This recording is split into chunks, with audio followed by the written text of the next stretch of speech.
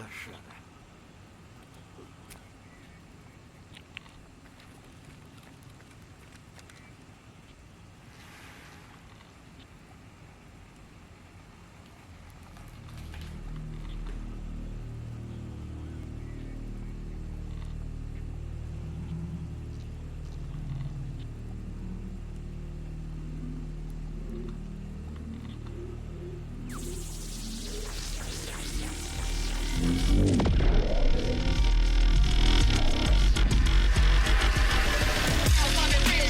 Oh my goodness, the Batman! Oh my goodness. Wow. Oh! Came into the toilet. Let's go, ladies and gentlemen.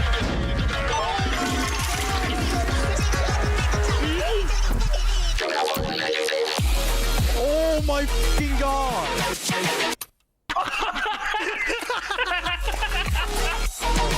Not like this. Oh my god.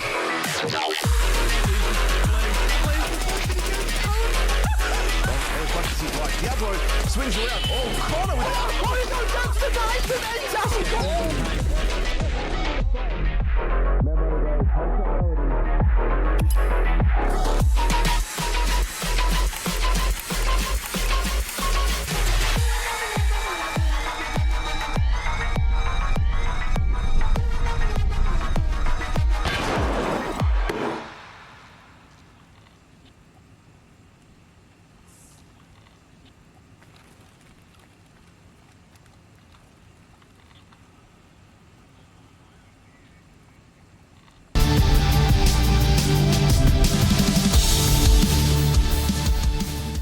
Hello ladies and gentlemen, and welcome in to the Hunt Premier channel live on Twitch. Today we've got a brand new event for you, a brand new style of tournament with a slightly different twist on it to what you're familiar from seeing from the Hunt Premier Leagues, from the Euro seasons, the NA seasons and the Arena Cup series that you've had before. Slightly more Cup series than HPL for this one here, but a brand new name.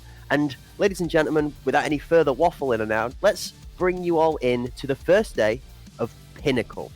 This is a double elimination tournament where 8 of the top teams in the EU scene have been invited to show us what they've got and to potentially crown themselves Pinnacle champions, as well as invitations to the teams. There's been 2 invitations sent out in the casting booth. That's right. Myself, Cracked Wisdom, has been joined again on the desk today with the wonderful man, myth and legend, my right-hand man in the casting duo of Criminal Partnership. That is Hort Sauce. Are you ready for some Pinnacle action today, Hort? Are you looking forward to the EU action?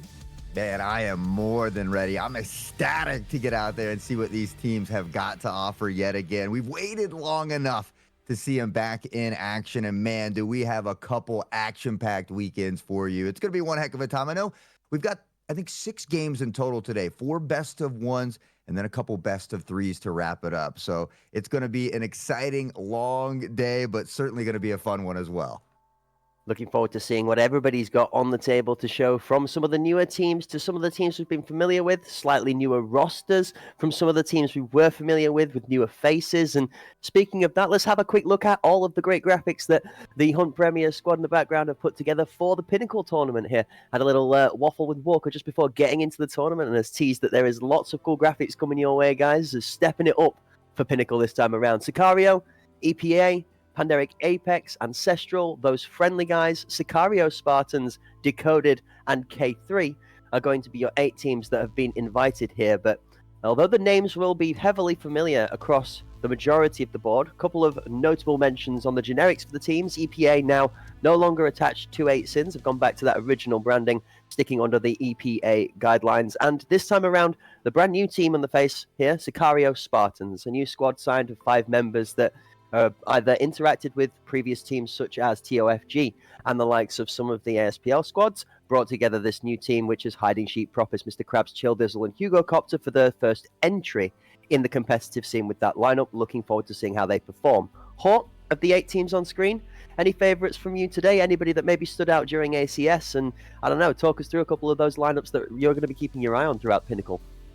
I mean, Sicario, they've won the last 2 HPLs, but we saw Panderic 2-0 them in that lower bracket of ACS. So I'm excited to see, what teams can topple the former juggernauts of Sicario. But for me, I'm definitely looking out for Sicario Spartans because they're new.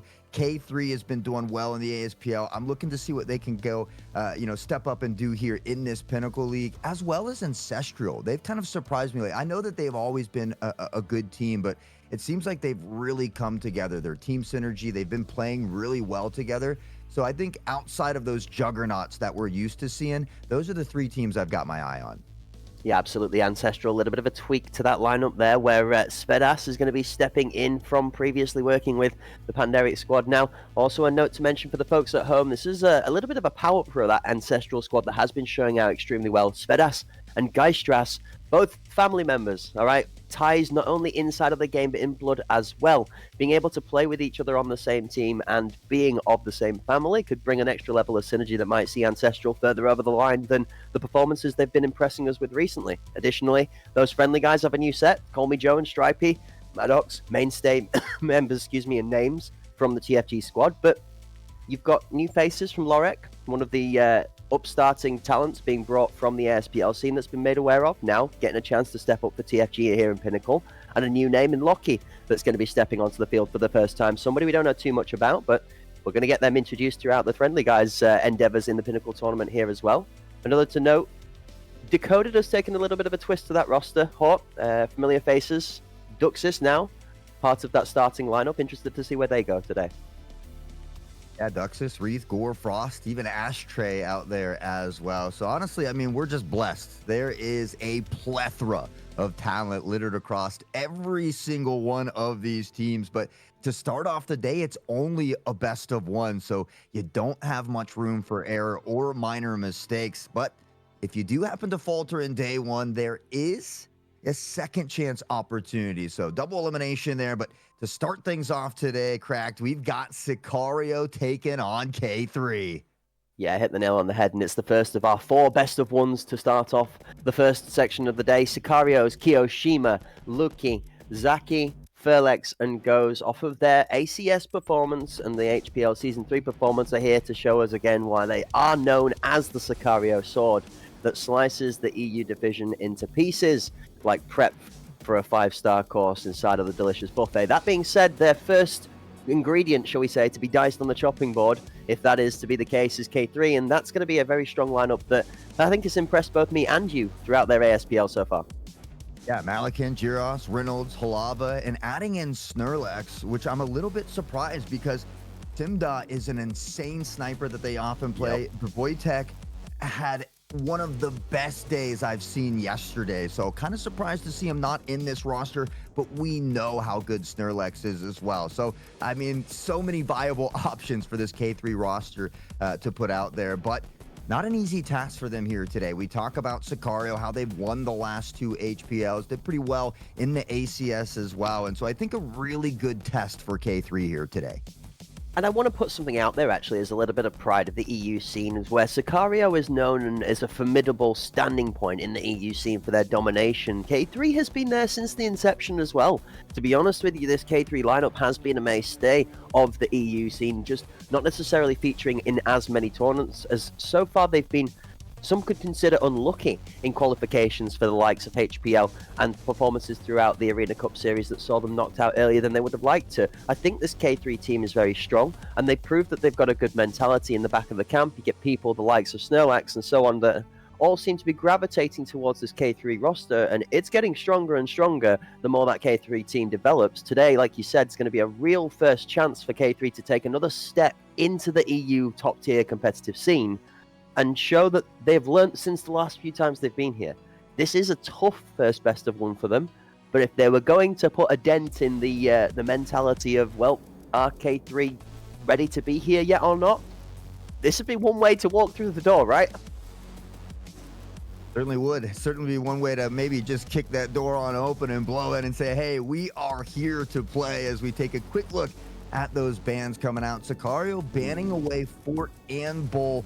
K3 banning away 5, or Bay 5, excuse me. So headed off to Skybridge, a map that I feel like has been a very popular map in the few recent months. This is great to see, and I love the on-screen graphic, nice and clear. Ban process in exactly the order that's gone down. So Sicario have dropped 4 to say, no, we don't want any CQB madness. None of the portcullis. Day 5, they've only got 4 maps to choose from, so 5 is the odd one out there. Nope, that's process of elimination. That one's gone.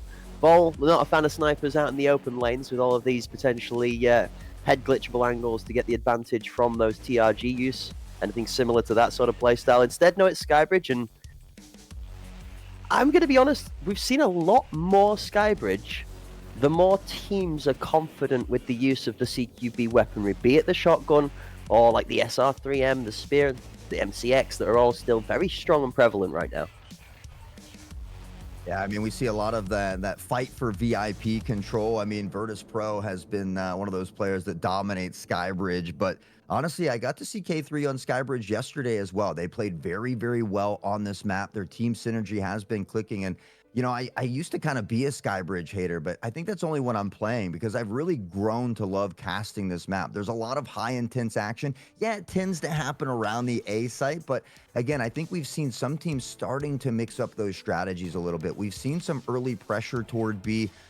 You know, we saw that and some of these teams where they only put 1 player on the B site. So some of these early rounds, they're able to have some success. That forces that defense to split up a little bit, and then it opens up the access to the other site as well. So I've really enjoyed how the strategies are slowly growing and changing as time has gone on.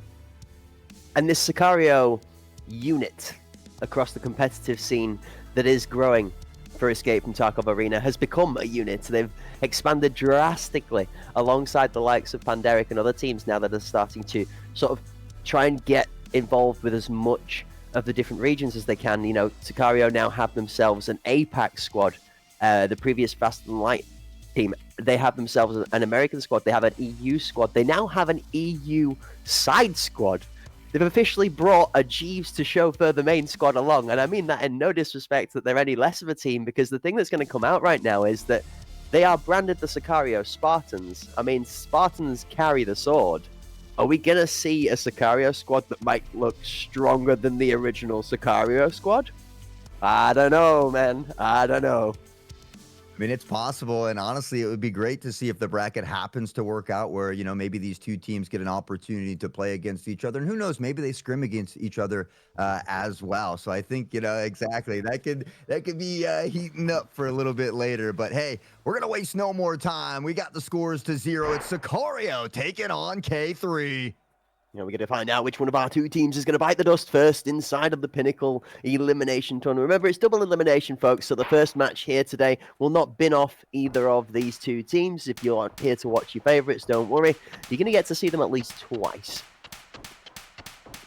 We see Snurlax already in a prone position here. We can see Sicario beginning to work their way toward this site as well. No fight for VIP this time. K3, just the one on the B site, so pretty standard so far is what we're seeing from Skybridge. Yeah, smokes come out towards headshot. Smoke on E-Box as well gives the Sicario squad that pressure to be able to access. One gets onto site, good trades with shots across the courtyard. Don't find anybody's health bars being damaged other than that of Kiyoshima, where you might have forgiven that one for being a rock thrown through the dust to just glance off the shoulder blade. But right now, full 5v5 with 40 seconds left on the clock, Hort, and nobody. There we go. There's the first blood as Lukey finds one. Lukey finds 2. Now goes Lukey again. Lukey's on a tear. Jiras will finally snuff the flame. He gets Kiyoshima as well, but goes waiting, lurking there, and Sicario using that buddy system, finding the early picks and trades. They'll take round number 1. Yeah, Jiras with a good response in the 2-piece in the middle of the chaos after Lukey started popping off to make it look like we might have had a slightly slower end to the round. Maybe it looked like it was coming back in our favor, but that was not to be the case. The rest of the Sicario squad saw the motivation out of Lukey and took it as the catalyst. The rest of the squad flooded through and finished off the round.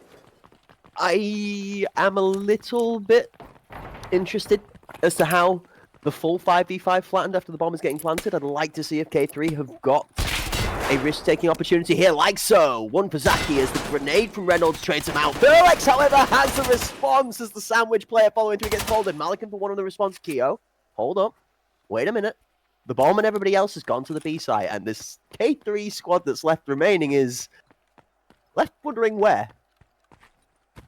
We saw a couple nades for nades and some trades for trades, but at the end of the day, we talked about it, how, the B side isn't heavily favored. And so Sicario mixing it up already in round 2. They've got the device down, and now it's a 3v3 retake with only 40 seconds. You got to check your corners. Furlex lurking finds Malikan. You hit the nail on the head. You're absolutely right. It's a deep lurking position, the forward aggressive position, and Furlex finds 3 to fold the back end of the round. Retake denied. No thoughts of success. Furlex has got all the rest, and it's not just the 3 in the B side. It's a 4-piece from the main fragger on that Sicario squad that we're so used to seeing slaying out. Yeah, I mean, a lot of times, the whole crew, we know how good they are, right? I feel like after that early lead in the ACS, they've been fired up ever since then. And obviously, it shows the hard work that they have been putting in off screen. They come out swinging today. 2 rounds off rip. I feel like the attacking side is a little favored on Skybridge, so I don't want to get ahead of myself just yet, but looking true to their form is Sicario.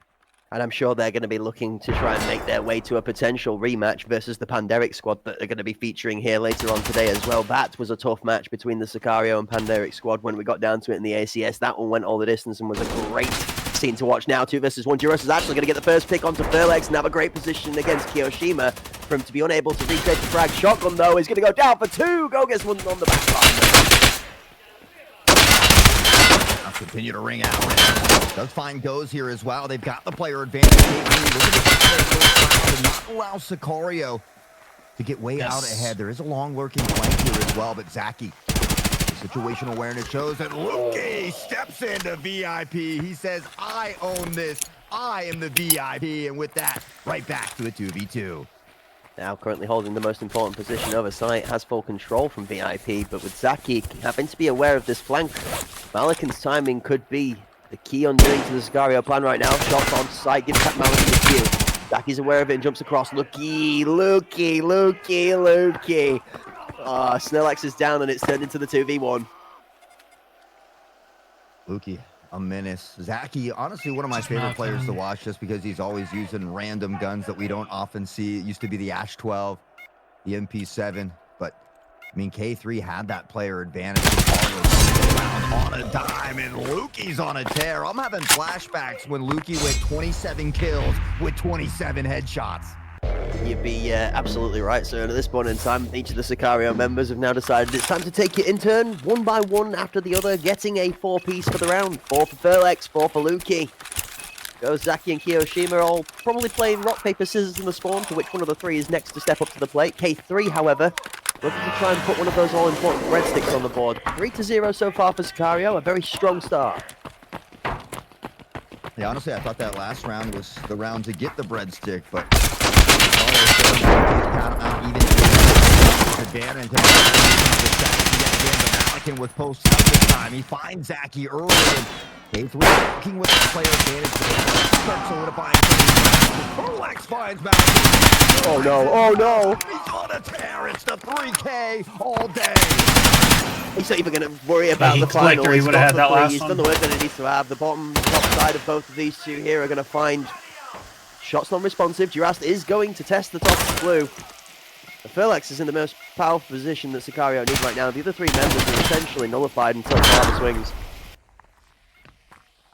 Furlex getting a pincer here, good champ. Oh, the bait out of K3 is humongous. The prone to pull the audio as Lava swings. Prominent team kills Durast on site, no! Well, the bait worked for a moment, but then kind of got jebaited by his teammate there. Is a little bit of a mishap, and Sicario again will take another round in a row. And for K3, it seems like every time they're about to solidify a round, Sicario so good at stealing it away. 7 for Luki and Furlex both. I get a little bit motivated and excited for what was going on for K3 for a second there. That was a nice little bit of micro genius play. I love to see it. It took a shade of Dolphin out of Stripey's book there, I think, and threw that one on the table. The 2 versus 1 and the most creative pincer I've seen in a while works out perfect, but it almost puts them and the enemy at the same time. Like you said, 1-for-1 trade to the enemy and then his own teammate. Straight off the only action, Furlex, Kiyoshima as 3 quick frags come through for the Sicario squad. I haven't seen Kiyoshima on the Enforcer class too much, as Reynolds will find a pick. Furlex, Malikan all getting a piece of the action, but Kiyoshima getting that first kill on the board here with this Enforcer class now. They've got the numbers yet again. Malikan all alone. Shots ringing out through the smoke here, but not able to hit the mark just yet. Malikan has a very tough hill to overcome here as he begins to peek around the corner. One MVP, one close, and it's Zaki to wrap it up. Sicario continues the onslaught. Yeah, I think Malikan would have had to have had a pocket Hadouken to be able to get out of that situation in the 1 versus 3 over site there. Tough ask. A good effort nonetheless. The Sicario have started exactly as we expected them to here on Pinnacle, and that is with the sword fully drawn, unsheathed, and swinging free flow. Well, I mean, 5-0. It's one heck of a start for Sicario. We say the attacking side's a bit favored, but I feel like you tried to get hopefully 3 rounds, but at least 2 on the defensive side. And even then, it's going to be a tough battle. Snurlex continues to find nade kills as Furlex finds 2 of his own. Bomb is not necessarily in a dangerous position for Sicario here, but knowledge that K3 have it down allowed them to apply at least some form of pressure where they're not giving up too much extra space. Almost been collected, and as Ghost drops that nade towards E-Box, Snurlex does adjust back away from it. Good positioning and awareness from K3 for now. Site Axis is going to come in without smokes this time around, as one of those smokes you can see boofed on the top side. This could give K3 an opportunity to pick members as they try and make site access work. Lukey's slow walking it up as Goes is playing the audio. Keo has one onto Reynolds, the swing from KFC, and VIP at the same time is going to claim one apiece on either side. Woo.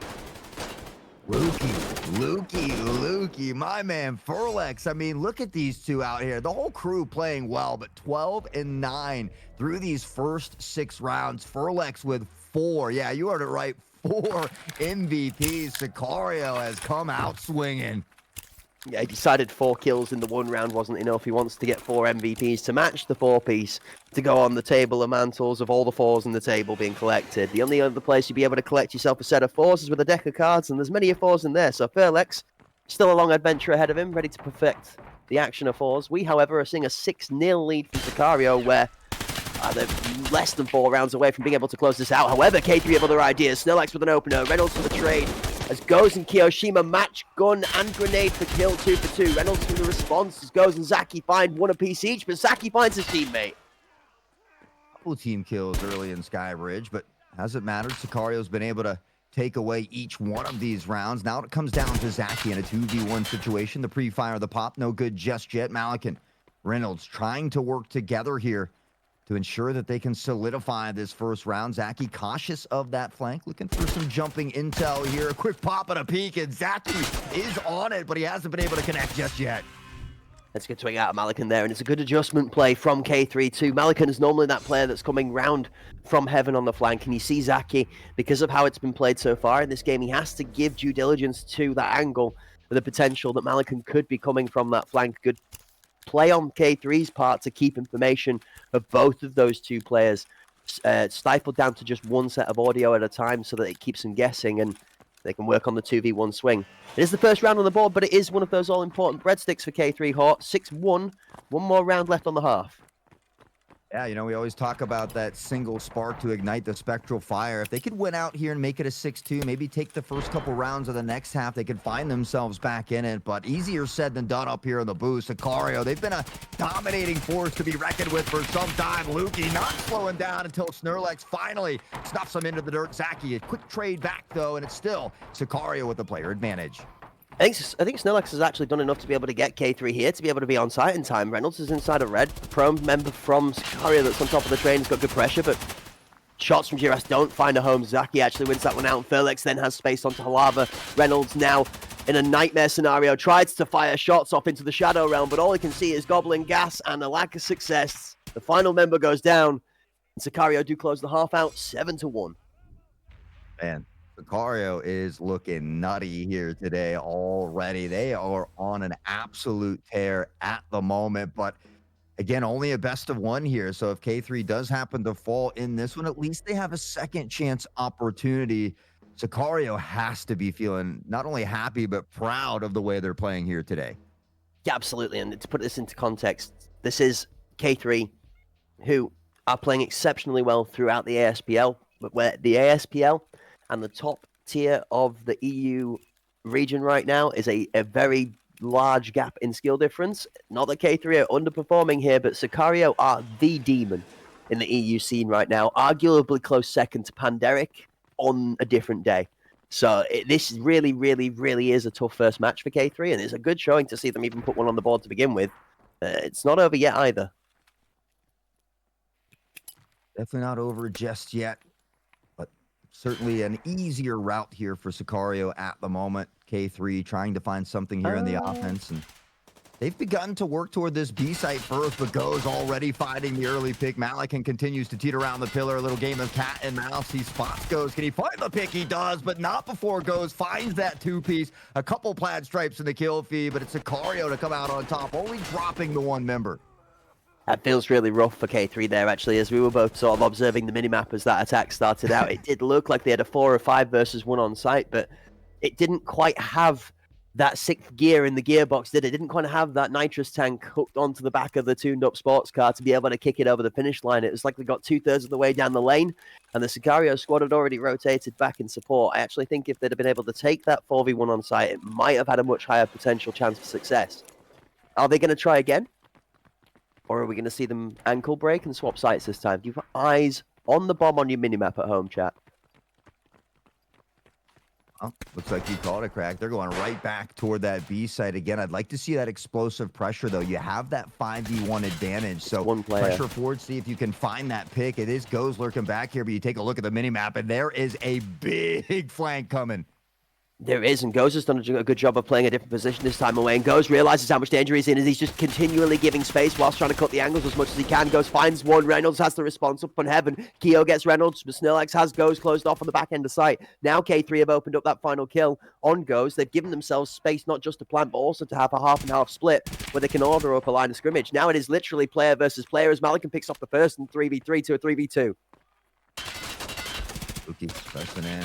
Has been a menace here as well, but taken out by Snurlax, and K3 fighting tooth and nail here at this goal line stand, if you will, as Kiyoshima on this Enforcer continues to rain down the bullets, but Halava waiting patiently will find the pick, and K3 will begin to look to trudge through the trenches. And that's a W. Honestly, that's a round on defending side. That's a round on attacking side. From the K3 side, they've managed to beat Sicario in both forms of the map on Skybridge in some form or sense. That's a good start. Like we spoke about, Hot, the little ignition for that spectral fire, baby steps, right? Sometimes even if you're a fan of cutting shapes, a 2-step, a 1-step, a 2-step. Nice and simple, one after the other, 1 foot in front of the other, and we can make moves. Are K3 going to make enough moves to pull back another 6? We will have to wait and see. Early nades coming out here, K3. A bit of a slower push this time, kind of split. Maybe he's looking to see if they can catch this flank coming in late for like they did in that previous round here. And so we do see some big aggression here from Sicario. They do spot one, shots ring out, no real damage done just yet. Zaki spots one on the jump over as well. He almost picks that up with the jump shot too. Spray across as he's going to try and challenge both of them. Zaki looking to try and transfer, actually misses both members he was aiming for. A rare whip out of Zaki is somebody we're familiar to see putting people down in KFC time and time again, in the 2s or the 3s sometimes. Felix now in a much deeper position. E-Box left to clean up the space that was given. Reynolds is going to run out though, and that's actually going to catch him. Now Felix has room for the second. He transfers cleanly. The third goes down, and Snurlax gets snapped by the fire. Furlax going insane. 17. You've got Luki and Goes both with 10, but Furlax is having a field day out here at the moment, and now they're just 2 kills away from clutching it up. I think Felix is looking at potentially 2 more kills to really add to the scoreboard, try and break that 20 bomb, but Luki's having none of that. Takes the first and then takes the second, and we're reminded that it's not just Furlex on this Sicario team that's been popping off today, but every member in their own right. Great work out of Sicario on a 9-2 victory.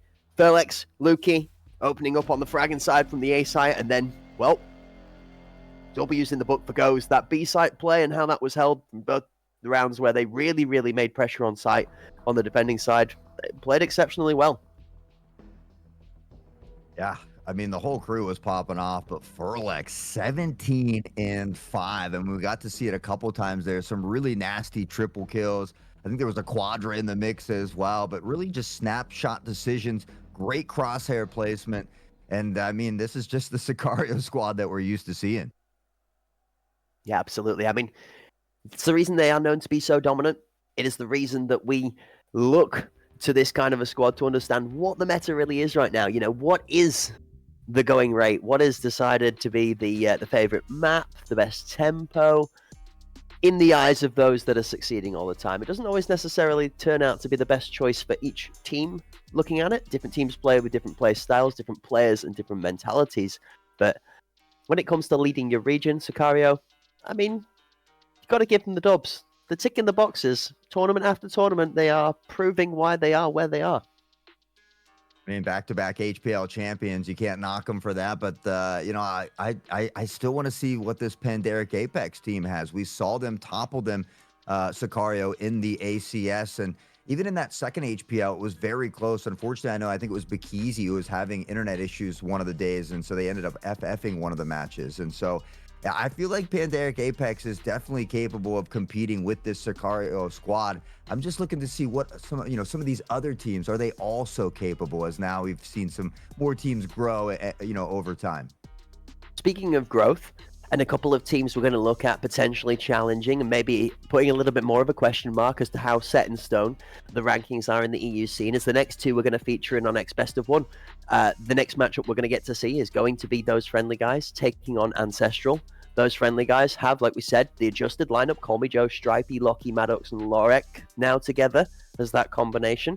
Ancestral, again, a little bit of a motivational boost of their own, a slight swapping out of players. Yesmas not there on this lineup today on screen. Instead, Selfish, Kofenas, J4, Svedas now stepping in to play alongside his brother Geistra. So it's real cool to see the two of them get an opportunity to play together. I did have the chance of bumping into Svedas before today's action, and I know he's really looking forward to playing again alongside family member too. So I think that might help bring this team to another level. And Hawk, we've been impressed with Ancestral's improvement over the last 2 or 3 tournaments. We'd be keen to see them go even further. Hey, I don't know. I would like to think so, but honestly, touching on what you said about Svetas and Gastris, I think that is so cool. It's always great to be able to play with your friends, but to get to be able to play with your brother has to be a really great feeling. And so you feel like you've already got some of that natural team synergy. So I'm interested to see how this plays out, how well they work together. Are they setting up on the same site, different sites, just little tidbits like that. But again, I don't envy any of these teams here today because there is a ton of talent. But let's take a quick look at these highlights from that previous one. Yeah, I feel like we should call this potentially a runway or a showcase, because at this moment in time, pretty much the majority of the game was a highlight. Both of these teams had to pull off exceptional moments of play to be able to get a point past each other, and it's down to individual showing of great gunplay. The likes out of Felix here we're on board with. We get the look back at what Duras was making work inside of VIP, as a couple of times around that box changed hands. But we saw Lukey taking control, saying he was the very important person, and then we had Felix playing the protagonist inside of red.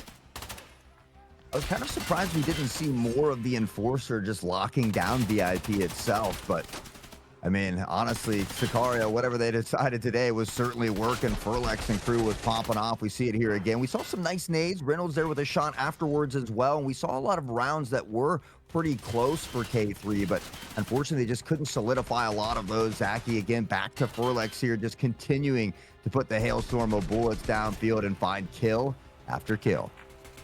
The other thing is as well, it's nice to see K3 taking some risks inside of their opening play. On the defending side, you saw there the 3-man sort of off-peak, where all 3 of them are challenging Sandwich, but at different depths to make it harder to be able to get any one of them being peaked off, as well as still taking the numbers into this. This was unfortunate.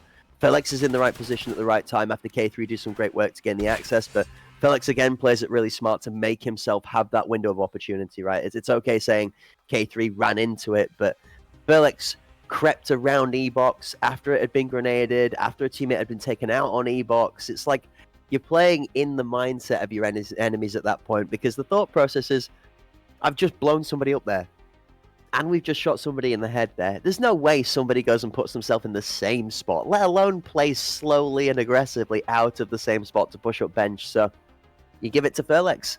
The method is in the madness, and we saw a 3-piece from it playing out exceptionally well.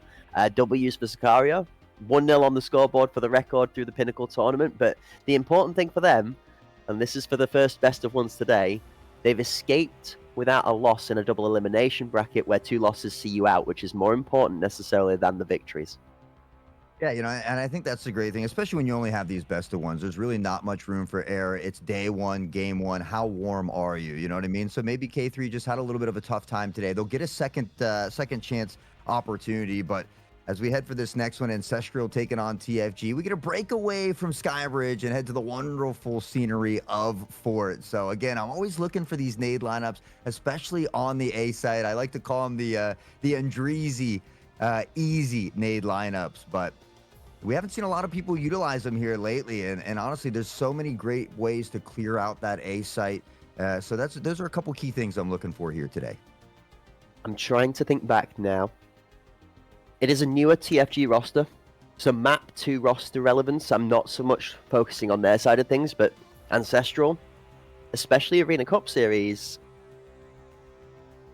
Fort did not seem one of their weaker maps. In fact, I actually think they're going to be relatively comfortable here, with that being the map that's picked. I'm interested to see if this new TFG squad has a preference to Fort, which is why we find ourselves playing there today rather than anywhere else. It's going to be interesting. I mean, the TFG roster, this is a relatively fresh lineup of people in comparison to the squads that are out there today, which is kind of an ironic phrase, bearing in mind that it has 2 of the oldest standing members of the EU scene in that roster. Call Me Joe, I could quite happily jump on the X posts and meme about him, Call Me Dinosaur at this point in time for how long he's been around. Stripey, the dolphin, is, again, emanating every single animal from the zoo before he steps out of the scene. We've got to see a play representative of a giraffe and an orangutan at least before he's done in the scene. So 2, like I say, long-standing members. Maddox, another one that, not specifically with TFG, but has been in the competitive scene around multiple teams and playing alongside teams for a while. So Lockie and Lorek, the 2 newer members to join from them too, they're going to be ones to look out for in this match. See what they bring to the team and how that synergy works, and whether this is going to be the twist the TFG team needs to be able to step up to the likes of Ancestral. Yeah, honestly, I'm looking forward to this one. Lorek has been a menace on the Enforcer class, so I'm curious to see as what he's playing here today. But for Lockheed, I really don't know much at all about Lockheed, so I've got my eye on that individual player to see if they can have some shining moments here today. We talked about Ancestral. They've been making strides off screen, really putting in that work, and so we'll have to see if it pays off here today on Fort. Little shout out to Lorek. Okay, that's my idol right there. When I took up my mantle in the ASPL as Lost Yapper, and I was like, kit selection, okay, I want to be as good a shotgun player as Lorek, all right? And any of you out there aspiring shotgun fans, you're going to want to keep an eye out for this young one. He's pretty demonic on that weapon, pretty good with the gun, pretty good. Oh, yeah. He's all right. Yeah. He's not bad. He did struggle a little bit yesterday. Yesterday was the first day he did have a tough time, but he up before yesterday had like a 6.5 or a 6.8 KD in the ASPL. So certainly a lot of talent there, but we're stepping up a little bit in divisions. Things aren't as easy over here. So, you have to come in a little bit humble, because if you come in overly confident, a lot of these pro players will be quick to put you in check. Out of the frying pan and into the fire it's going to be. Both this new Ancestral squad and those friendly guys going to be bathed in the flames, but not until after we've had a small intermission, folks, right? That's right. Us here at Pinnacle, not only do we respect the great competition, we've got also to respect your hydration and your snackage, all right? That's right. Get up and out of your chairs for just 2 minutes to 5 minutes total, folks, and then make sure that you are right here, right back, for when we kick off the action of our second game of the day, Ancestral versus those friendly guys, right after this.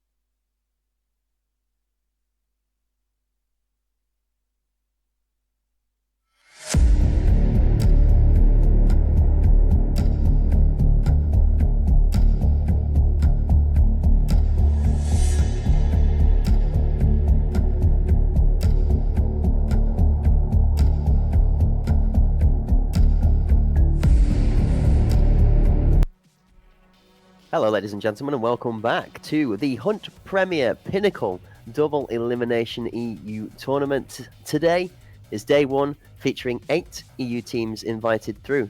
To the first time we've ever got to feature this brand new Pinnacle tournament. My name is Crack Wisdom, joined in the booth by Hot Sauce, with the man, the mustache, and all of the Escape from Tarkov Arena knowledge to help us find our way through this battleground for the prelims for the final gladiatorial Arena of Champions next weekend, and the conclusion of the Hunt Premier Pinnacle tournament. Hot, 1 game down, 3 more best of 1s to go, 2 best of 3s to top it off with.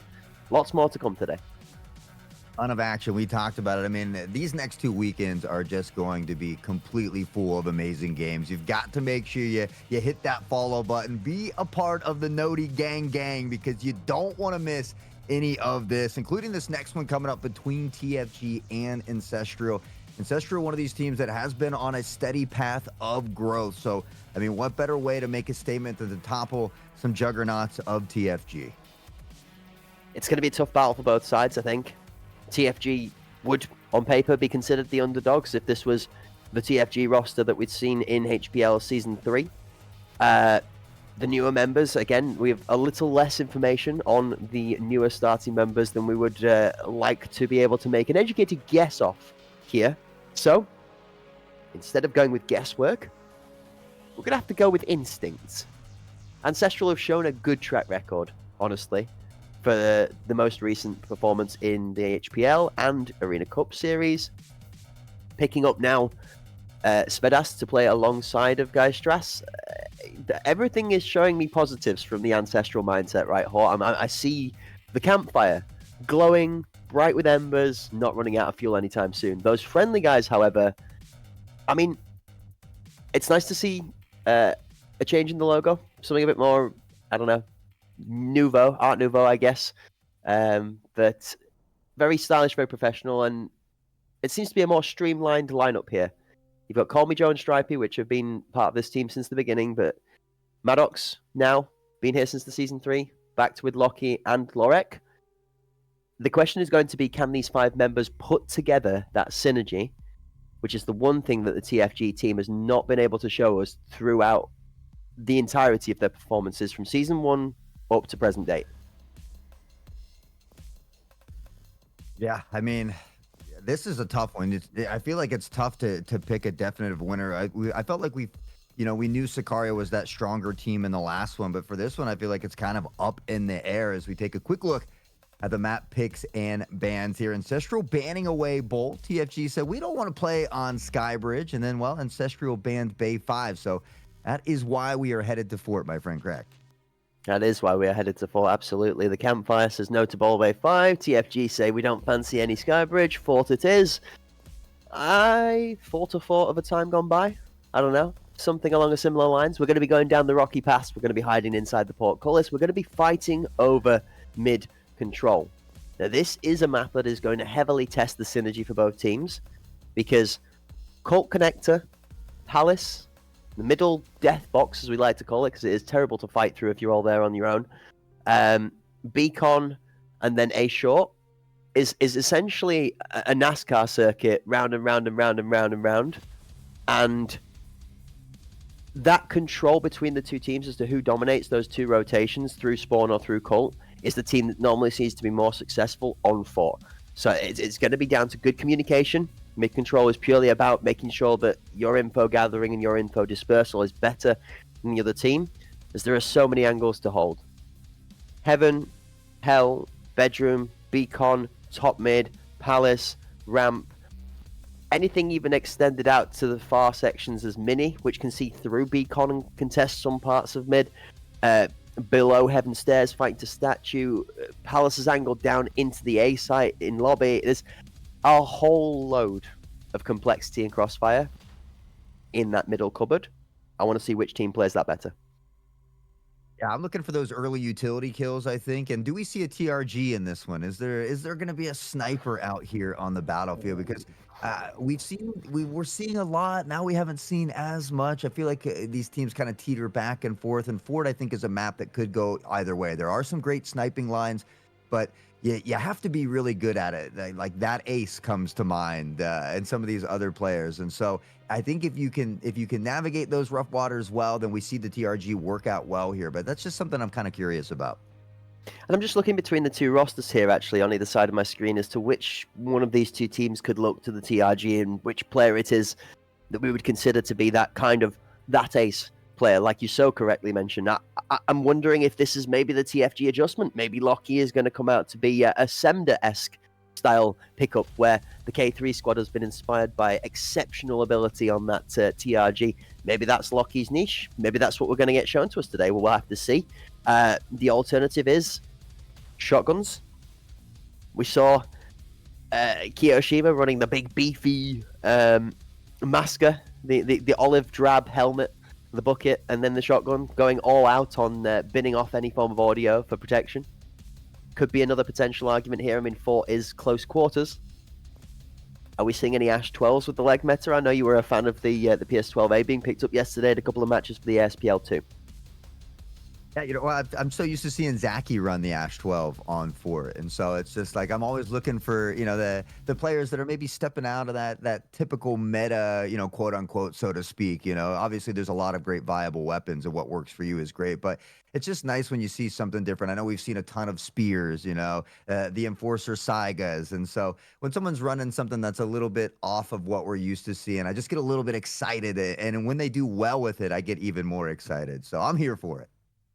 Yeah, I don't think we're going to be seeing any MP7s out there today. There definitely might be a splash of Vector. I'm going to be honest with you, after watching a lot of the NA scene recently, that's actually something that the likes of Dev the Myth has been running around and causing a lot of damage on.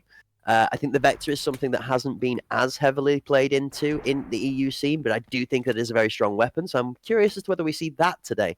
Now, here we go. Match number 2 of the day, TFG, those friendly guys, taking on Ancestral. Into it, already press it up toward the cannon side. We've seen a lot of teams starting to do this on the attacking side as well. I mean, Pandaric Apex was one of the first, but Fettis, Call Me Joe, quick trades back and forth as Gastress will find Call Me Joe. Stripey picks up on the Kofinas as well, and it's already plaid stripes in the kill feed in round 1. Yeah, good trades 2 for 2. Finally ends off with TFG captain getting hit with the can't part there, mate, as he's prone out on the floor. Ancestral come around the corner with confidence and reclaim that territory for themselves. 3 versus 3 with the bomb planted. Ancestral have themselves in a great position to take the opening round number 1. That being said, though, here comes the new talent as the young kid with the flechette folds the legs of one of the 3 remaining. Lorak, I mean, we know he's a menace on the Enforcer class. We've gotten to see it for quite a while, and now looking to step up and show what he's got here for the squad of TFG. It's Lockheed, can't hit the first shot. It's Gastress actually to pick him off, and now back toward a 2v2. They know where Lorak is. Stripey goes down, and now things get a bit tougher. I mean, Lorak in the 1v2 has to play like an absolute demon right now with the clock going all the way out of his favor. He's forced out into an over-aggressive peak, but regardless of how that would have went down, the time was already burnt out. Ancestral take an exceptionally convincing first round after a 4-piece from Gastress and a very quick bomb plant. I like it. Very decisive push toward the B site. It seems like Ancestral has come with a game plan, and they plan on executing it here. So they start off on the right foot here in round 1. We'll see. We often talk about the importance of being able to put 2 or 3 rounds in a row, especially when that magic number's 9. You don't have too far to go. So if you're able to extend that lead, put a little gap between you and your opponents, we often see teams like that succeeding. Slightly slower approach with the bomb this time from Ancestral, looking for cannon strength. Wow, there is nobody holding back cannons right now from TFG, and Ancestral have read this one like a book. They are going to flood all the way around. The member from Mini has got good information, though, to be able to cover this off. Joe is going to look to try and rotate from spawn, flash out to spawn, covers off for the time being. Joe finds one. Great first pickup, even avoiding that util, now managing to pincer off Selfish jumping across. Maddox is going to get deleted by a great swing from Selfish, and Gastress has the response onto Joe too. The 2-man battle buddy system out of Ancestral tears apart the 2-man defense from TFG. Yeah, great plays by Selfish and Gastress. We see J4 picking up on Stripey with the flechette rounds here as well, and ring around the Rosie they go. They said, forget it, we're going all the way back to A here. It's wide open. They'll find the plant with ease. Kofinas has spotted one here as well, so some intel does go out as they begin to shift toward the A site. Yeah, we're going all the way back. We're taking it all the way back to you spin me right round, all the way round to the other side through spawn. Bomb planted. and a massive They four-man don't know. widespread line of scrimmage. It looks like they don't. It looks like they've got them so heavily confused by this that... Wait. We're back in Yeah. ACS again. This is... Yeah, they've 100% got themselves completely and utterly thrown. Time check comes through. 20 seconds on the clock. Ooh. Lockie's got one onto J4. This... I mean, there's no time. There just physically isn't time. They don't get here in contact in time. Yeah, unfortunately, just maybe a bit of mishap there, not realizing it was planted on the other site. They had the little round and round. They ended up running into each other mini there as well. And so even if they got over there, as you had mentioned, just not enough time to find that defusal. We see Gastrus 6-0 already through these first 2 rounds. Everybody else on his team has a breadstick. He's out here just, you know, being the glue to hold us together at the moment, I guess. I am not disappointed in TFG. It does make me wonder whether time checks are something that needs to be a call out maybe made. We're going to talk about that in a second. Spedas has got the first onto Maddox. As that early opening to the round, Spedas nearly gives his life to a grenade. Instead tanks it and manages to take one back. Geistras has the response onto Joe. Spawn lurk on the defending side, thoroughly taken out. Stripey at a 1v5 on site is going to have to do a ton of work to get out of this. He finds one. Has he got more? I mean, Ancestral keeps working this cannon push and then deciding where to go after is Selfish. A quick snap to the dome sends Locky home. And with that, they continue to push toward the A site. There has been no resistance toward this cannon side. And after 3 strong pushes there, you feel like TFG would at least start to put somebody there to keep an eye on it. The interesting one is they run away from Stripey and they've run into Lorek. Lorek does find a 1-for-1, but held hostage the last member alive of TFG. And it's Stripey versus J4 in mid, with a shotgun being his adversary. This is a tough one for Stripey to be able to fight. He does manage to leave him away towards Colt, but Svedas on the angle. Stripey steps out, and Svedas finishes the kill off. Yeah, I mean, honestly, great positioning here from Svedas. You push up into an off angle. They don't quite expect you to be that far forward, and so we catch Stripey running without gun, you know, ready at hand. So Ancestral really smart decision making here. Again, they've come with a game plan. They've been executing it flawlessly, and we just haven't seen that resistance toward the cannon side to really slow this initial push down. Great start from both teams so far, but it does seem like Ancestral have brought a textbook full worth of attacking strategies to execute that have a lot of variability. The great first grenade out to cannons is going to find a pick onto Maddox from Selfish. I mean, you can hear the bullets continuing to rain down at J4. The Piranha rounds just eating through the flesh here as Svedas begins to inch forward. Call me Joe waiting. The jump shot and Svedas. We used to call him the jump shot king. He said, guess what, baby? I'm back. That's one aggressive way to take control of Arch as he slams Call Me Joe, the captain, into the wall. Full 5v1 now. Oh. J4 is... Never mind. Don't even get time to finish the sentence. Ancestral are looking to confidently express they are here to stay. I mean, I knew this team was consistently getting better and better, and they were already good. But man, I mean, I'm pleasantly impressed here. Again, I know there's a ton of talent across these teams, but to come out 4-0 against a team like TFG, I mean, really, I think speaks volumes for the work that they've been putting in off scene.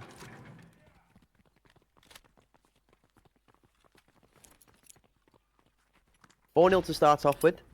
Guarantees at least an even half from Ancestral. So even if TFG were to ignite a little something, speaking of ignitions, Stripey and Lorek come together and pick up the first 2 from this round. Selfish has the response as Lorek does go down 1-for-1. Maddox has the response as Svedas is there. Maddox for the second. Oh, mess with the ball. You'll get the horns. Both of them at the same time. This is what we need to see from TFG. I mean, they've got to start inching their way back into this one. Unfortunately, Selfish is going to find Call Me Joe here. So from a 4v1 to a 1v3, can he work the magic? Definitely no slouch in this scenario. Somebody we're familiar with seeing pulling off some crazy stuff. Can you count on one hand how many times you shouted Selfish's name in the booth for her crazy play hot? Too many. Exactly. Not enough fingers or big enough brain. Isn't it? Yep. Somebody fetch me another notepad and a pen. We need to write this down. I Always do a like great how time he's. here. I'm gonna say I do like how he's playing with time here. You've got to give Selfish his due. There's one way to play this, which is like running it down at a site and taking your chances with the 1v2. Then there's really playing the mental game, and as long as he reads Hull here, he's giving himself a good position. Good shots, pressures Lockie off, gains access. You need that kill to plant though.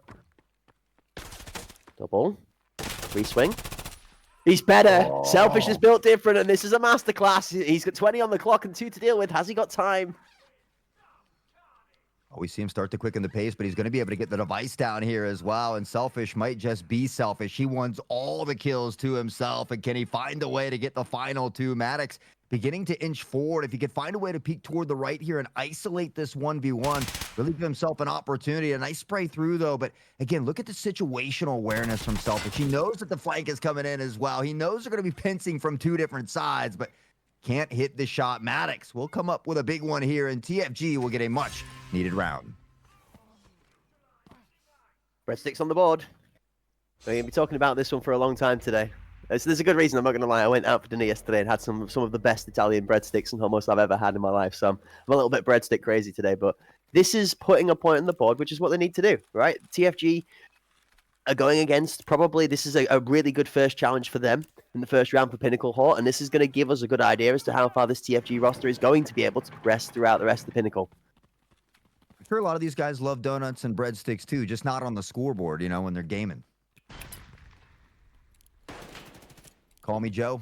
Nade in hand, it's Kofinas to find Stripey. They're finally looking to put some pressure toward Cannon, but they are stampeding the Mastodon infantry, just rolling on through. They got control of the B site, and it's a 5v2. Ancestral suddenly flipped this one back on its head. The turns have tabled, and the tables have now turned. Only problem is the coffee's all over the floor instead of being neatly lined up in 5 cups of tea for the TFG squad.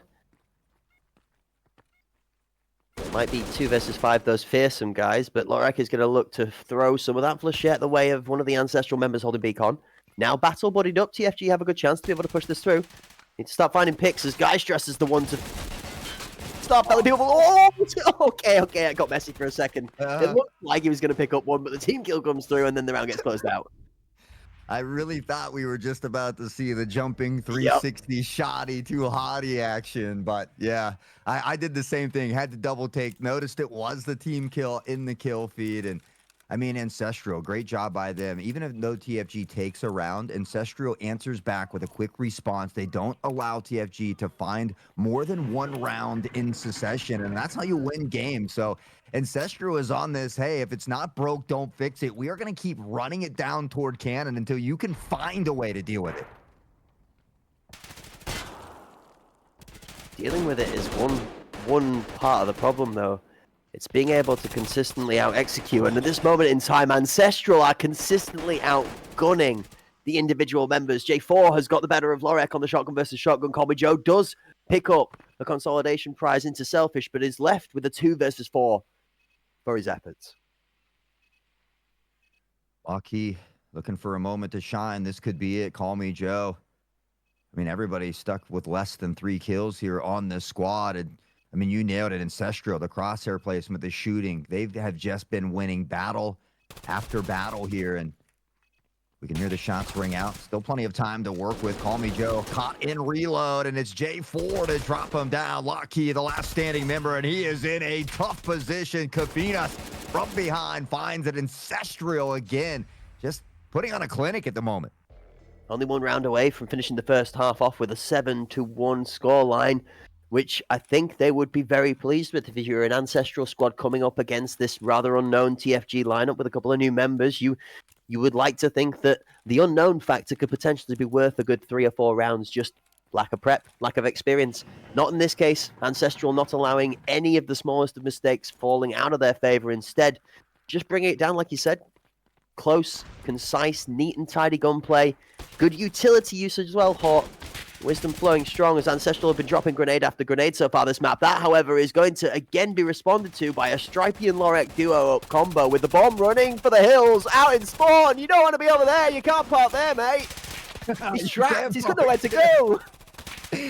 Lorak finding one, guys, just Stripey, but I like this. TFG just matched the aggression, but they did it through mid. Yep. They found a couple early picks, pushed in behind for the flank, but they actually caught Ancestral rotating back, the device down, an incredibly awkward spot, and Geistress, well, in a tough position, but at 12-2, certainly capable of doing it.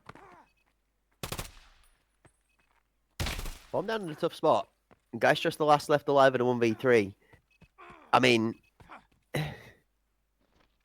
the only thing slightly favoured is the bomb is that close to spawn, and I think at this moment in time that TFG have no interest in trying to put forward pressure down on the bomb because it's got so far to go. Even if it does get picked up, it's still not going to make it in time. 50 seconds on the clock, and Call Me Joe is merely standing outside like the light keeper of the fort map.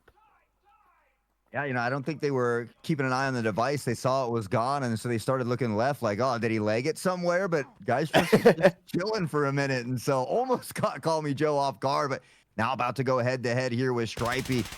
Being cautious, does bait out the pre-fire, now on the chase, down into the prone. It's Stripey the Dolphin, but he's going to be knocked to the wayside here. Oh, hold up, wait a minute. Geistress is on a tear. He's got one more, but he's going to go for the plant here. Does Call Me Joe peek? No. Yes, okay. Great decision making here. I thought maybe he was going to try to bait him out there, but Geistress, I think, not realizing that third member was so close, maybe hoping they were doing that 2-1 split on defense. A great round here for TFG, but almost an even better clutch for Geistress. Yeah, I think you hit the nail on the head there. I almost thought for a second Call Me Joe was going to let him get the plant down or try and play it too slow to be caught out as he got off the bomb and out of the animation in time, but nope. Timing is good. Joe shows his experience, steps through and closes out the round after a potentially slightly messy 3v1 final close. TFG do put another all-important point on the scoreboard, and as we go into the half, they find themselves only 4 down rather than 6, which is a drastically bigger difference. Yeah, huge difference here, but Ancestral will have to see what they've got on defense. They certainly have a very aggressive, nice offensive push on Fort. Bit of a 2-1 default split here toward the A site, but shots already ringing out. Stripey looking for this first one. Lorak tucked in here with that Enforcer class as well, and things will slow down just a bit. Slow and steady wins the race. Slow and steady is the pace. It's something that TFG need to probably work towards as Geistress starts doing the disco dancing on the member inside of the lobby. Stripey goes down. Maddox for one in trade. Kafeinas has Call Me Joe, but Lorak takes out Geistress in response. One member left alive on the TFG squad is Maddox. He's able to find the first in the 1v3, but 2 left to deal with. And the bomb actually in his favor. There's a fair bit of potential here.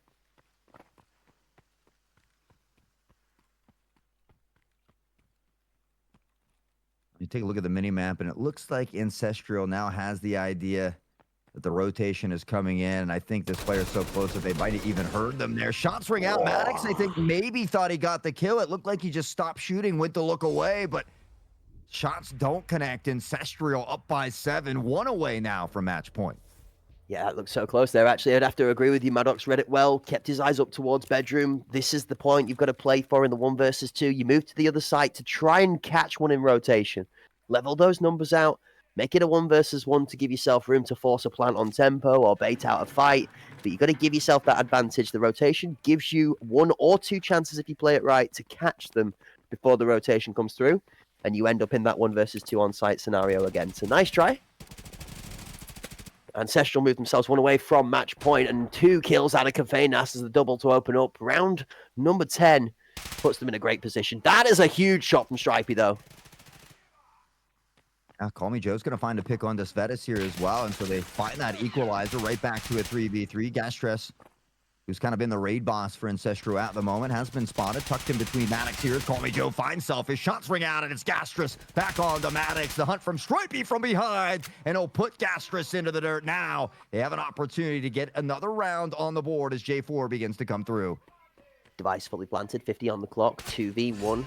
Good position from Stripey, holds the aggressive push from J4 as he's checking his angles. TFG claim a 3rd. Comeback season? Question mark? Put on the rally caps, baby. I'm here for it. Well, make sure just checking the picnic basket. We've got chocolate brownies for the dessert. Yes, we are fully packed for the long stay. Okay, overtime bound we are. Either that or TFG might just be able to turn us around, but they're going to need 5 in a row to convince us that we are anything other than destined from a couple of mistakes short of an Ancestral victory. A great response, however, is seeing them starting to turn the light on. You're bringing the brownies. Make sure you got enough for the whole class. Yes, boss. Early pre-fires here from Ancestral. Nothing able to hit the mark, but there's a little bit of a split, slower push here from TFG. Maybe just looking to find this first initial pick. Ancestral really stacking toward the A side at the moment, and Kofinas to find Stripey to kick it off. They'd have from behind.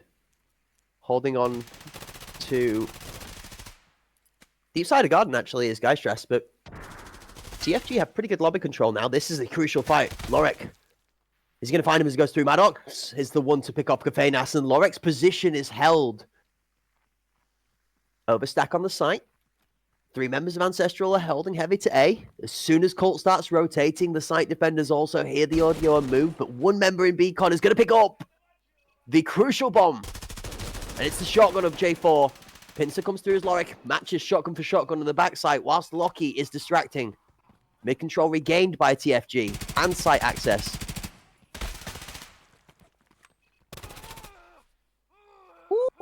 That is Selfish finding the picks, and now it's all down to Lorek here.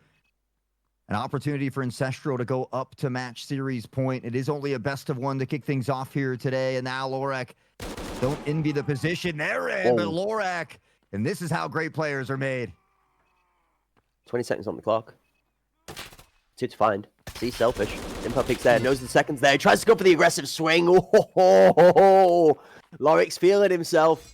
He looks out, he spots one, and the second he gets audio on the second, he's ready to big swing the both of them. A good attempt, but not quite able to close it out. It would have had to have been a 4-piece, but nonetheless, I like the confidence.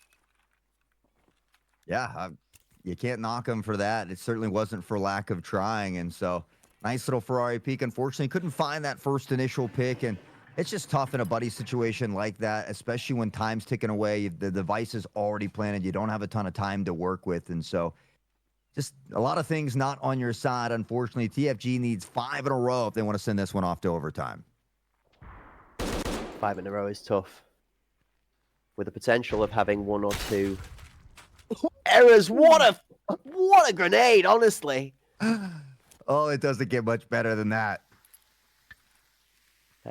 Dead guys don't look at explosions, but us on the spectator cam get to witness it in all of its full glory. Explosions for days, and great picture-in-picture action for the guys at home to see. Yeah, there's not much more of a front row seat to that explosion.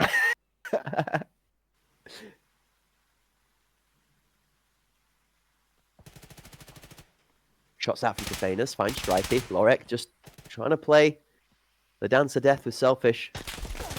Lockie's going to try and double swing. The double swing comes through, but Selfish is bare for 1. Lockie does find Svedas. Selfish has Lorek, though.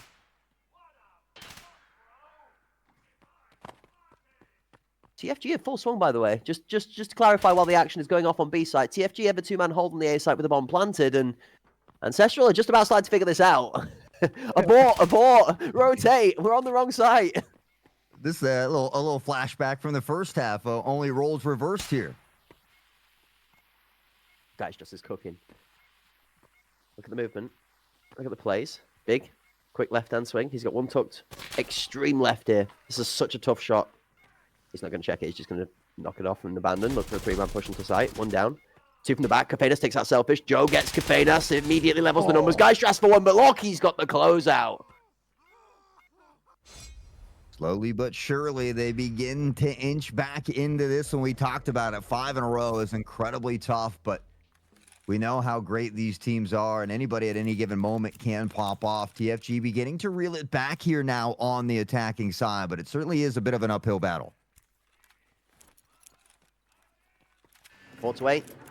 The one problem we said about match point is it's that you cannot make an error scenario. The final chance, the last chance saloon. Lockie's looking to double down on the grenade. He's going into secret 2. 3, 2. Oh, good night. Yo, love to see it. You know, I mean, I'm kind of surprised he gets it twice in a row, but it just goes to show you don't know if you don't throw. And, well, TFG coming up with a big one. They've got a 2-player advantage now to work with, and you feel like the momentum may be beginning to shift here a bit.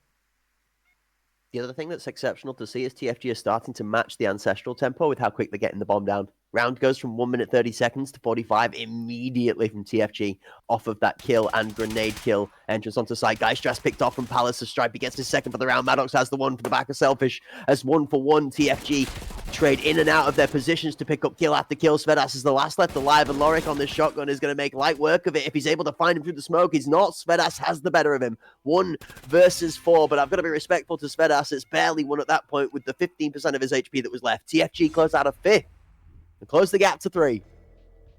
Yeah, I mean, we talk about how tough 5 in a row is, but now it's only 3 in a row, and things just slowly become more feasible here. You see TFG, everything's beginning to click for them. The teamwork, the crossfire, the pincer plays, the buddy system. So, I mean, TFG maybe just weren't quite warmed up yet. I'm not sure. Whatever it was, it's gone now, and TFG appears to be firing at all cylinders. Now, there's no way this Nick gets thrown the 3rd time in a row for the same result, right? Surely not. Surely not. I heard it. Bedroom challenge round's going to get picked up as Kafenas has the better angle over Maddox. That's an unfortunate one for TFG to begin with. Kafenas now swings aggressively, but Lorik is going to punish him for it with that shotgun. 3 strong from mid control for TFG. Actually manages to repay the bedroom play out of Ancestral on defense. Even 1-for-1. Stabilization leaves 1 from TFG lurking A to try and hold that defense busy, whilst 3 and the main body of the TFG squad as well as the bomber just playing for picks or info towards mid. 4v4 from that quick and pace. Things have slowed down drastically here in this round. You hear a few shots ringing out, but you can hear Lorak on the other side. Maybe a battle of the enforcers here in a moment. J4 baits out some shots. We'll continue to toy with the mind of the opponent, but Stripey finding Gastrus. That's going to be a huge pick here for TFG. That's over on the A side as well. He's now going to look to push in towards the back side of A and try and find the short player. He doesn't manage to win the fight there. Selfish gets one. Lorik does take the kill with that shotgun, though, towards mid. So now the bomb decides that that's time to go back the other way through that mid-court control that TFG have held since the beginning of the round and go straight onto that B site for access. Actually, the bomb's holding. They're going to hit him with the Uno Reverso the second the rotation comes in. No, they're looking to try and pick top mid. Interesting. Bomb crosses to site.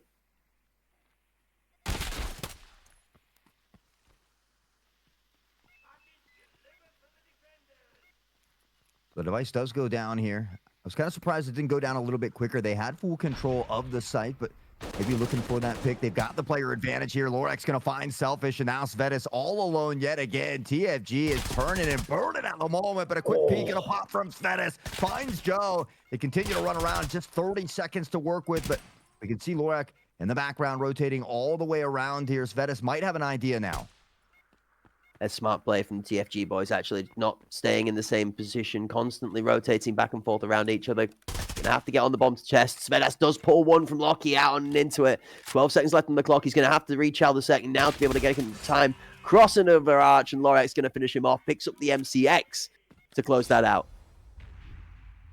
And all of a sudden, I feel like it's Ancestral maybe beginning to worry a bit here as they had a commanding lead here, but TFG is all but thrown that to the wayside, and now 2 away from tying it up. We talk about it, 1 kill, 1 round at a time. TFG's been able to do it so far. Can they find a way to close this out and push us into overtime?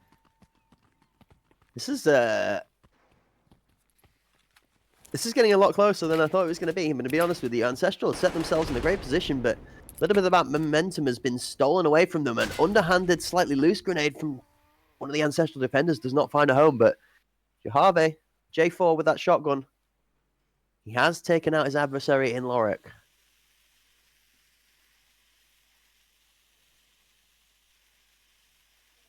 We've seen a lot of those explosive rounds, but here in these last couple, the pace really has slowed down quite a bit. And I think some of these teams feeling the pressure here, not wanting to make any minor mistake and allowing their opponents to capitalize. For TFG, I mean, it has come down to the wire. They put round after round, and now just a couple away from tying it up here.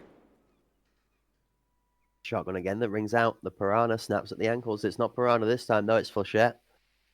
Putting Stripey down alongside of Lorek. Stripey and Lorek in this game being the 2 members from TFG that have looked to try and open up the kills as a duo rather than being the first down. As the third goes there, it's Lockie that's off the table 14 rounds already on the books. This is another one where we spoke about it, Hawk. One mistake, one error as the captain, the bomb goes down, could be the end of it. Maddox going to try to spray through the smoke, and he's not going to find his target. Svedas with the final kill. Ancestral take the victory. 9-6 after a slightly shaky middle to late game. Yeah, they ended off with a flawless round, not dropping a single member, but you're right. I was beginning to get a little worried there. Geistrus, 18 kills, 14 headshots, but the whole crew playing very well here on Fort today. And I just felt like it was those early rounds where they continuously pressed toward Cannon. I felt like it took a little while for TFG to put a response over there. And so there was a lot of damage done early. We saw TFG begin to reel it back, but I just wonder if it was one of those too little, too late type deals. I have to agree with you on that one. 12 and 14 out of Lorek, 11 and 12 out of Stripey's, a good couple of showing there. Joe, again, having a couple of good performances with the weapon in mid-control. Good first showing from Lockie. Going to be honest with you, they didn't do themselves too much of a disservice, other than the one thing that we seem to talk a lot about on day one for EFT competitive tournaments, right, Hort? And that's not quite loose muscles. Maybe not quite enough fuel in the tank, or maybe not primed those tires by doing a little bit of burnout before we kick off for the quarter-mile starting line, right? It's a little bit of loose, shall we say, gameplay that's leaving us a little bit short of the mark in those first 3 to 4 to 5 rounds. And it doesn't matter how good you are as a team, a 5-round deficit is a large deficit to have to start as a disadvantage from when you've woken up to come back from. So a valiant effort from TFG nonetheless. Yeah, I agree. I felt like I would have liked to seen them make a stand over toward that cannon side a little sooner. I mean, there was 3 or 4 rounds with almost no resistance. And so I feel like if we had those 4 rounds back, maybe we have a different outcome. But that's not to, take anything away from Ancestral, because they played phenomenal here today. The whole crew, I mean, there was equal kills across the board. I think every single one of them ended up positive as well. And so I think it really speaks volumes for the hard work that they've been putting in. It's a great showing from both teams, honestly. The second game of the day, just taking it that little bit higher in the action and the tenseness, shall we say, of what we get out of our matchups. The first one, an absolute blockbuster, Sicario and K3. It was a heavily favored match because Sicario are, at this moment in time, just that good at the game. They really have been performing really well. And the second one goes out to Ancestral, who have, should we say, reiterated that we deserve to be here clause. We know Ancestral have been good. They have continued to get better and better. Top 4 EU team on the horizon for Ancestral, maybe? Definitely things to consider. I don't know. It's been 2 exciting matches already.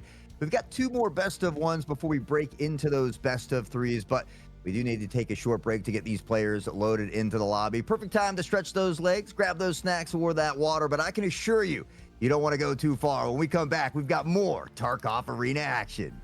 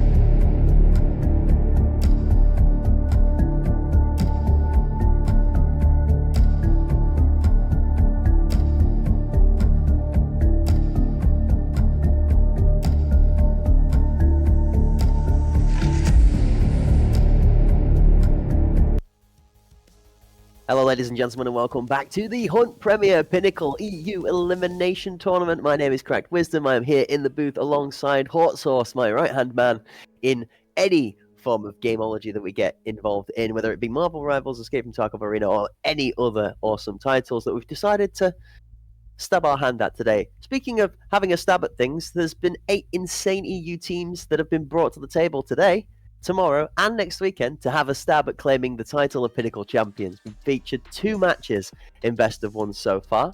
We've got 2 more of them to go for the second part of the day before we roll on into our first set of Best of 3s, which we've got 2 more of them for you to finish off today's amazing action. Hort, any surprises so far, and any thoughts going into our third match? Well, you keep talking me up so much that I at least got to throw some credit back your way, because you are the big brains of Tarkov. What I've learned here is a lot credited to you. So I do appreciate the kind words, my friend. But you are the juggernaut over here of Tarkov Arena. I am just your right hand man. So But yeah, honestly, a lot of great games already. I was a little surprised at how well Ancestral opened up. But it was nice to see TFG reel that back. And so for this next one, I think it's going to be a great one. We've seen Pandaric Apex upset that Sicario main team recently. Well, Sicario, we talked about the amount of teams that they are putting out now. The Sicario Spartans up in action. So I'm interested to see how well they do against this Pandaric Apex squad. I'm really looking forward to this head-to-head, and I'm actually going to be really excited to see this new team take to the stage, okay? The Pandaric Apex squad did the unthinkable, I think is the correct way to describe that from the ACS series. Their run in the playoff section, the second half of that tournament, was none other than inspirational. As an EU cast member, a caster, commentator, a gamer, anybody just involved with the EU EFTA scene at all, if you were there to watch that, you were extremely proud of the Pandaric performance they put on. That Pandaric team, Codex, Cacao, Rapid, That Ace, and Bakizi performing out of their mind. Flip side, this new Sicario Spartan squad is made up of a combination of TOFG members and a couple of flared bits from here and there, okay? ASPL member, good friends that have all played together, I think, within the communities, but have decided to bring it together under a brand to have a go as a team now. So Hiding Sheep, Propis, Mr. Krabs, Chill Dizzle, and Hugo Copter. That's Sicario Spartans lineup. I mean, I've said it before, I'll say it again. That Ace, one of my favorite players to watch, more specifically because of the snipe action. The guy is an absolute menace on this TRG. The quick shots, the flick shots, the no scopes, leaves the competition with no hope.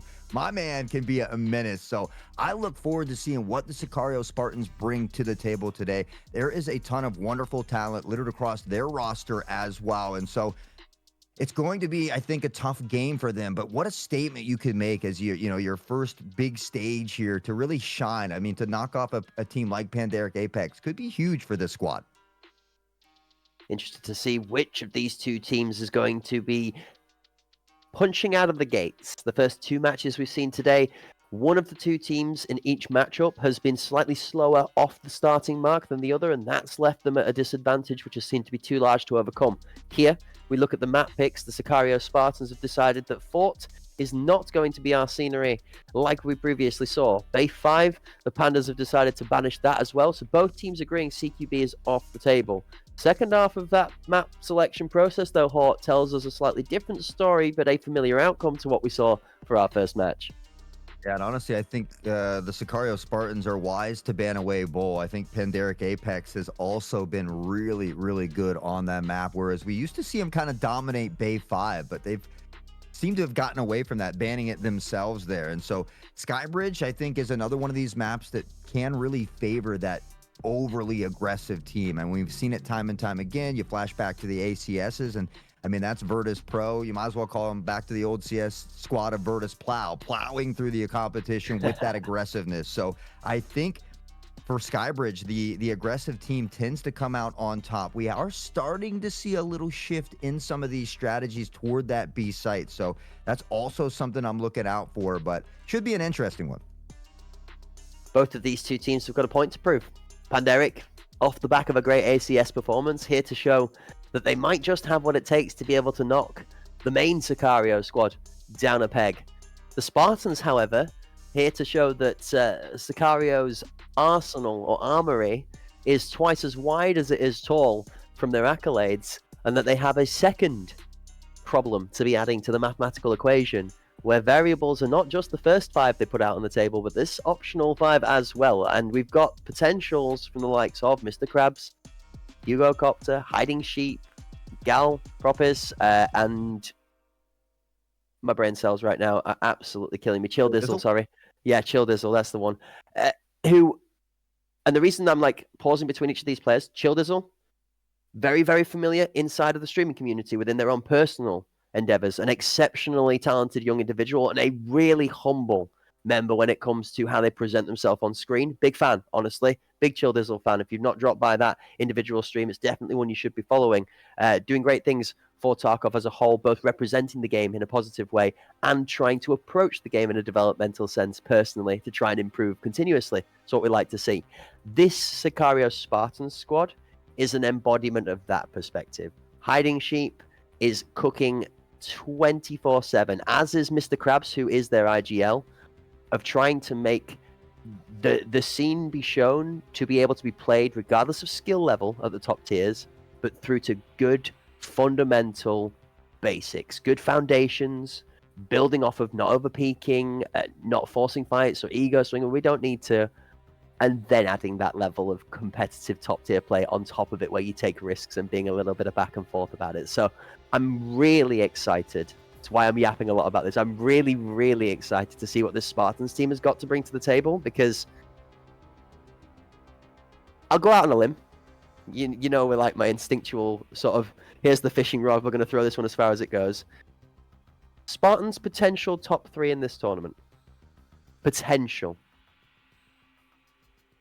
That's a risky call, but I'm here for it. That's a bold move, Cotton. Let's see if it pays off. But, honestly, I've had a lot of fun casting Chill Dizzle recently. So based on what you said, I'm definitely going to have to follow that Twitch. I think Hugo is the only player I'm really not familiar with, but we won't have to waste any more time to see exactly how these two teams are going to do. We are right down into the action here on Skybridge for round number 1. Sicario Spartans taking on Pandaric Apex.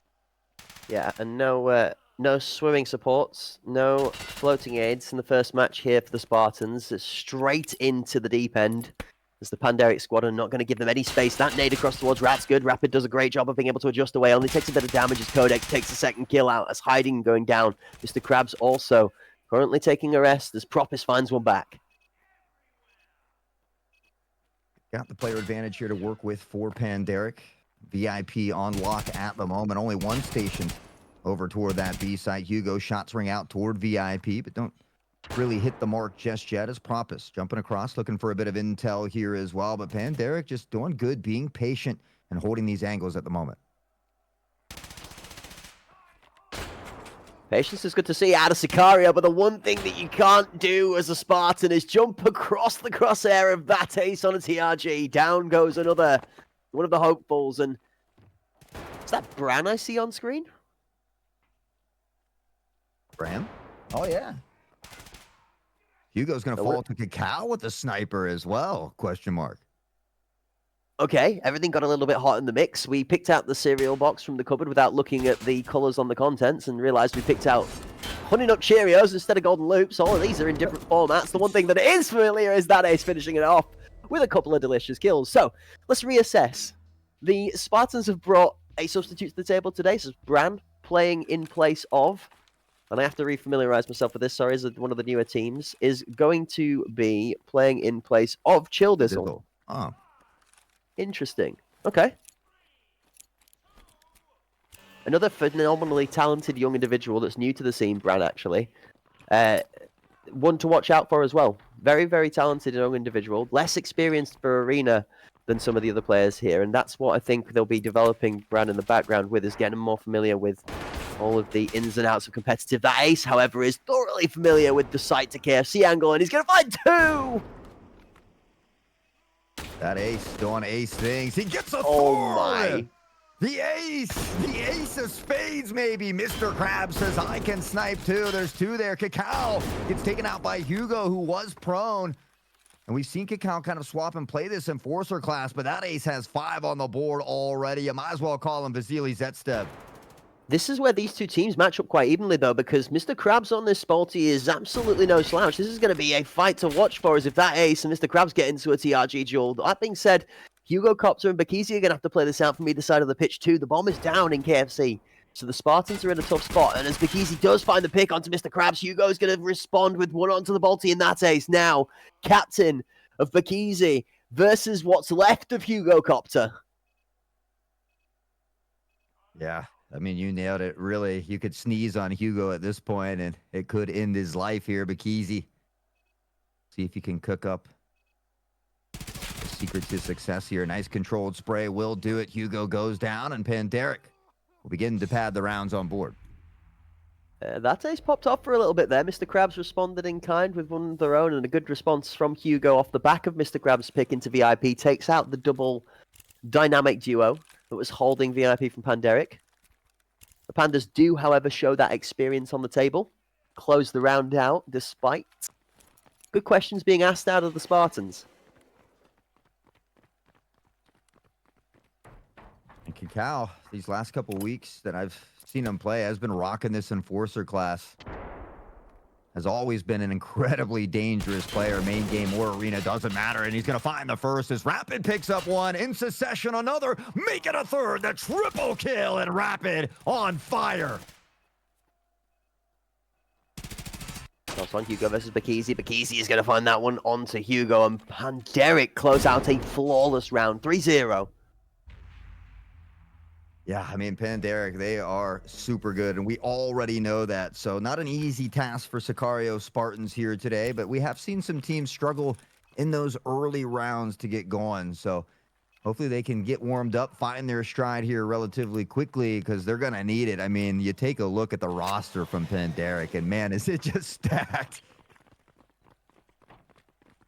Stacked isn't. I mean, this is the thing that's starting to become really, really good about the EUC, and something I love to see is the more teams get comfortable and settle as rosters start to be familiar with each other, every team's getting stacked. We're starting to see demons popping out of the woodwork that we didn't know before, rising up and fighting the likes of the demons that have made their names in the scene right now. The likes of the Vataces, your Furlexes, your Rapids, your Cacaos, your Codexes, your Zakis, your Lukis, all those people that are really at the top of their game and showing up inside of performances where they are fragging out, starting to meet their matches.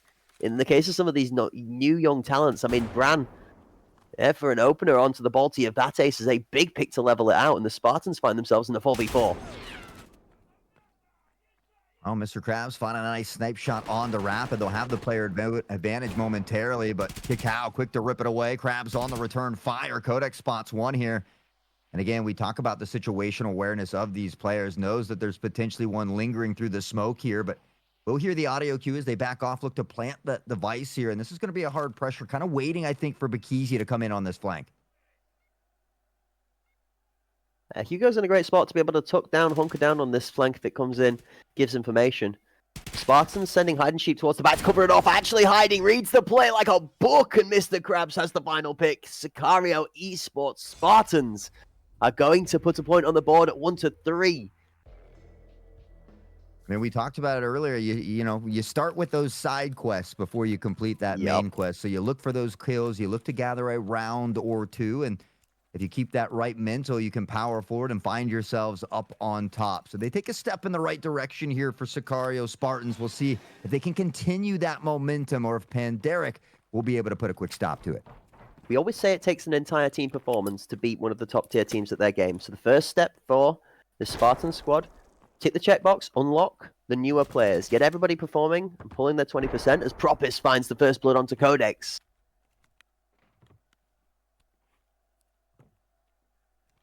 It's early picks like that can set them up for success here.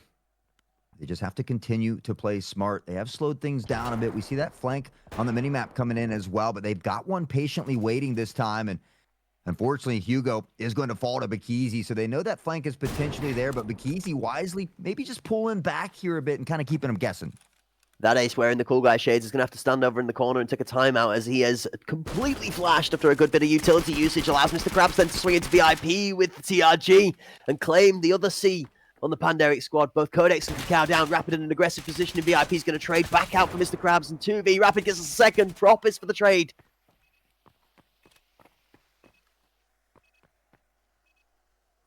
Brandon Crew running around, still cautious of that flank from Bakizi, but they've rotated all the way around to the main side here. The device does go down, the double peek together, but it's Brand to find Bakizi, and now that ace all alone in a 1v2. Can he do the unthinkable here? The snipe master ready to show what he's got. Propus is going to jump for the information as you see Brand checking away towards the hole. Now they've confirmed the last member is tucked in the same place as previous. Fanta tries the challenge, and Propus hits him with the jump shot! Just like that. Sicario Spartans begin to work back in this, and this is exactly what they need. They couldn't allow Panderic to begin to extend that lead. We talk about how that's where teams really excel, when they're able to put those multiple rounds in succession, and you find yourselves just getting one at a time. So we see Sicario 2 in a row now as they look to power 4. They've maybe found a little crack in the vault and are looking to exploit it. The Spartans looking good, ready to be able to hold the mantle against the storm that is the Pandas. There goes off in the face of Propus. His timing slightly off as the swing through comes down into the hands of the Spartan. The first blood falls, but Rapid on the aggressive bench push has managed to trade out his member in Bran.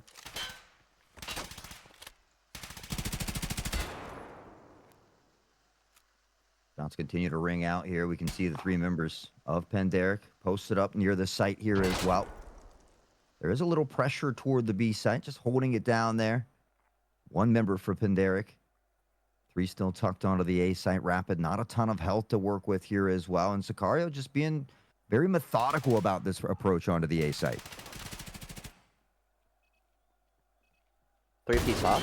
There's no way, surely. Oh, the shot onto the side for the pro member almost finds a home, but it's Codex and that ace that fill the kill feed. Hugo, last left alive in a 1v3. It's a very, very tough job to do here.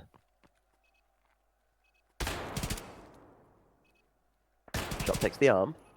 The rare time that the TRG won't hit the 1-tap. Bomb over in KFC as Hugo tries to walk his way in. It's going out of the line of sight from the Balti for the time being, but without that pick, this is very tough. Here's the flank. Yeah, there's just too many bullets to dodge. Good effort. I'm not going to lie. I'm surprised he dodged as many bullets as he did there. He was just running the gauntlet, it seemed like, from all angles. But, yeah, just too many players closing in. It was a good pincer play by Panderic. They displayed great patience as well, and they'll be able to double that lead here once more. But, I mean, Sicario was able to get 2 rounds in a row, and that's all that we asked. Looking for those rounds in succession. If they could do something similar here now, we would find ourselves at a tied half. Yeah, I mean, Panderic have guaranteed the tied half, but for the Spartans, they've put themselves in a position to also equal that with a couple of good rounds put back-to-back here, so they can go into that half straight 4-4, even 5-3, be relatively confident with going in from the attacking side, so long as your defense is strong. Bran has the opener onto Rapid as the bench challenge gets defeated again. Propus has that first onto Cacao, but Codex is going to be there for the response this time around. Really good trade back and forth here. Brand's going to find that one on Dakodax. An 8 over the top here from hiding. Doesn't find the mark. It's close, but no cigar. That ace chopped down to about half health. Smoke's going to go out, though. Standard site entry is going to go through as would expect. Instead, that ace is going to slam Brand down just before he pushes up through bench. Keezy's out aggressive through the smoke, and that's going to see Hiding Sheep down. Hugo left last alive in a 1v2 now. Again in a tough spot after taking the headshot and a couple of heavy bleeds as well as that head health completely bleeds out.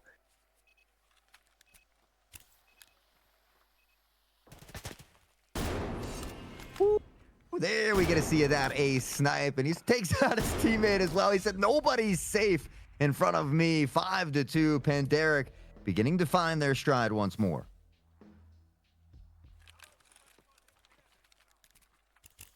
As Panderic at this point, you've got to look to see yourself make to a 6-2 half.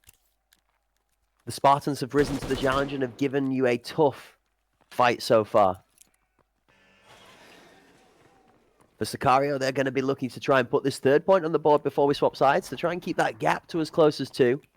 They keep themselves in with a chance of being able to take this home. We talk about this, don't we, Hort, in the top tiers of HPL competition. 6-2 at the halftime, the golden scoreline. I would like to get at least 3 here from Sicario. Although we feel like the attacking side often is a little bit more favored on Skybridge, but that can be suitable to just team play styles here as well. And We haven't seen, I was getting ready to say, we haven't seen a ton of these smokes here blocking off this line, but they're already on it this time. Cacao, the jump shot doesn't quite connect here. Yeah, Crab's doing a good job of just playing the patience, not needing to overpeak into him. Then lines up the bolty shot for the head onto Cacao. Down for the dome as Bakizi's in for that tango as well. Hugo Copter pays the price with his life. One apiece on either side as 4 versus 4 with smokes out for the A site and control in the Spartans' favor. 55 on the clock before this bomb needs to go down. Creeping outside of that smoke. Rapid's about to find some of the sickest timing in the world if the Spartans are not ready for this. Rapid's got 1, Rapid's got 2. Rapid's out and in and out of the smoke like a ghost in the night. The bomb can't be planted as Hide and Sheep reads it well. He's going to get random in the smoke. No, he doesn't. Codex gets to the back of the smoke, and the pick is the last alive is Bran. Alone in a 1v4 here. Does do some good damage toward that ace, but Cacao on the peak doesn't connect, and Brent comes away with it, but Rapid will solidify the dub, and Rapid has been playing near perfect here today. I mean, how many times has he gotten 2 or 3 kills in succession? Has definitely been a big playmaker here for Panderic. Playing an exceptional part of the game awareness and the timing around the smokes is something that the top tier levels of players even still struggle to do. The smokes have been a part of the gameplay for a long time now, but sometimes with how those smokes work out, it is extremely hard to know what is and isn't safe to play around. And Rapid seeming to have done the research, I guess, behind the gameplay has definitely made them play to his advantage so far. That double pick onto site there is crucial for the Panderic retake.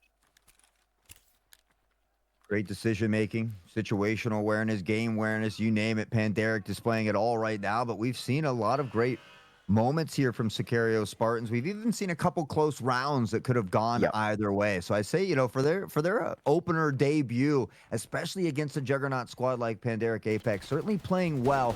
Just have to fine tune a few things here. Got to give it to Bran as well, coming off the bench to play in place of Childizzle. He's putting out an absolutely stellar performance for first showing here today as well. Cacao's going to go head first with that shotgun into the firing line. Hide and Sheep has 1, but the kill feed fills with plaid stripes as multiple members fall to the floor. 3 favored for Panderic, alive 2 for the Spartans as the bomb is going to make its way onto site. But look at the sneaky man in blue. Mr. Krabs comes out. I've got you. I see you. And I crabbed my way to success as the bomb is now dropped on site. The Spartans are 2v2 and they have good positional control. The control at the moment. Bran, I think, did spot Cacao there for a moment. That ace up top from behind, looking for that snipe shot, seeing if maybe Cacao could flush him out just a bit. But Mr. Krabs down into that prone position. Maybe going to Crab walk on out here as well. Does hear the footsteps, the shots, the spray, and Krabs connecting here. Cacao goes down. That ace, still 50 seconds to work with, but we'll have to begin to quicken the tempo. If this is anybody other than that ace, you say the Spartans have managed to secure themselves the 3rd round here, but it's that ace, so we're going to take that back. We're going to do a rewind. We're going to go back to the action as we lock in. That ace about to hone in on his first target, Mr. Krabs. That ace, 1 versus 1 as Krabs ducks under the shot, tanks it, leaves himself with a fraction of himself alive, and then wins the fight against all odds. The Spartans do take the 3rd.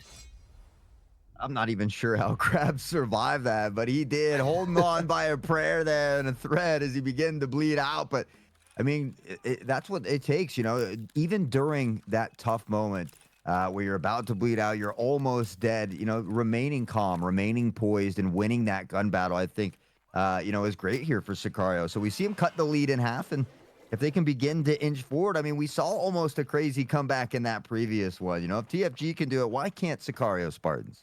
Yeah, I mean, Proper's having a great game as well. 8 and 7 showing up. Rapid absolutely showing out as we expect. 12 and 7. Mr. Consistent. That ace on 8 and 4. Again, the crucial part in that kill feed is the fact that he's not died thus far. Speaking of deaths, Rapid and that ace are going to combine with gun and bomb alike, and 2 go down from the Spartans. Ooh, Cacao's going to find this first one on to Bran here on this side of things. Already 3 down now for Sicario, and Codex with a nade. All of a sudden, Panderic right back to firing on all cylinders. Shots out as Rapid managed to slink his way onto site. It's just Hugo versus the world, and unfortunately, it's around the world in that ace ways as the Balti finishes off this round. Panderic moved to 7. The gap extends to 4. Panderic moved too short of claiming their first map. 2 away now, and if you get to that match point here early without Sicario taking another round, you give yourself so many opportunities to close it out. I think that's where we talked about, it was almost too little too late for TFG, but if Sicario can find a couple rounds, 2 or 3, before Pandaric gets to that match point, we certainly could have ourselves, a very close game here, but we know Pandaric, they're looking to close it out in dominating fashion. Rapid 13, ace into double digits already as well. That aggressive push from the grenade into 2. He's going to find a kill again in the same fashion as before. Crabs to the nade. Rapid with the gun. 2 Sicario Spartans. And now Sicario sandwiches sat on the floor in a pool of misery.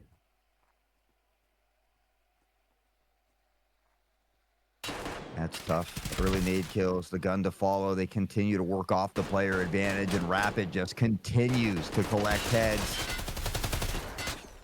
Hiding is going to find one onto Rapid. The Juggernaut goes down, and now an opportunity as we do see the device being planted, though. Hiding almost shooting his teammate in the back there. Cacao spots him through the smoke, dissipating, and it's a nice headshot with a Piranha round. Ran in the 1v4 to try and save off moving Pandaric to match point. And unfortunately, it goes as we would expect, with that ace closing it out with a bang of the Balti. And then doming one of his teammates just to prove that the hipfire is still up to the challenge. I mean, that ace has 5 MVPs already, even though they're not the top fragger. 5 MVPs, 12 and 4, Rapid 15 and 8. Cacao almost knocking at the door here for double digits. Propus on the other side, very close as well. And again, I feel like a few of these rounds could have gone either way, but it's been Pandaric who's been able to solidify those dubs, close out those important rounds, and that's why they find themselves here at match point with 5 additional opportunities. Oh, look at the read, though. Sicario Spartans come out the defending side with a B-heavy way overstack by 4. The Pandaric squad runs directly into it, and the first goes down. Now Hiding Sheep takes out Propus. Unintentional TK in the middle of the action as Rapid then finds Crabs.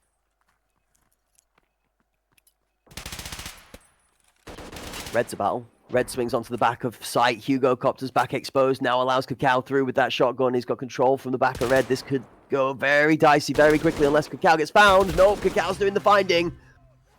Woo. It was a bit unexpected there. And actually, it happened faster than I thought it would. Cacao from behind finds that triple. I mean, the whole crew playing well together. I think for Sicario Spartans, though, it was a good showing for their opener. Just a few minor mistakes that they kind of got to work on a little bit. But all in all, a great job against a very, very tough team here today. There's glimmers and highlights of good moments from the Spartans. Definitely can see this team's working together in a great different set of ways across the map in multiple scenarios, but minor execution and a little bit of team discipline towards the back end of rounds is the difference between a 9-3 scoreline and what could have been a very heavily closely contested map all the way down to the wire. Pandaric, due to the opposite side of that, however, attest to the fact that they are experienced for a reason. The seasoned veterans step up, and with great scorelines out of Rapid, that ace, and Cacao, it's another testament as to why the Pandas are seen to be at the top of the scene in EU.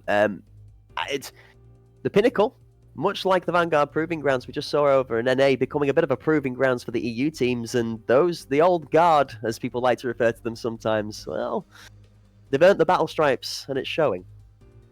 Yeah, and speaking of this Pandaric Apex team, I'm looking forward to their matchup, or if they happen to go up against Sicario at some point here, because we talked about how Sicario dominated the last 2 HPLs, but it was Pandaric Apex that toppled them in that important bracket during the ACS. So, it shows that the Sicario squad is beatable, and Pandaric, I mean, you mentioned it earlier, all of these teams now playing together, building that team synergy, that team chemistry, and it's just, there's so many great teams amongst the lead right now that, it's not going to just be Sicario at the top all the time, maybe.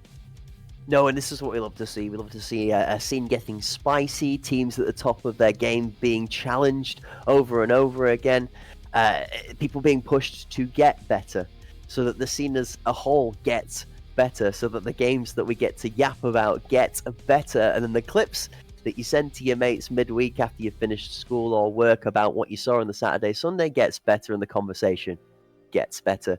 if you follow the theme, there's a lot of good things happening in the Tarkov scene right now, and you would be absolutely missing out if you weren't locking into everything socials regarding both the Hunt Premier, Battlestate Games, and a lot of all the other bits and bobs going alongside of it. We saw a beautiful reveal yesterday from the ASPL Liga. Again, if you guys didn't get to see that, don't forget to try and jump by the SPL socials. Check that out because there's tons of stuff coming on, all right? The HPL seasons are starting up again very soon, as you and me are both excited for, Hort. That's right. We've been sitting, nattering in the background in the green screen, the green room, in our back gardens after casting other things, talking about the exciting next season to come and who we've got pitched for our favorites. Can't wait to see that. And speaking of amazing stuff, folks, let's take a look at the best bits from the previous game. Hort, take us through the magic. I mean, it was all Rapid and that ace, I think, displaying the magic here for us. These shots were insane, but I mean, at this point, it's to be expected from that ace. I think, and we know how good Rapid is as well, but I was really impressed with Rapid's ability to come out, consistently find multiple kills. Mr. Krabs showing, hey, they can snipe as well, but I think as far as the majority of the day right there, Rapid, another triple kill in the kill feed. Just really great decision-making and setups here from Panderic. Yeah, absolutely. And whilst we roll through these highlights, something of a shining star in the sky, or maybe something just bright and glowing dropping from the ceiling. That's right, folks. Drops are on. Delightfully delivered, confirmed. That's right, you can gain yourself a little bit of bonus in your gameplay, so maybe one day you can perform like some of these awesome players we're getting to see highlights from the game here. The Spartans took on the Pandas, and they came out swinging, let's be real. They did give them a good run for their money, but the Panderic squad, with moves like this from Rapid and a beautiful two-piece through the smoke on site, and just all-round great choice of positioning, is seeing the Panderic squad playing well. Mr. Krabs here, we saw him defy death after the duck, dodge, dip, duck, dodge, and dive did not quite go in the favor of Panderic, but nonetheless, exceptional work there. Great utility use, grenades, and we saw that 2-3 rounds in a row even, I believe, where that ace and Rapid combined over that KFC sandwich control to be able to claim both a grenade kill and a gun kill to just completely deflate that pressure from the aggressive defensive push. Yeah, and honestly, we saw a lot of great snipes from Mr. Krabs there as well. In the highlights. I didn't get to catch some of those during the actual game as far as POV goes, but pretty impressive stuff there from both squads. Panderic able to come out on top, but hey, it's the Pinnacle. It's double elim, so you're still safe for the time being. You got a second chance opportunity, and I'm certainly looking forward to some of those matches that come up tomorrow. I think it's K3 who is going to be taking on Sicario Spartans, and then those friendly guys will be taking on the loser of our next match. And so, honestly, it's tough. I'm excited for every single one of these games, and I wish we could cram it into a day. But luckily for all of us, we've got 2 very exciting weekends to extend the action through. I think Hunt Premier has done a great job of being able to extend this across how it's been set up as well. And before we do quickly dive into the break, we'll bless the folks at home with the minimal schedule. The TLDR didn't have time to read the whole shenanigans nonsense, all right? You've got 2 best of 3s to back off the end of this day after our final best of 1. That's going to be between the victorious teams from your matches here today. It's double elimination, which means tomorrow features you a little bit more of that madness in action. The best of 3s between those that weren't going to be successful. We're going to declare who's fighting for those spots in the final weekend through day 2 and day 3.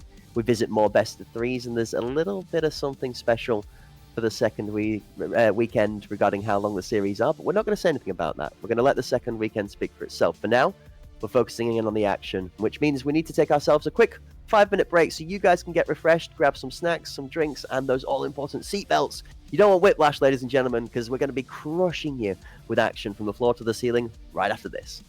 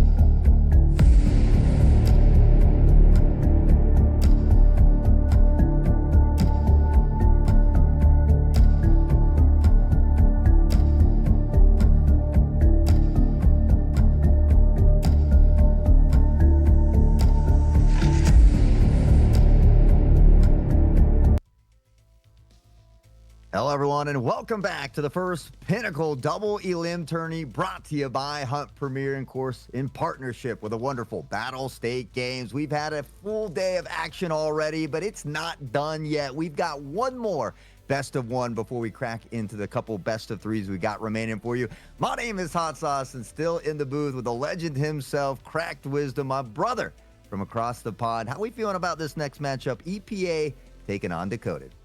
It's going to follow a similar sort of theme to the first three matches that we've seen from the day, where it is going to be a well-established team with names we're familiar with that's been here for a fair while, that has done a good job of keeping their heads above the water when it comes to placing in the top half of the table in the seedings. That is EPA, formerly 8 Sins, formerly EPA, formerly... Okay, it's all right. You get the gist. We've been there a few times at this point in time, but it's the same faces, all right? It's the same familiar people that you've known backing that EPA lineup from the start, and they're going to be taking to the table versus Decoded. Decoded, again, little bit of an adjustment in that roster. Two great logos. Personally, big fan of the Decoded logo. Love the artwork that's been done there for that one. It's a great thing. Something that I definitely would not be ashamed to be wearing on the t-shirt. It's got that cool kind of feel to it as well. The EPA logo one as well that Walker spent a fair bit of time on. That's another nice, classy one we love to see. So less of the logos, though, Horton, more of the lineups. Who have we got on the table for these two teams?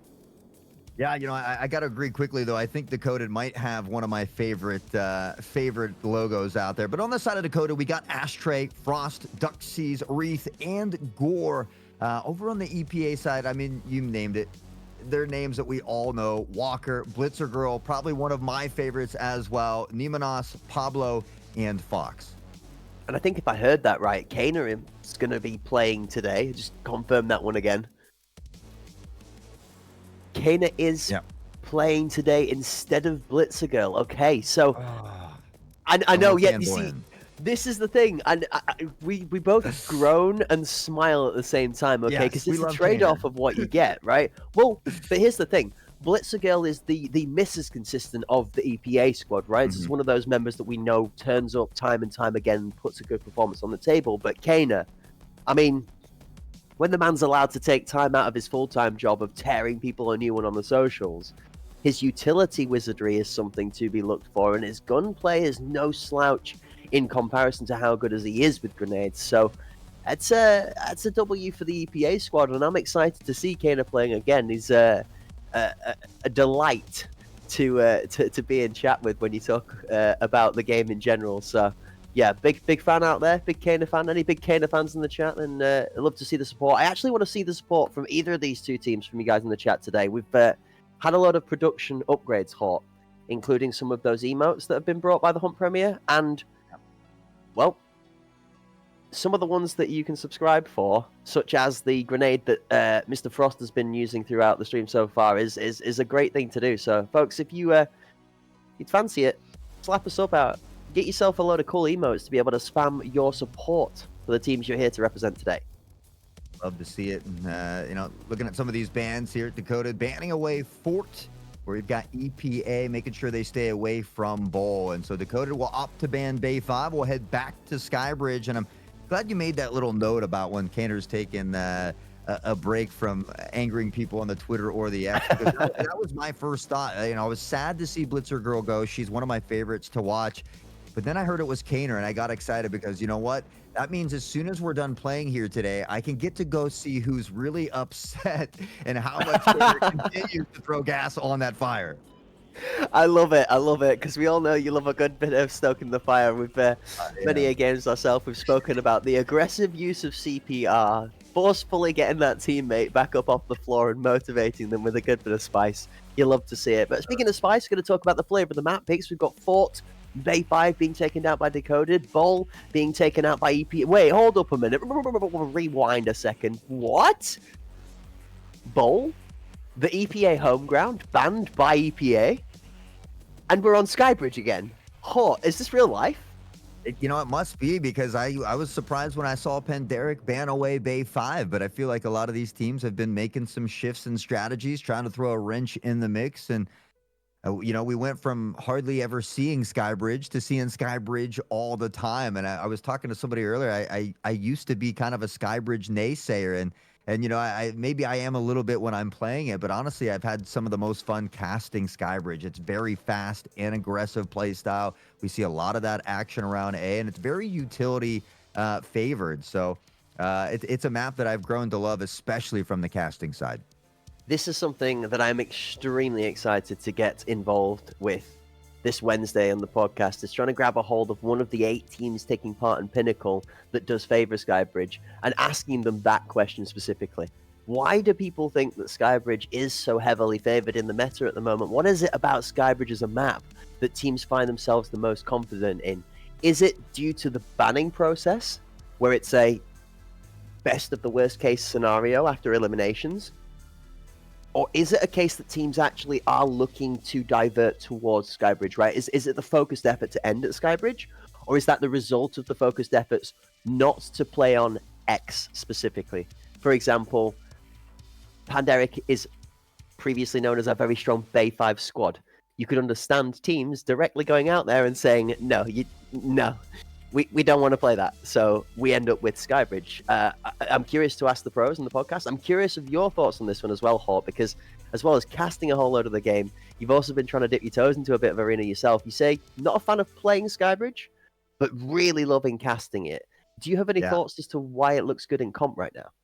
I don't know. My mind goes other places. I think of Virtus Pro always does good on this map. So let's get really good at this map so that when we go back to play them again, we can give them a good old stomping on the map that they enjoy. And so I don't know. I kind of think different sometimes. I guess that the very competitive side of me, I always want to beat the best of the best, even when I'm not the best. So any little upper footing I can get to help me out. But yeah, I don't know. I think that because it is so utility favored, we see a lot of those early nades. Sometimes you want to rush. Sometimes you have to hold off just a minute. So again, I've come to kind of love Skybridge. So, I've slowly been turning the tide over here, and Skybridge has been winning me over.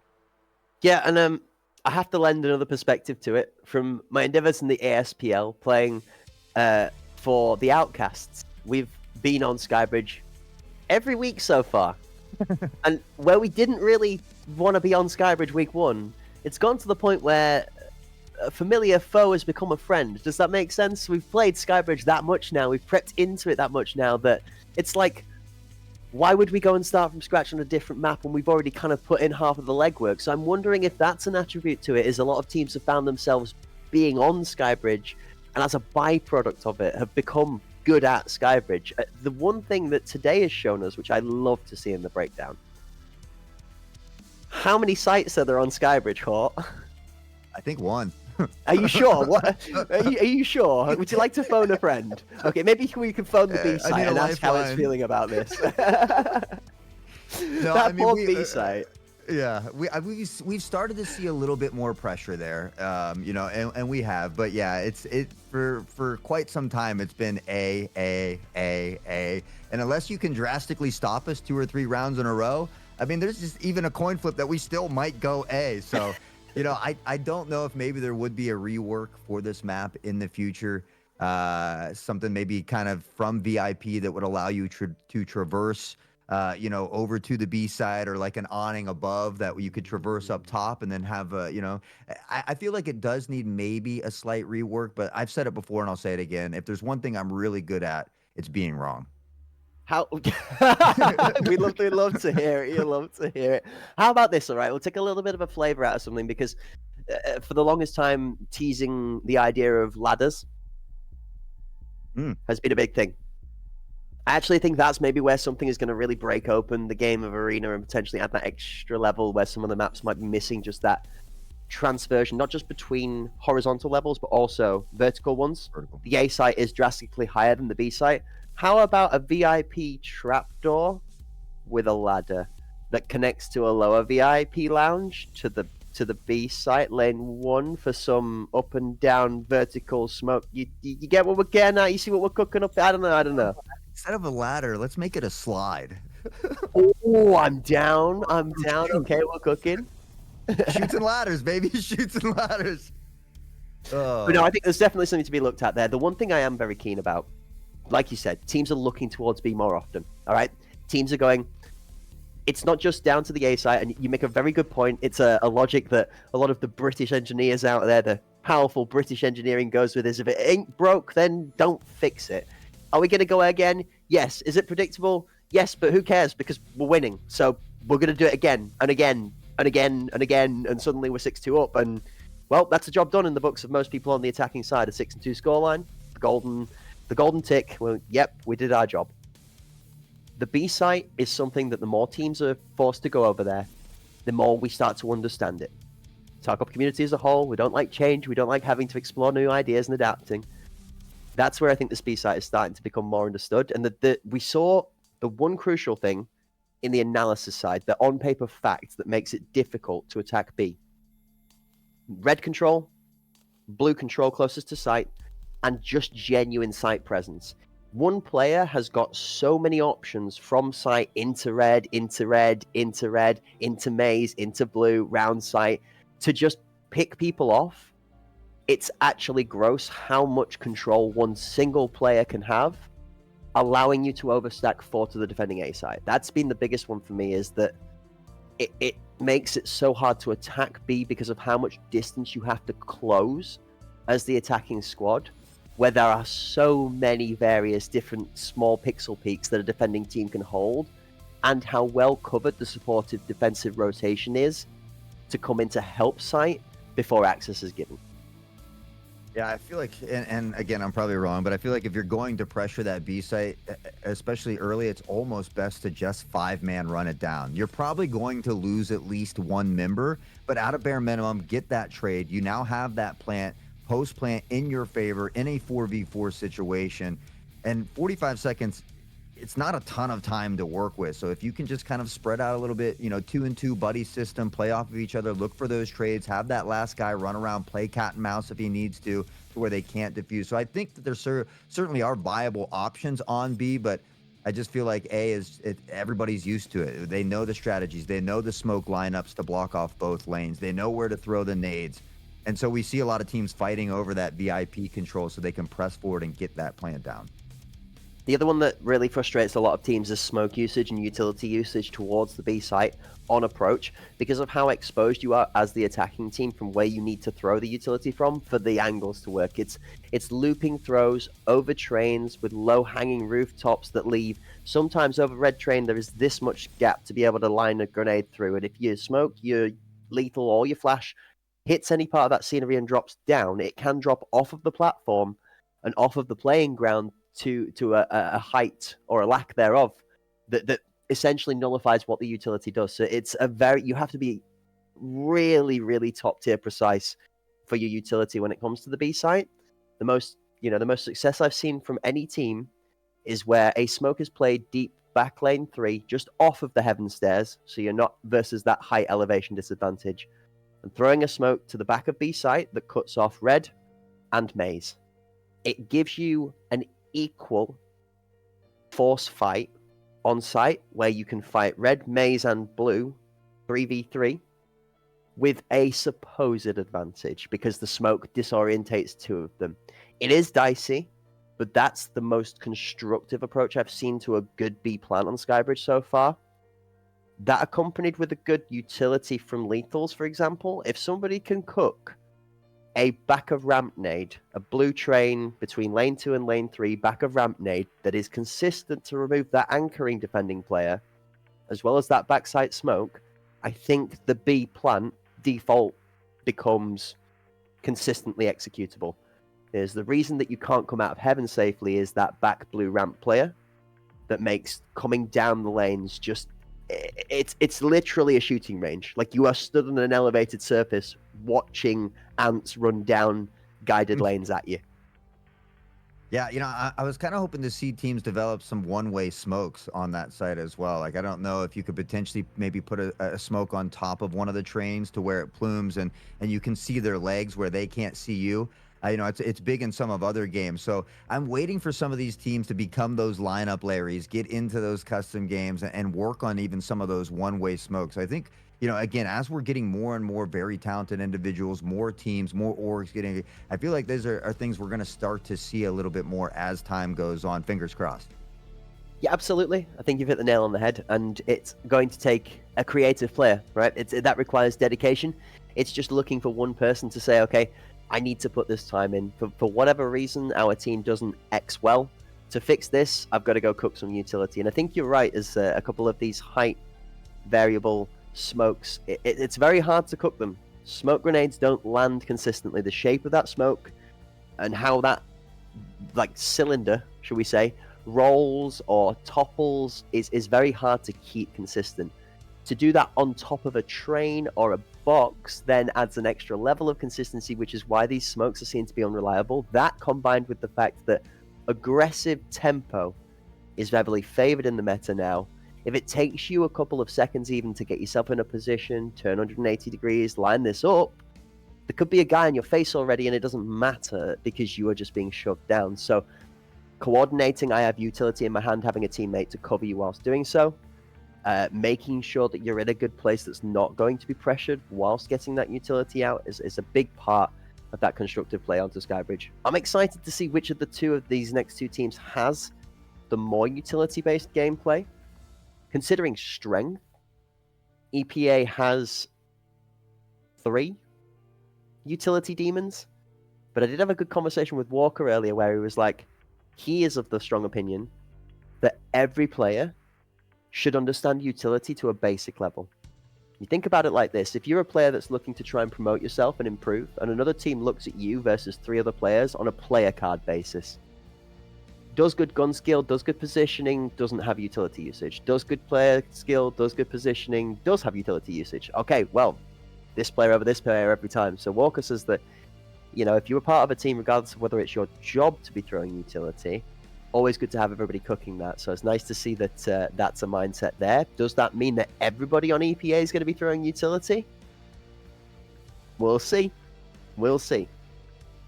I mean, it's a great point, right? It's a core fundamental of the game. And so even if you aren't that designated smoker or whatever it might be, you should still know it, because you don't know when, hey, you know, your IGL says, this is what I'm noticing. Can you throw this smoke instead? Because I want to try something else. So there might be times where you have to step up and fill that role. So I think it's great to have all of those core fundamentals on lock. Obviously, some can practice a little longer, maybe be that star utility player, but you're absolutely right. You need to know the core fundamentals. It's going to make you a better player, especially even when you're dealing with those utilities being thrown at you, right? It's going to help you kind of figure out how to decipher or counteract those measures. And so all those core fundamentals, very equally important. And yeah, I mean, Walker makes a great point. It's utility. I mean, yeah, I'm going to say we won't waffle too much about it, or else he'll not be able to make his way out of the arena door after fighting inside the Colosseum. But hey, he might not be able to walk out the Colosseum afterwards, regardless of his size of his head, because, well, there is a chance Decoded could deliver us an upset today. This Decoded lineup is another team that has had a lot of members across the squad play in various different teams and this team previously. They're starting to build a bit of a synergy up where they're getting to a point where they feel maybe comfortable as a roster. Ashtray Pot has been playing since the beginning of when fire barrels did do damage to you in teamfight games. Yes, folks, there was a point in time where on bowl in tower lane, you could stand on that fire barrel and it would cost you your life. Shout out to Ashtray for delivering a beautiful moment from way back on the original casting, which reminded me of a time long gone when we had presets named before we were allowed to build them, the Gaze, the Falcon, and so on. But no, they're still here, still playing, and still trying to make a difference. The difference that's been made for this team today is part of that lineup port, and the question marks over this one for me is going to be Duxis and Wraith, and how well are they able to fit in with Ashtray, Frost, and Gort. And it looks like maybe Denny stepping in for Gort here today as well, but certainly a lot of talented names that we're used to seeing out here on the screen. And already, you guessed it, right toward the A site. Decoded, though, looks to take early control of VIP here as they look to get set up. Wait, there's an A site on Skybridge? No way, man. Frost looks a little bit blinded after those cool guy shades do wear off. Only momentarily blinded. Walker doing Walker things with a shotgun. And out comes Ashtray Pot as his prey. Duxis does manage to find one back in the 1-for-1 trade. As Denny's on his way into VIP, Fox is going to pop his head out and claim the life. Oh my gosh. Just holding Frost like a lawn chair. Pablo's Fox gets Duxies here as well. And EPA, a strong round one, only losing a single member here in the opening round. We felt like I was actually in a real live war zone for a second there. I'm not going to lie, that's the first time I've looked at a ragdoll from a model falling over in a while and been like, yeesh, that had me shook. That guy got absolutely melted. Yeah, completely folded right in front of our faces, bent backwards, and well, luckily for them, they've got multiple different rounds. You do get a respawn and go right back at it. So Dakota, another attacking opportunity here, but as we often see, right toward the A side, and Nemonas just lines that one up beautifully, finds an early nade pick, and we talked about the importance of that utility. Yeah, a little bit too much success though. Finds him blinded by the lights. Nemo now prone on site. Got a flash back for his trades and his measures. Fox in the prone angle is going to pick up Denny and then look to aggress onto Duxis. Quick info peek and then plays it smart, actually. Going to give the space and just play the defensive side of things. EPA up 2 members, not needing to overplay the pressure. Oh, no. Uh-oh. Never mind. Okay, Walker's got 2 with the shotgun before Kana becomes a factor. Nemo's going to close it out, and Kana is simply the cameraman. He comes in to watch the chaos unfold, but not get involved himself. I was wondering, I thought, oh, this might be the first Twitter post right here from this big flank, but no, you're right. Walker, the enforcer class, doing that, just enforcing that area over there. 3 for them already, but the whole crew playing nicely here together. Kaner not on the board yet, but really just because they're being that anchor toward the B site, hasn't been able to really experience too much of the action yet. Yeah, shout out to Walker, who's been grinding his absolute behind off, trying to claim all the achievements in Escape from Tarkov Arena. I believe he's only 3 or 4 away from actually completing that astronomical feat, so... Oh, Nemo with the 2-piece! Oh, jeez, Nemo, the 2K had one earlier, already 3 nade kills on the board, says I can do it with a gun too. Cool, calm spray, we'll find one, but now in a 4v2, we talked about the difference of utility. Consistently giving yourself that player advantage to work with is just a nice problem to have. Absolutely. Jumping across as Nemo, he's feeling himself now. He's got 4 out of 5 for the full-on ace, and he's going to be allowed to go and hunt this one down. Interesting set of hands there as Nemo's not needing to put the entirety of that left hand on the gun. He's deciding to show off with a little bit of style and flair. Only the pinky to control the recoil. Still able to find this ridiculous angle. This looks goofy. He's so strong, he just holds it up with his pinky. Formerly a hand model. Now the Tarkov Arena Master Extraordinaire. Dunny on the peak, and Nemonas, he finds the ace of spades, baby. Look at the deft control, the graceful wrist action, the single finger discipline. Unbelievable scenes in the arena. And a full 5-piece from Nemo. He's not died in this game either yet, Hor. I know it's only 3 rounds down, but 7-0 and 3. Sheesh. Said I only need one hand to do this work. One-handed menace out here. The other hand's just stuck with a nade in it, you know? He's always prepared. He's going to be the guy that starts bringing out the voodoo magic. I'm going to get the whole look, Ma. No hands. Yeah. He can ride his bike with no handlebars. Same with Tarkov. Oh, that nade looked like it could have been a little bit unfortunate, but Ashtray does manage to step just after Duxis lets that one rip towards bench. The smoke out and counterplay, though, allows Fox for an aggressive push through to pick up Frost. Here comes the flank. Nemo's down already, and I'm not sure they realize how many are coming up through the hole. 1 for 1 as Nemo picks up Duxis. Ashtray does take out Nemo back, though. Walker goes down inside a KFC as Wraith finds the edge of the smoke. EPA back up with that player advantage. A couple of these players from Dakota still looking to get on the board here. Ashtray being that marksman. Timing is everything, and almost just missing that one. Still being cautious of this flank come in. I don't think they realize it's over toward that KFC side. Yeah, it's gone really deep. It doesn't need to push up any further forward. The bomb is down in the KFC angle, meaning that Dakota need to retake the entirety of that space and long before they can claim this one safely. Fox is holding it from the safe peak at E-Box, just trying to probe out a couple of shots from the TRG.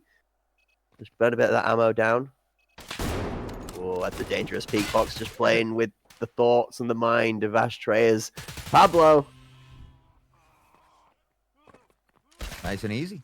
just laid down prone, 5-0 as well, and they continue to put the kills on the board here. Nemenos 8-1, Pablo 5-0, and I mean, again, this utility has been a big difference maker in some of these opening moments of the round, but it just goes to show it doesn't matter if the nades hit or not. They've got the shooting to follow it up.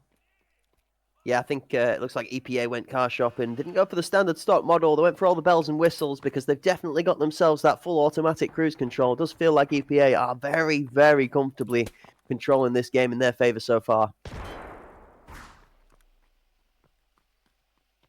Nade just misses the mark here.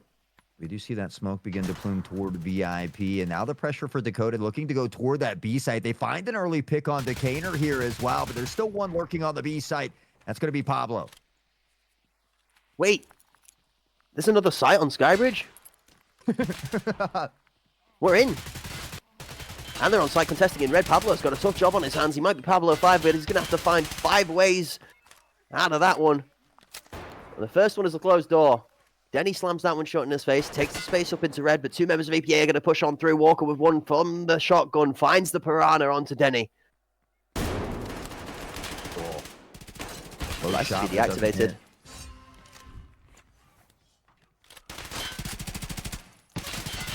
Wait. Huh? Okay. What did I miss, Cracks? Fill me in. I blinked. So it didn't matter because everybody died, but okay. EPA were busy deactivating the bomb through all of that chaos, by the way. Even as everybody was fighting their individual threes, the bomb was being fully defused whilst all of those kills were going down. So regardless of everybody had lost each of their individual ones in 3 separate places, EPA would have still have defused this bomb under the time pressure alone.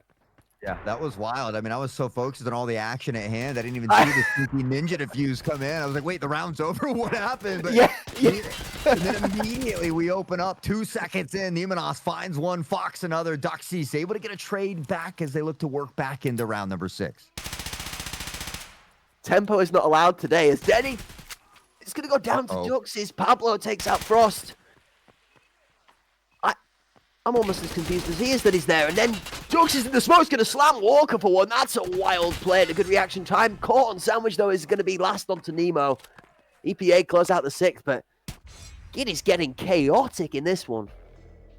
Yeah, I mean, that's absolutely, there's not a better word for it.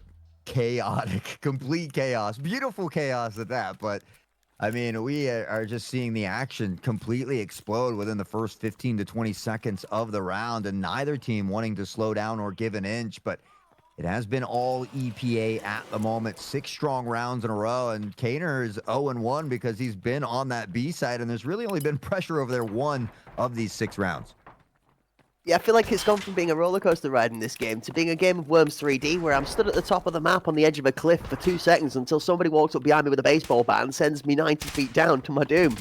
This one is going up and down like a yo-yo as Ashtray Pot is going to open up with the first blood onto Nemo with the Balti over on the A side after Fox has gone down. And this is crazy. The smoke control on benches. EPA are going to move forward. Wraith's going to run straight onto the site with the bomb first in. Walker with the shotgun is playing... Oh, no.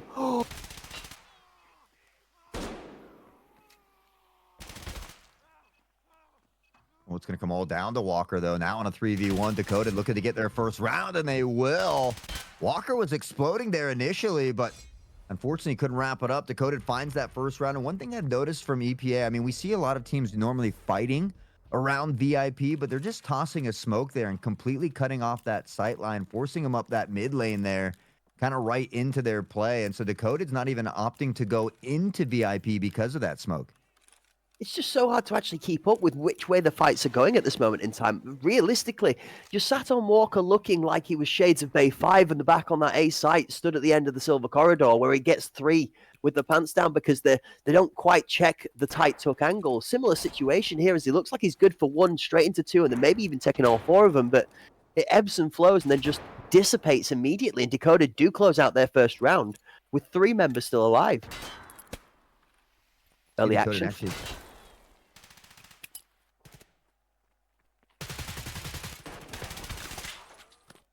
Oof, Frost, Duxies both finding. I was going to say, we were seeing Dakota actually push into VIP this round, and it's worked out for them. The smoke wasn't there, so they didn't have to deal with it, but they find themselves all 5 members standing here, and now it's just Nemenos left on his own. He's been on a tear, certainly a player you'd want standing, but not able to solidify here. So, I mean, you talked about it earlier, that 6-2, it's not the most ideal situation or the best number for you, but I think after being down 6-0, 6-2's not too bad. I'm left really confused because I think Dakota actually would quite happily take another 8 rounds of attacking half. I think they've just about figured out the recipe. Like, it really feels like they've just about got themselves set up in the right place to be able to start taking consecutive rounds back to back. I really, really do hope they can continue that momentum into the defensive side because the last 2 have looked good from Dakota.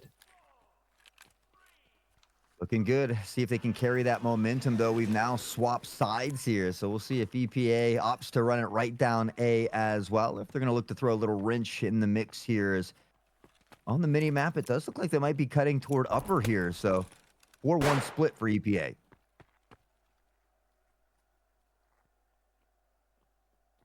Gonna just take the time to reassess for a second as the Thunder comes down lane 3. Wraith's gonna realize exactly how much pressure he's under and is gonna back out immediately into red. Bomb on site. Nemo with that utility coming out. This is what we were talking about. Denny finds the pick onto Nemo though.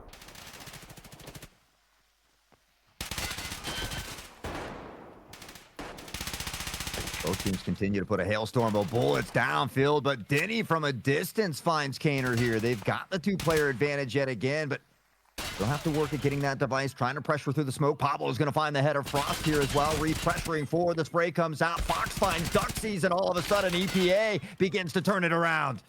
Yeah, between Fox and Pablo in blue, they're just running circles around each member trying to take site pressure. They keep changing the positioning. Walker now up on top of the box is going to merely tank the bullets fired his way as Pablo saves the captain's life.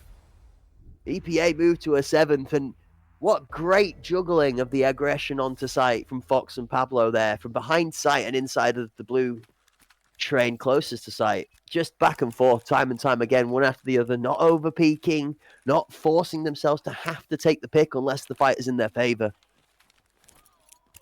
And that's why the Enforcer class can be frustrating. I mean, we see him pop from behind, shoot Walker 3 times in the back, and still can't find the kill there. So, can be tough to deal with at times. EPA really just playing near perfect Tarkov arena at the moment. The whole team working well together. This time it is going to be toward the A side. A couple working in toward VIP now. Shots out, Frost finds one onto Pablo, open early, drops the bomb over towards KFC. Frost then has one onto Nemo and onto Fox. Are we sure it's summer?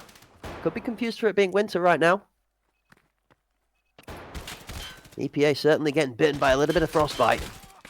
He's going to go around for another one. He's going to pick up Kaner, and the last person left alive is Walker. The grenade onto Denny finds one. The shotgun's going to ring out for the second. Is this Walker for a 1v5 to keep the 10th round alive for EPA? And right now, both of these teams have been playing better on the defensive side, which isn't always the case for Skybridge, but Duxies will find the final one here as well. And with that, Dakota beginning to work back into it. It's now a few rounds in a row for them, 3 to be exact, as they pressure into the second half and look to build off of this momentum here. So we talked about it earlier, though, when teams, I mean, it's nice to see them making that comeback, but when EPA, you know, only has to get 2 more rounds and they have so many opportunities to do so, you have to have a strong inclination that they should be able to do that. But after we saw TFG on that crazy comeback earlier, you know, I feel like anything's possible here today. Have to agree with you on this one. Slight bit of delay on the stairs there. Walker getting frustrated, not being able to get up the stairs quickly as people are trying to pull utility out. Double grenade throw from Fox and Walker combined. There's a flash and Lethal goes towards bench. The Lethal, however, lands just short to KFC, so Decoded have, oh my word, look at this strength on site from Decoded. 1-for-1 trade as Kaner gets one, but gets taken out by Duxis, and then the second as Fox goes down for Duxis on this 2-piece. Walker with one back on the shotgun. Duxis gets shut down. 3v3 with the bomb still in tow. EPA are in a good position. I like the fact that Dakota waited so long for this smoke here as well. And really makes the push tough from KFC unless you want to come through blindly, kind of forcing them toward that lane side. But for EPA, they have plenty of time. 105 on the clock to let it dissipate, but Pablo spots him prone and will send them home. It's another free 6 feet dirt nap. Onto site goes Pablo, takes a bit of abuse from the jump shot there as Ashtray is trying his best by plant, getting killed in the trade as Ashtray does take out the bomb planter though. In the meanwhile, Nemo only good for the 1-for-1, not able to save the teammate putting the bomb down. Walker has great positioning here to prevent this peek, but Reef finds it. Walker goes down. Now it's a 1v1 versus Nemenos, and we see that smoke coming out as well. Reef slowly bleeding here, has a little bit to work with, but has to be cautious. Nemenos waiting patiently here.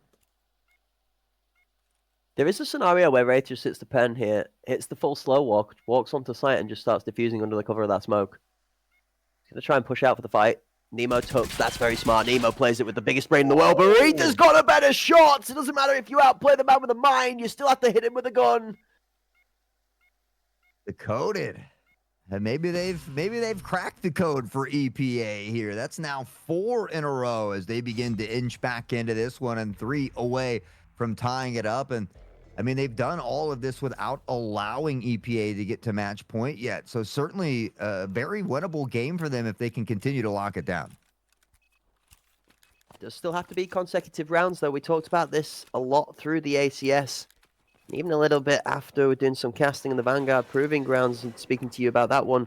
Consecutive rounds back-to-back. A really, really big pointer for a lot of the top-tier teams. Not being able to knock the top dogs off their spot is the crucial difference we're seeing so far. Here, a nice early pick here as well. That'll be his second on the board as you see Decoded beginning to inch forward here. Walker with that nade in hand. Back toward the defensive line here, but that one will be a little in between these two defenders. Pablo's going to find Frost. And with that, they got a 2-player advantage to work with yet again.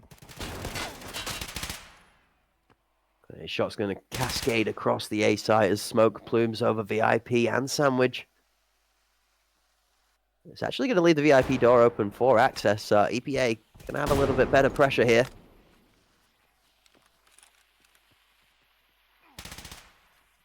Bomb being planted.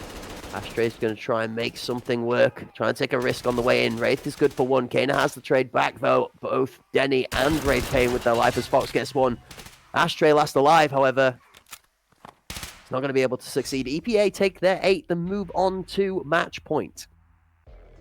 Yeah, I mean, you touched on it before we got into this round about having to consistently put those rounds in bunches, and now all of a sudden we see that that growing flame be dimmed a bit here from Decoded by EPA as they go up to an early match point, and the majority of them, at least every member that was playing on that A side, is in double-digit kills now for EPA. Definitely want to see from APA the closeout here. Decoded have done a good job putting 4 rounds on the board, but to sort of stifle any concerns of a comeback, you'd like to see this one closed home confidently from EPA. Does make sense that the B push comes through now as 1-2 members are holding, but Walker's got the grenade over towards the A site. As part of this distraction, smoke on site as access comes through. Fox swings wide, Wraith goes down. Woo. Walker lurking, finds Duxies as well, and honestly, I'm pleasantly impressed with these strategies toward the B site here from EPA. I mean, they really took great control, found those early picks. Walker lurking on the other side, kind of keeping the attention of Decoded over there as well. Eventually gets eliminated by Frost here, but in a 4v1 situation with a device already down, 30 seconds on the clock, I mean, how does Frost clutch this up? A couple of miracles. Some really good shots and positioning. Unfortunately, he'd need to read Nemo in the back of red. That doesn't happen. So, EPA do close out the 9th. The first map goes 9-4 EPA versus Decoded. A good showing from Decoded.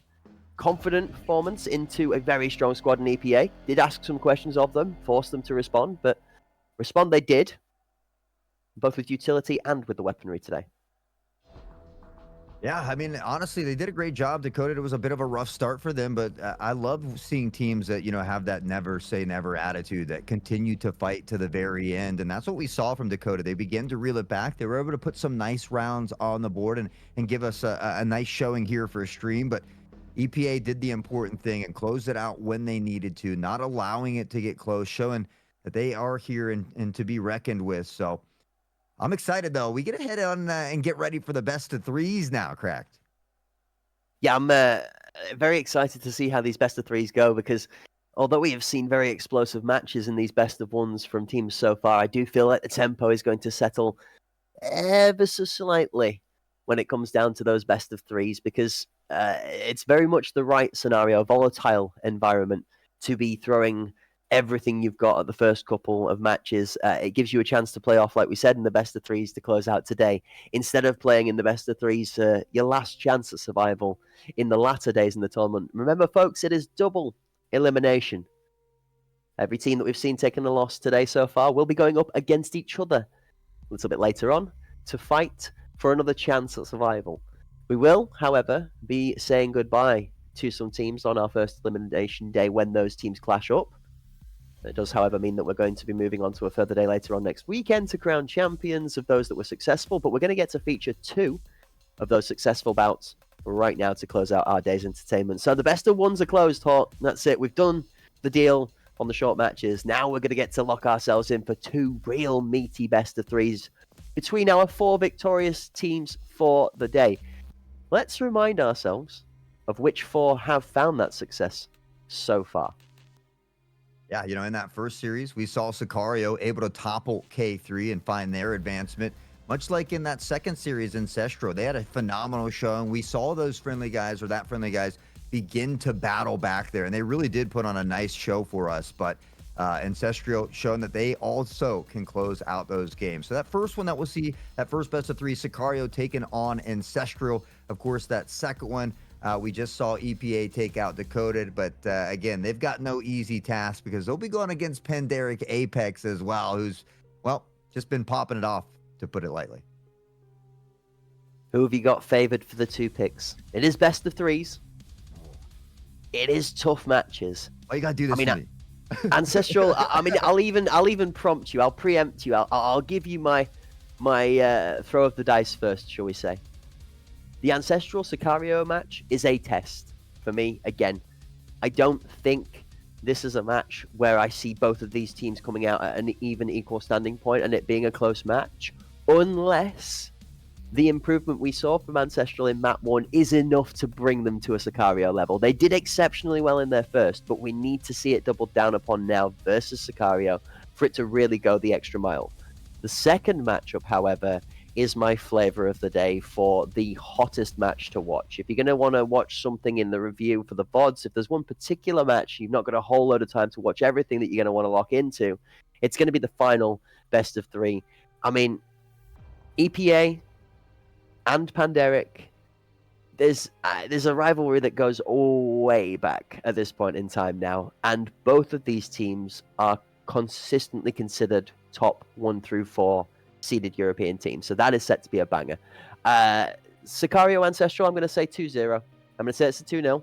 It might be a 9-7 Sicario, 9-5 Sicario in scoreline, I'm going to say. I do think Ancestral will put a good fight up, but I do think Sicario are going to wipe the floor with this one. I think EPA Pandaric, however, could be a 1-1 split with a best of 3 going all the way, and I think it could be going either way for either of these 2 teams, so I'm not going to choose a decider until I've seen the first 2 maps from those. I'm going to say if either one of the teams comes out 2-0, obviously they're going to take it. It doesn't take a genius to figure that out. But if we see a 1-1 split, I'll have a talk between map 2 and map 3 with you about who I think's looked better, and then we'll make a decision there, I think. Yeah, I mean, it's hard to vote against the 2-time HPL champs of Sicario, but I don't know. I think I'm going to lean in toward Ancestral today and see, hey, maybe we can find a crazy upset. I've said it before. I live in a state where we have a really crappy football team. We're used to losing all the time. We're underdog. So I do tend to lean into the underdogs a little bit. And I hate to call anybody an underdog here because everybody is so talented. But I think that on paper, we see Sicario winning time and time again. I don't know why my gut's just saying go with Ancestral. Maybe it's because you picked Sicario and I like being devil's advocate. I don't know, but I just got something that I'm going to lean into Ancestral for this one. I said it earlier. I'm good at being wrong. But the second one, I'm going to go with Pandaric Apex. I think that they've been playing very, very well. Most recently, like I said, they beat Sicario. We've seen continued growth. They have very strong, concise movements. They've been executing very, very well. And I felt like in this first showing, even though EPA did phenomenal, we didn't really see Kaner get hot. They didn't really have many opportunities to get hot. It's not his fault. It's not for lack of trying, but we didn't really get to see him get as involved. And sometimes, that can be a deciding factor. So I'm going to lean into Ancestral for the first, and I think that's kind of my off-the-wall crazy pick. And then Pandaric Apex, I feel kind of comfortable saying that I think that they can pull this one out. I don't think it's going to be easy, though. I mean, EPA, incredibly, incredibly talented. We saw Walker on the Enforcer dominating. Nemonas is got the heat-seeking grenades in his pocket. And so, it could go either way, but just for the sake of picking and having a little fun, that's what I'm going to go with. Final answer. Well, chat, he said it earlier on in the broadcast. Hort does love to be wrong. Who are we to question his logic and authority on the decision-making process? I will be delighted to crown you not wrong. Should Ancestral upset Sicario there, but I think we do have to agree in the terminology. I think at the least it would be an upset at this point in time. Were Ancestral to take a clean 2-0 into Sicario, what I would love to see, and I am definitely here for, is a 1-1 split in the first best of 3 where we go to a final map for Sicario versus Ancestral and an upset there, and maybe even double down on the second match where we have a similar 1-1 split between EPA and Pandaric Apex, where let's just go the whole hog, all right? Map 3, overtime, good old-fashioned bowl extraordinaire, like 23-round madness or something. I'm here for it. I'm totally here for a full marathon end to the day. I mean, the games have been great so far. I'm just really, really excited to see the Titans clash up now because no disrespect to the 4 teams that have not been successful so far, but those matches were pitted against them. Where these 2 matches right now, these are close, and it is anybody's game, depending on who turns up on the day. I mean, I genuinely love this stuff. Love casting Tarkov Arena. So I am not going to be sad if we get 2 best of 3s and some overtimes. Would love to see all the action unfold for us here today. Honestly, we love it over at Hunt Premier. I can't thank them enough again for allowing me to come yell at the mic and get to hang out. The community is always amazing. Chat keeping it hype and fun with us. And I mean, as much as this might be work, it's really just having a lot of fun with everybody here. And so hopefully everybody's having at least as much fun as we are up in the casting booth, because it's always a great time. But yeah, I think these next couple matches are going to be hopefully some good nail biters. Yeah, I mean, it gets to the point where sometimes you talk about the ebb and flow of the gameplay, and sometimes it's a roller coaster, sometimes it's a cliff fall, sometimes it's a cliffhanger, depending on how you look at it. Kaner just popping into the chat there, I seen after his game mentioning the fact that he would have been quite happy to hit the socials with a 0-0 scoreline after 4 rounds in a row. Nobody came to his site. So, I mean, typical Kaner fashion. He's come off the gameplay and back into the chat with an absolutely fire one-liner. No shock there then. The question we're going to see is he going to hit some shock and awe tactics in that second best of 3 that we've got? We don't get to see EPA just yet, though, folks. Let's not jump ahead of the game, shall we say. There's no need to rush into the action because we've got plenty of it still to come. A maximum of 6 more maps, a minimum of 4, and 4 of the best teams that EU's got to offer battling it out for some of the first, shall we say, most progressed qualification stages so far.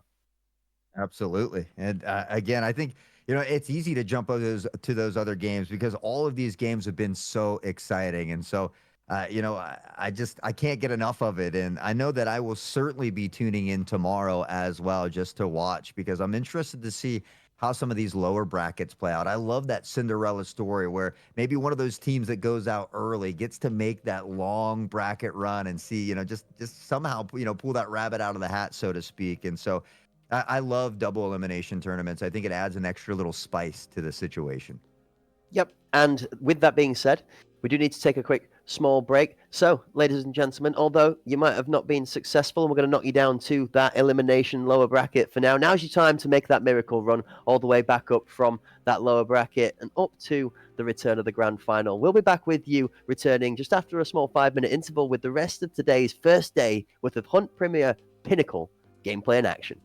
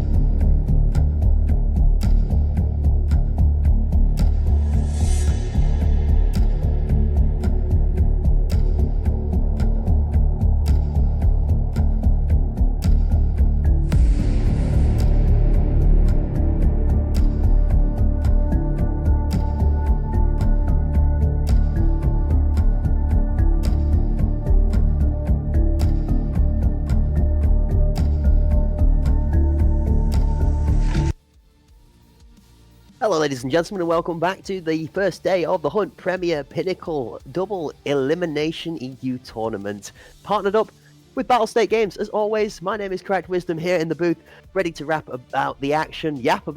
Apparently we're rapping today, we're going musical with it. As always, joined by my main man and apparently producer, seeing as how we're in the booth, Mr. Hot Sauce. How are we doing?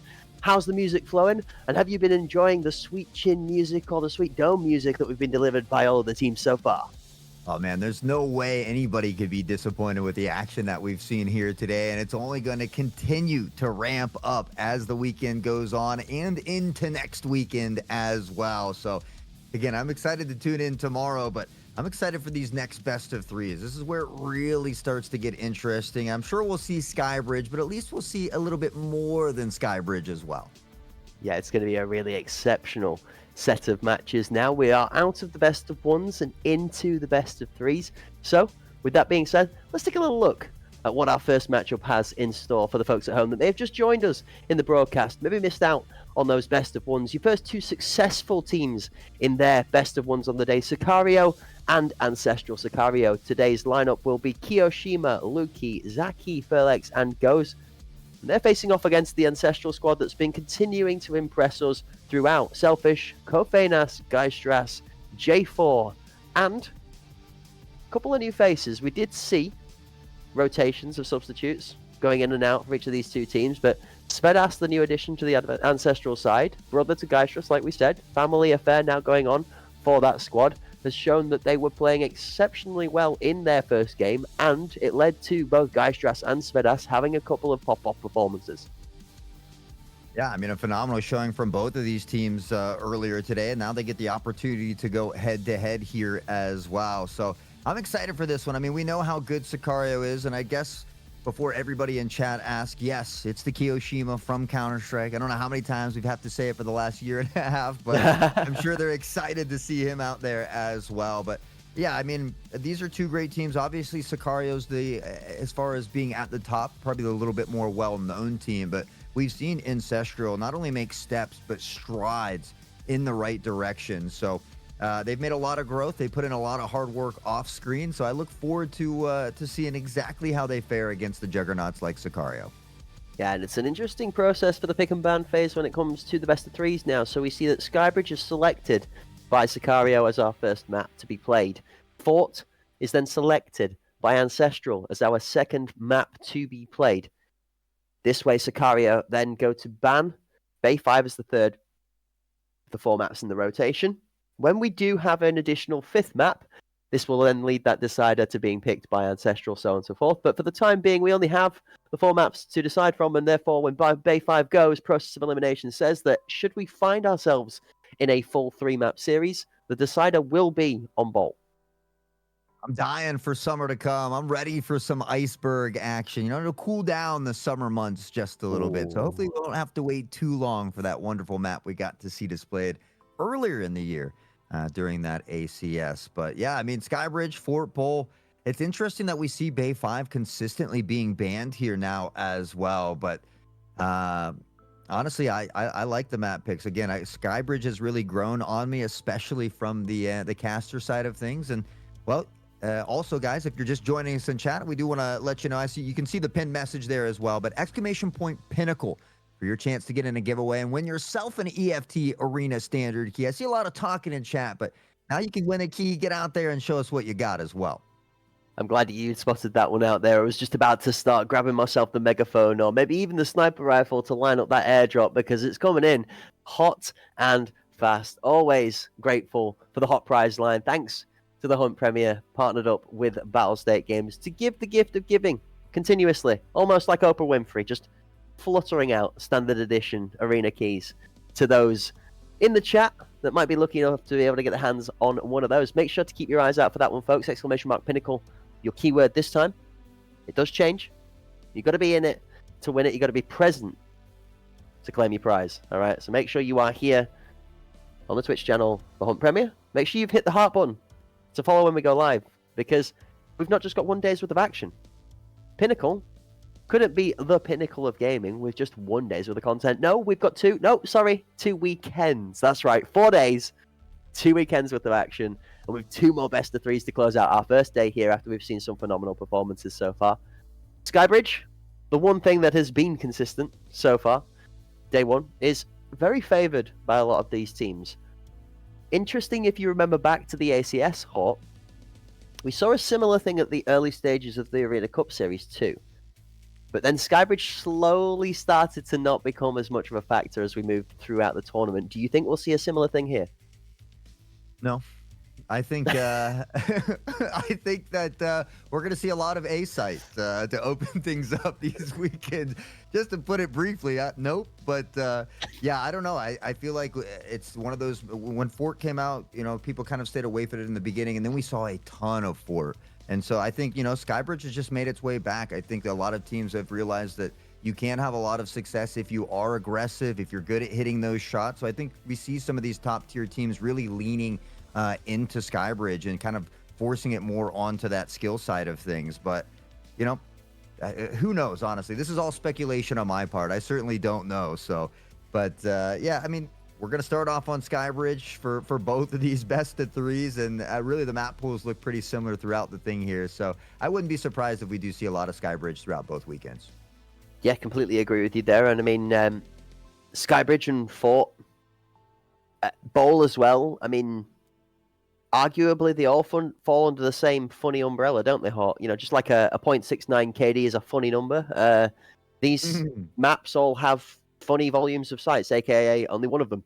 Every map only generically has an A site, and the B site is a myth, mystery, and potentially the magic makeup to being able to take an attacking side over a team that's equally skilled comparatively on that map. So it doesn't surprise me that we have an A heavy Skybridge map, an A heavy Fort map. Yes, B does get contested on Fort time and time again sometimes when it's not going their favor, but A is the play. And then Bowl. Arguably, Bowl is the most varied of the 3 maps, I think you could say, for planting on both sites. But it seems to be like teams agree, pun intended.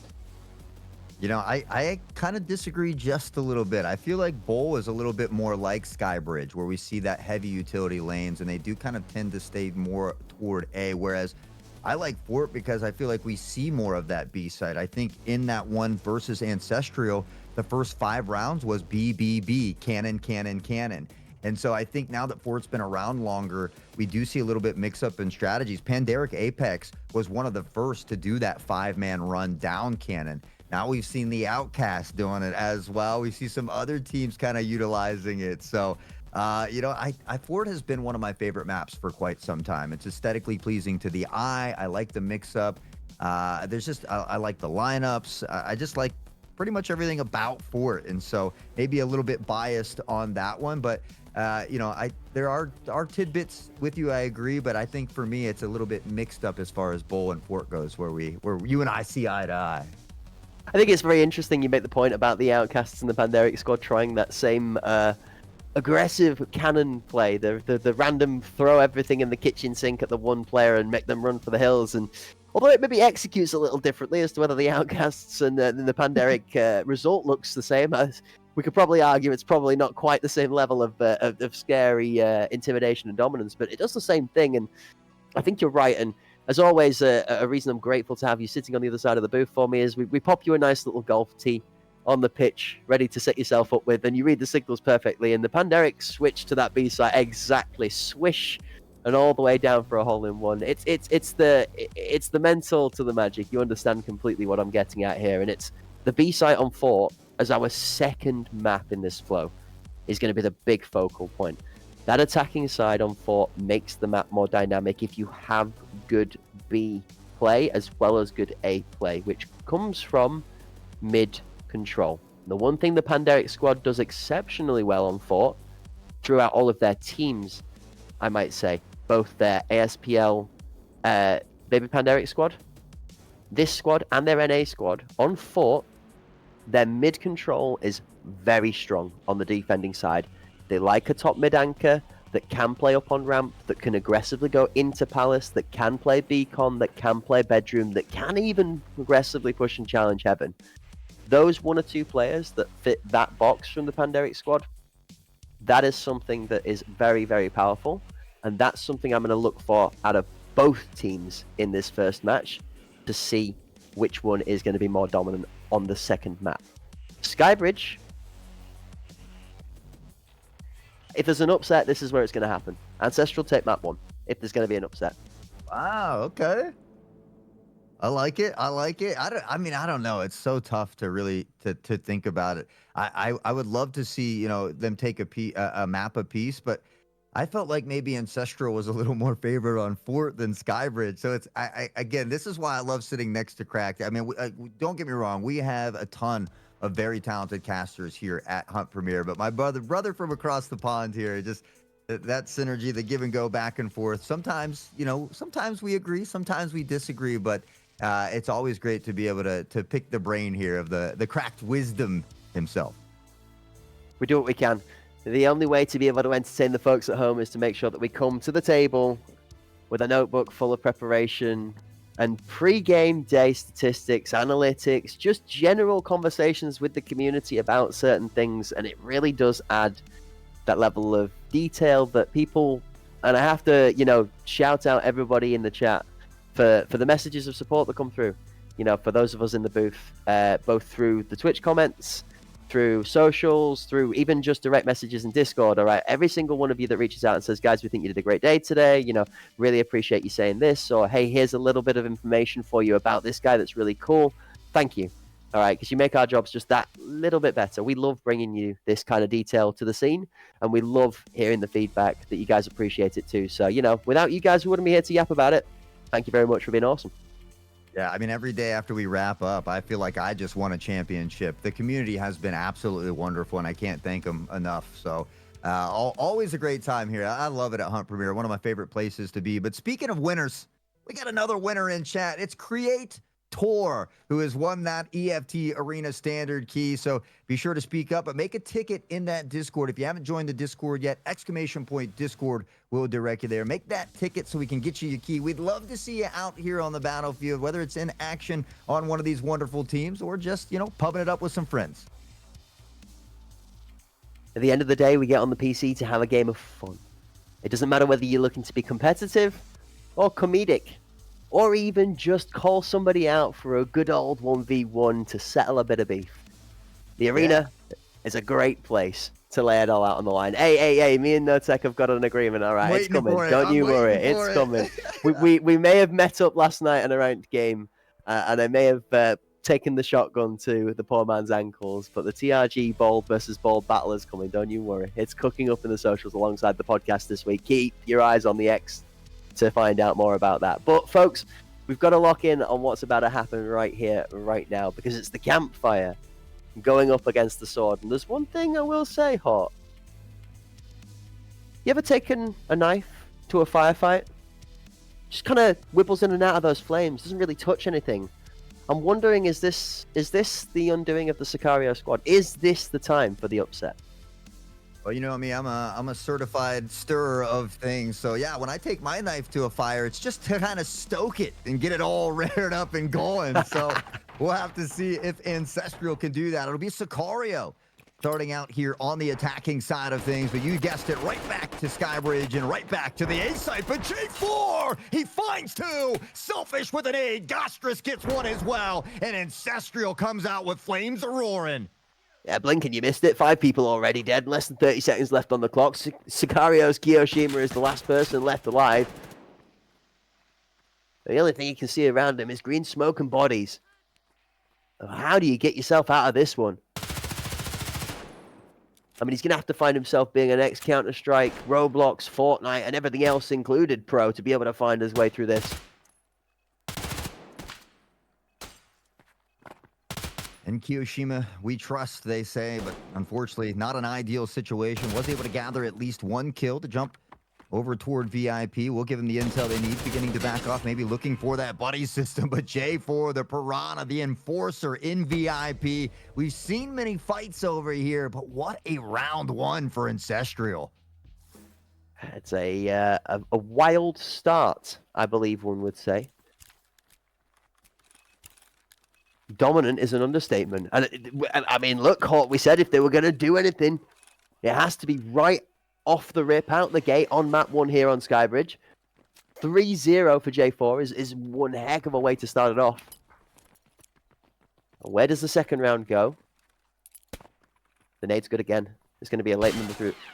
They waited it out. Well played from Sicario. They read the grenade this time, and now they're going to take 2-man VIP control.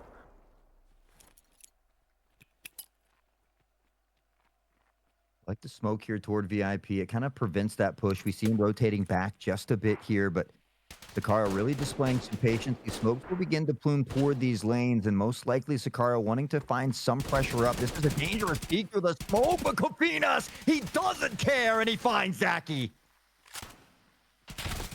So coming through sandwich, and that's going to be the end of Kofinas as the big swing finds the successors. Looking for a good trade 1-for-1 as Felix and Svedas do swap out positions.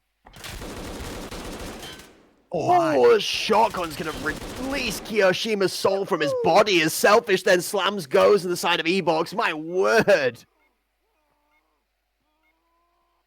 Urlex was a monster in that previous series. It's going to come all down to him now, though. And J4 has 4, but will be put into the dirt. There it is. The step, the peak, the spray, and Furlex hits it all day.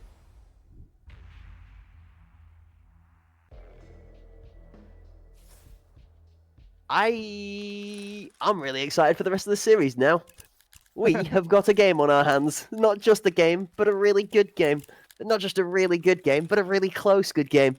And it looks like both of these two teams are going to have to pull out all of the stops just to be able to make it out of day 1 without a loss.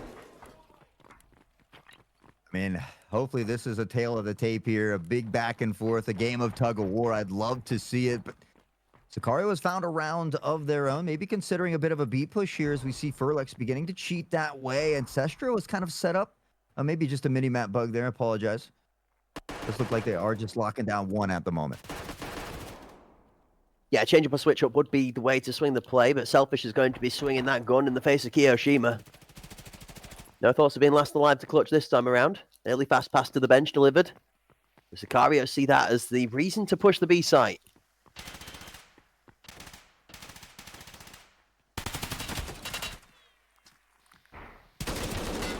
That is finding Furlex. J4 is going to pick up on the Lukey here as well. Ancestral hasn't dropped a single member yet. That device, you can see it down just on the other side here, but in a 5v2, still a little time to work with. Need to wait for everybody to get into position here. Try to find the pressure together and get the trade at a minimum. Shots ring out from Goes, but they don't hit the mark here. Around the corner of the pillar goes as Kapenas does go down. Zaki for 1 responses. All the names in the kill feed are led by Red and bled down Blue. Goes has got the better of Harvey. 2 for Guy Stress. Goes. Nuclear inside of Blue defending the site. From a 5v2 to a 2v1. Svedas gets chopped out as well, and Sicario come up with a crazy round. Look at the disgusting aggression out of Goes on the repeat for the 3rd out of that. It was so well played. The movement and the micro and the positioning inside of the train to swing and re-swing. Top tier. 10 out of 10. Unbelievably well played from Goes. I'm actually kind of shocked. I got to pick my jaw off the floor real quick. I mean, we know how good they are, but in a 5v2, you feel like Ancestral should be able to lock that down. Those are the important rounds that you have to be able to close out if you want to beat a talented team like Sicario. Going to avoid the nades for the time being here, but are making some pressure toward VIP. It's unreal, the kind of strength that comes out of these teams when they are at the top tier of their gameplay. But this is what is separating the top of the EU teams from the middle of the pack right now, and is that individual moments of great performances where Kyo has the nade on Svedas, but Selfish has got 2 in response. A good job to answer back here. Nothing to let him get out of hand. We see that device beginning to pressure on site. The jump shot doesn't connect here for Kofinas, and now the quick pop of the flash to peek. Kofinas denies the plant. Destrous with a help. Lukey finds 1, but Selfish quick to answer back, and Ancestral grabs another round. I think we're in for a big old nail biter. Yeah, 1-2, skip a few, and Ancestral deny the point from Sicario. Oh my word, these rounds are going from 0 to over 9,000 in the space of an instant. Blink and you miss it is not wrong. There's not going to be enough time for my balding flashbang to be getting involved in keeping people distracted because the action's already over. People are dead before the flashbang's left the hand. This is a crazy match so far. Look at the score lines. It is dead even across the board right now, bar 1 or 2.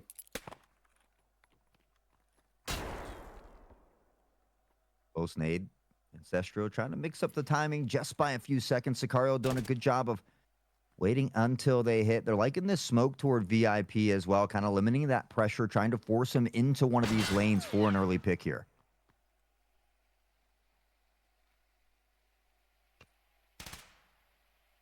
I was wondering.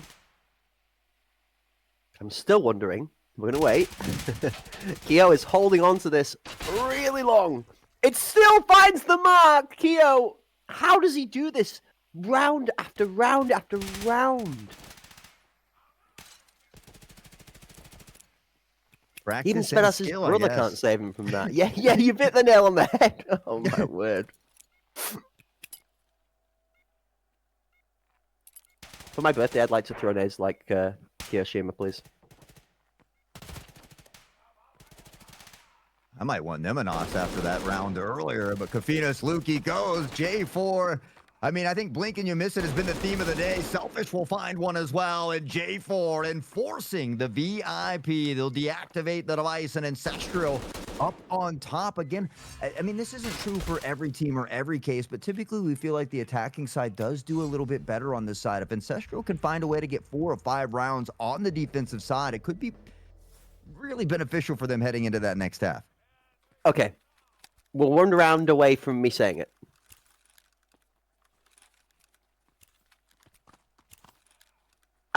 I'm hesitant. Okay, let's just see how round number 6 plays out. Okay, Ancestral have the lead.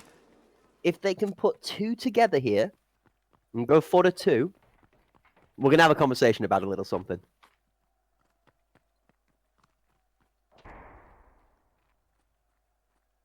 Aggressive A. Kofenas is holding on to utility here. This is a big point to watch out for. You can hear that pin being pulled.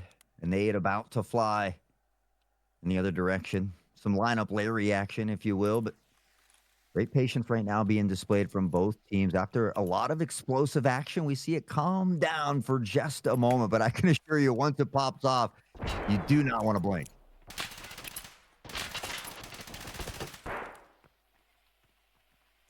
Lots of bullets being shared, but nobody's health bar being damaged. Counter smoke, trade out. Both E-Box and bench being smoked. How long do Ancestral want to wait before this retake? Goes is in the best position to defuse this. Step over, Svedas jumps, slams, goes down. That's a big pick from Ancestral.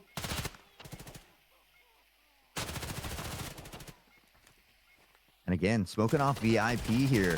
I mean, they haven't done it every round, but mixing it up. Furlex finding a 2-piece. Now Zachy steps out. All 3 of them! There's no way he gets all 3 of them!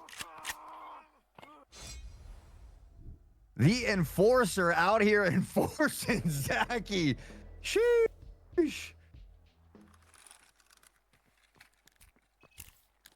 I am mind blown. There was milliseconds left on the defuse. Milliseconds. It was 1 single round from the Saiga, the full auto Saiga, from being clutched up there. Ancestral are extremely unlucky not to be 4-2, thanks to a ripper from the shotgun. Well, I mean, we've seen how deadly that enforcer class can be. We often talk about how the TRG is something to nullify that, or just an enforcer in your own side. As Kofinas looks to line up this nade toward a KFC, maybe we'll reconsider for the time being.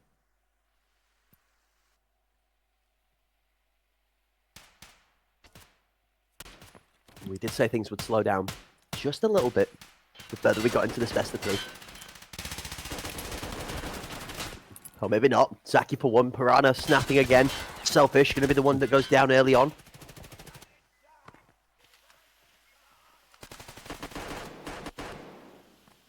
Goes trying to just cheat through this smoke a little bit. Can hear some audio cues on the other side. Now up close and personal. Does he spot one? It's Kafinas though to find Goats first.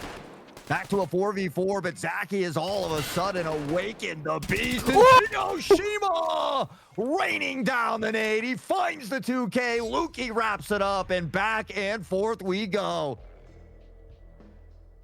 The three-man Ancestral push onto site looked so strong and commanding, but then I found myself for a moment fearing, wondering why there was nobody there for them to fight, and it's because the call had been made. Give sight! Airstrike inbound. Kiyoshima calls down the hell.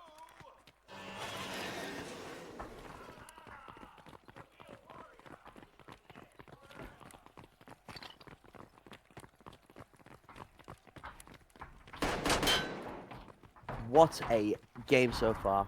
4-3, last round before the half. Sicario have one more round on the attack to really put this advantage home.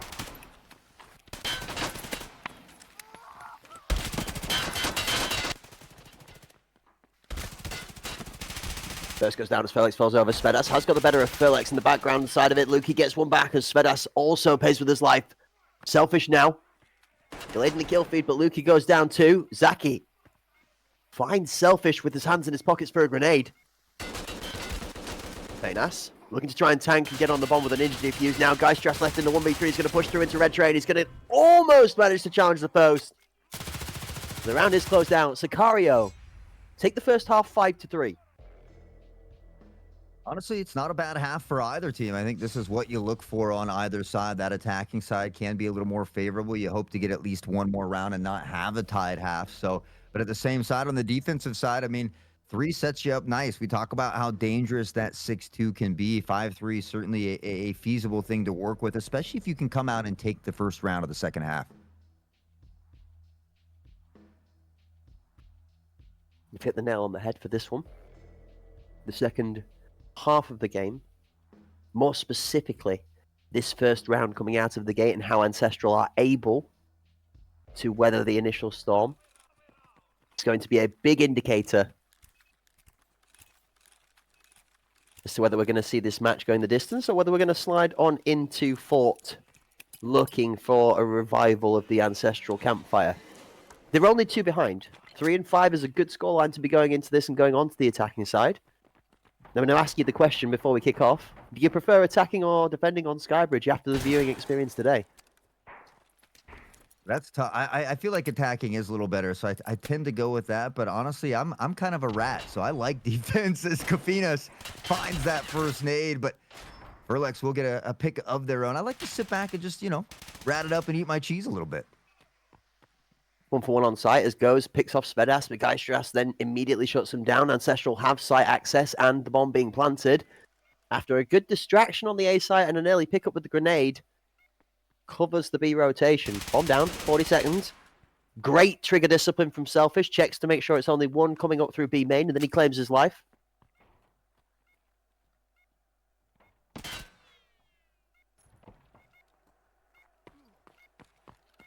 I'm taken away here. We can see Furlex begins to shift forward. Kiyoshima with a dirty snipe on the Gastris, and now it is a 2v2. Good spray here.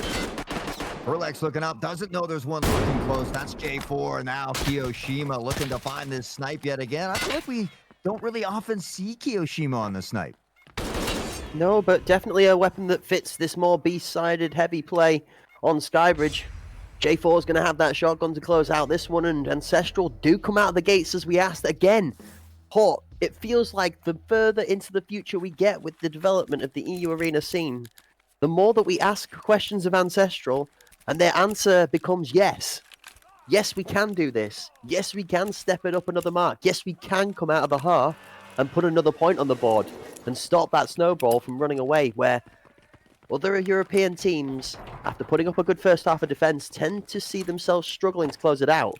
Ancestral are still down 1, but best foot forward. Looks like they're going to mix it up a bit and head back toward this B site. Goes all alone at the moment. An opportunity to take advantage of the player numbers. Selfish finds an aid as J4 picks up on Goes, and Ancestral looking to get the plant down. Just for the folks at home that maybe not quite understanding this right now, this is Sicario, the EU #1 seeded team, best performing team at the ACS, on par with Panderic, because members are dropping like flies right now. The last going down is Ancestral, with a kill from Selfish to close it out, are going to tie up this match 5-5 versus Sicario in the first map for our first best of 3 here at Pinnacle. What a performance out of Ancestral, Hawk. Going great here. I mean, they reel it back in. That's what we talked about. 5-3, a good start to that defending half. And now you have the offensive side to work with. You gather 2 rounds in a row, and all of a sudden you're tied up. And so you've got a little bit of momentum to work with, but you have to continue to play really smart Tarkov here if you want to continue to put rounds on the board against a team like Sicario.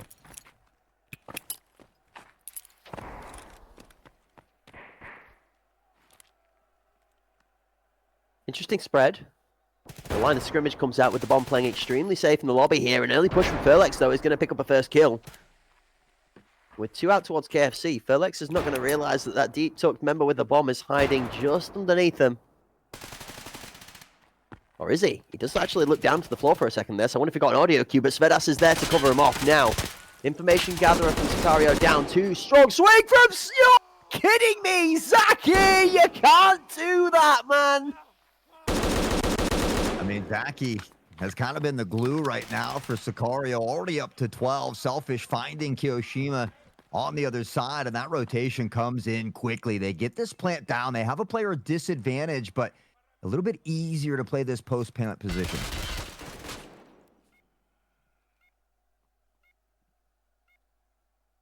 I can't believe that. I honestly can't believe that. But how many times recently have we seen KFC or VIP be dominated by a shotgun and a 1v2? Goes, does hit the shots onto Svedas as he's trying to control that site, but the deactivation is going to come through. A good attempt from Ancestral, but boy, oh boy, did Sicario pull that one back in their favor. Honestly, they needed to. That was 2 rounds in a row there for Ancestral. So beginning to pad those numbers in bunches. Sicario will find a way to throw a little wrench in the mix and slow them down just a bit. But, I mean, it's been a game of tug-of-war, a game of back and forth between these 2 squads. And you talked about it earlier. These teams now have been playing together more, practicing more. There's more competition. And now we see teams getting up to that level that we've seen Sicario at for so long.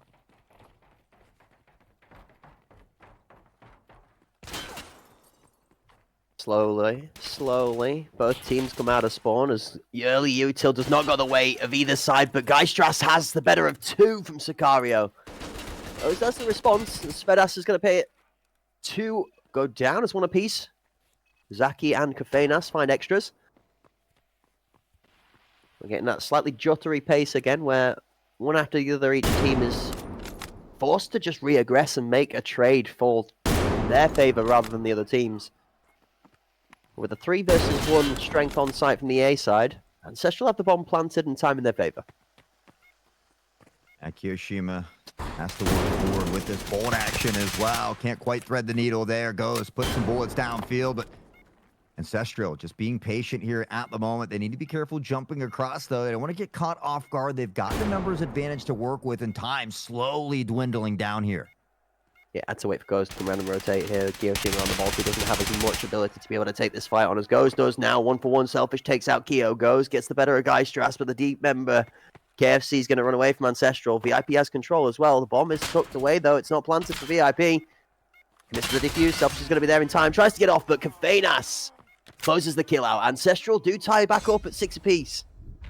I mean, this is beautiful teamwork here from Ancestral. You see in VIP, Selfish talking to Confinas. That pressure comes forward, so Confinas backs way off.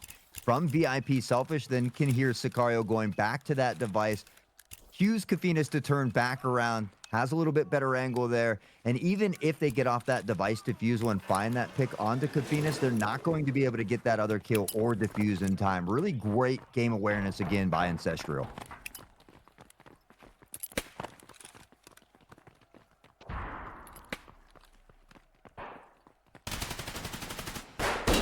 Well, 1-for-1 Geistras and Furlex pick off their members, but Zaki with that shotgun taking out J4 and KFC.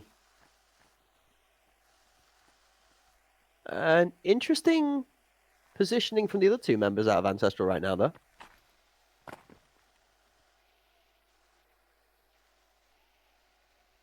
That's crazy. We get that explosive action, and then all of a sudden it just calms down a little bit here. We talk about the ebb and flow at times. I think both teams have been doing a great job of really working off of each other here to kind of take a round back and forth, but you can hear these bullets being exchanged over toward that B side. Ancestral still not 100% where they want to go yet.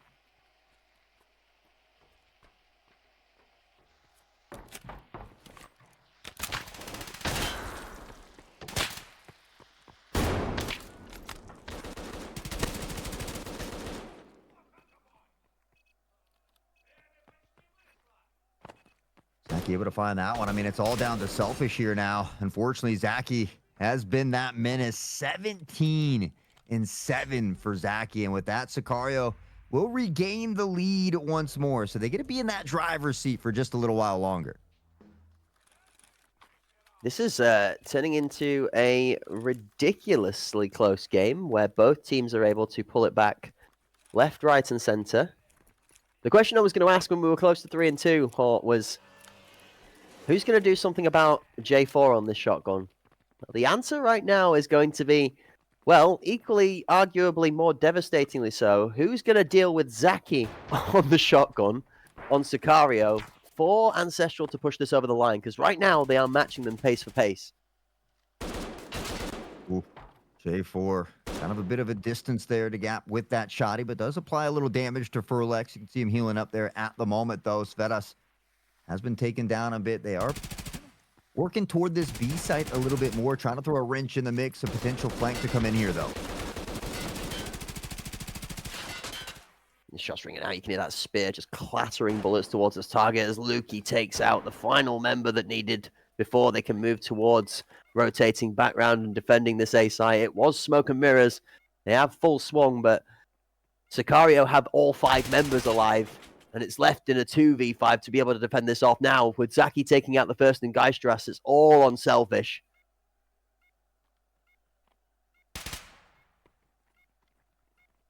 5v1, certainly not an ideal situation. Kiyoshima putting them down, and with that, Sicario will be the first to get to match point. Can Ancestral find a way to push it into overtime?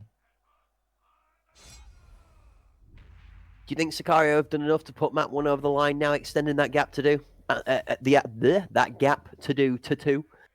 Ancestral have kept up with them 1-for-1 for the entirety of the game, but Sicario with 2 chances to put this one home. You've got to think they've put themselves in the best spot possible. Ancestral really need to nail around home now.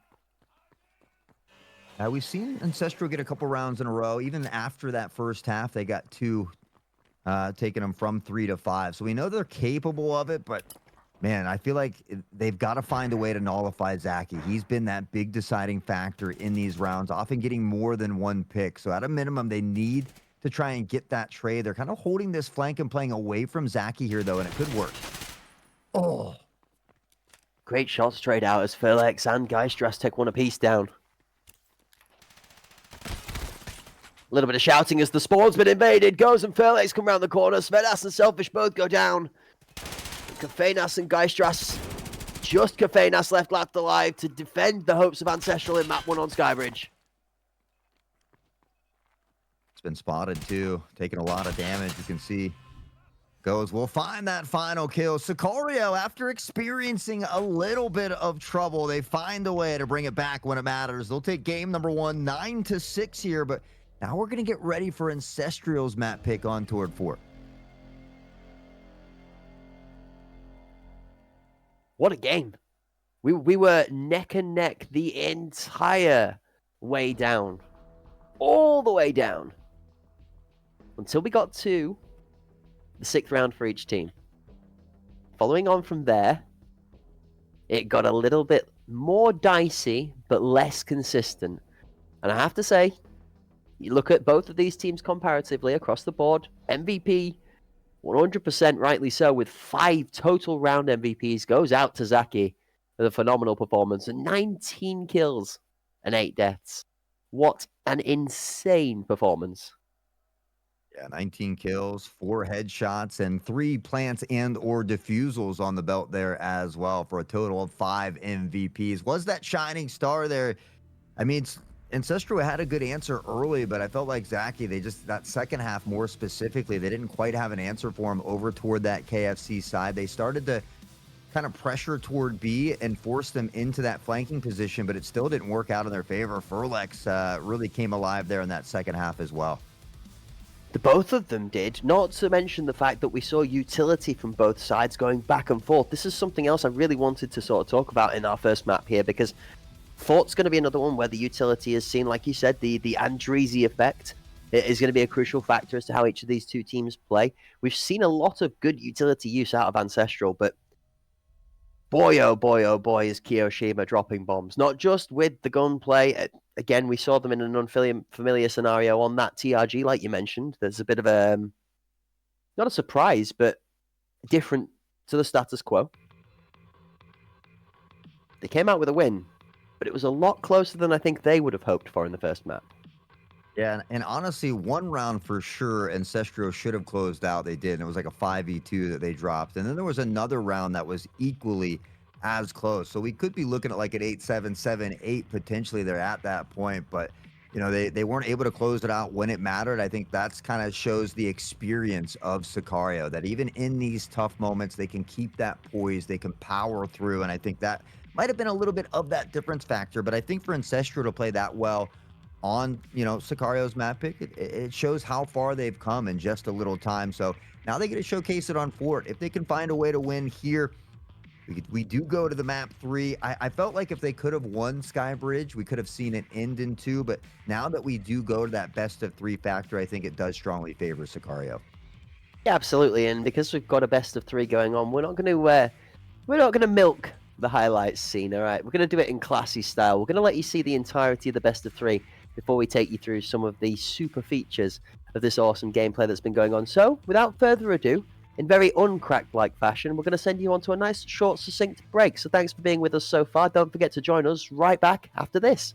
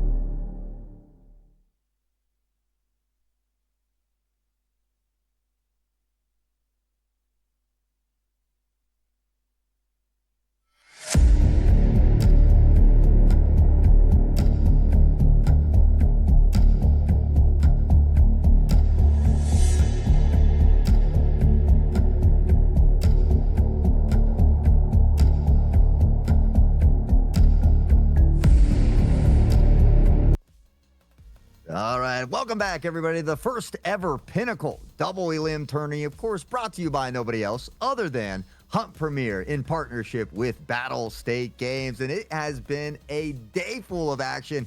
Ancestral almost squeezing out that upset. They couldn't do it on Sicario's map pick, but they'll get another opportunity on their map pick as we get ready for Fort. I'm Hot Sauce. That's Cracked Wisdom. You know him. We all love him. How we feeling about this second game, baby? I'm looking for the potential escape route out of this escape room that it feels like Ancestral have been trapped in. They've been given every tool at their disposal. It's almost like the little missing piece is just hidden behind a tapestry or just left underneath that piece of paper you never lifted up on the desk to just give you the final clue to unlock beating one of these top tier teams in the region. But if anybody is going to do it, you've got to give it to Ancestral. They have put the best argument on the table so far. I'm impressed. I am. And again, it just goes to show how much work they've been putting on off screen. The amount of growth that they have put in the last couple tournaments that I've seen has been tenfold. And so, I mean, we certainly have to credit them for taking that time to craft those skills. And the fact that the two brothers get to play together as well. I think it's just such a cool thing. And so, but I mean, they've got a tough test here. Luckily they were able to already get a win under their belt. So, should they suffer a defeat here today, they'll still get an opportunity in a couple days here to come, or tomorrow rather, in that lower bracket. But yeah, I mean, we're starting to see a lot more teams compete with Sicario. More recently, we saw Pandaric Apex take that dub in quite dominating fashion. And now we see Ancestral almost able to grab that first one. But we talked about that experience maybe being that little extra factor that allowed Sicario to keep that cool in those tense moments and come out on top. It honestly wouldn't be any part of the caster that I strive to become without the support around with the likes of yourselves and everybody else. I will say one thing, Hort. I did wake up this morning whilst dappering myself up with a nice good old chin strap, just relining the beard with the trimmer. I did find the first white/grey hair in the beard there. That one's definitely going to you, all right? That's definitely been brought in through our various working relationships so far. But I do have to say that alongside of the colour in the beard comes the constant comments I laugh at of the colour in my complexion. Well, I'm hoping that Ancestral can colour me impressed, okay? Hopefully we're going to turn pasty white bedsheet Cracked into a nice tanned-looking caster that appeals to the eye on screen. But colour jokes aside, Ancestral and that burning bright orange campfire, although a hue I might be aspiring after myself, is actually something they're going to need to look to here in Fort. They are going to need to restoke those flames, come at this second map with the same passion that they did out of the gates on Skybridge here. And if they can do that, I still believe we might have a third game on our hands. I think we all know that that's why you wear the hat, because the Magic 8 Ball has all the answers. The script is already there, and so we don't want to let you know who wins just yet. We keep all of that locked, all of that knowledge locked under that hat, just so you guys can't have the cheat sheet to success here. But I think you're right. I think sneak peek. But I think Ancestral, if they can come out swinging again early, they have a strong chance. This is their map. We saw them perform very well on it earlier against the TFG squad. I mean, I think it was like 7-1 at halftime. Now, TFG certainly made a very nice comeback, but it goes to show, I think, that they are really comfortable on bowl, probably something that they run a lot. And so if there's a map to take away from Sicario, it could start here. And I think, if you do take map number 2, bowl certainly will be tough, but that can be that extra momentum, that confidence booster maybe to propel you in that third map. And ladies and gentlemen, without further ado, our second map, here we go. Well, we were in it before we could talk about it. We were out of it in the same fashion as we had from game number 1. It hits the exact same tempo straight out of the gates in game number 2, and Sicario have scored the first point on the board before we even get to catch up with it. Well, we were hoping to see Ancestral come out swinging. Sicario says, hey, we are feeling it. We're locked in after those last few rounds on Skybridge, and we're going to just let that momentum spill over here. But Ancestral working toward this cannon side. Did Sicario take some of the notes from that first presence? Furlex now onto the Enforcer, finds one with the Flechette. Shots coming out. Furlex is piranhaing his way to success as Kiyoshima is good for 2! Small game of bowling. just outside in cannons. That one's a strike.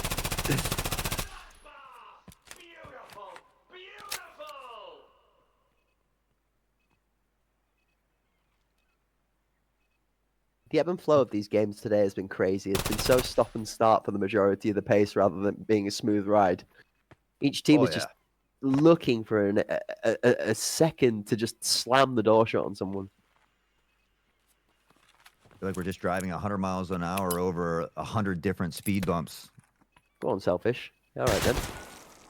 Okay.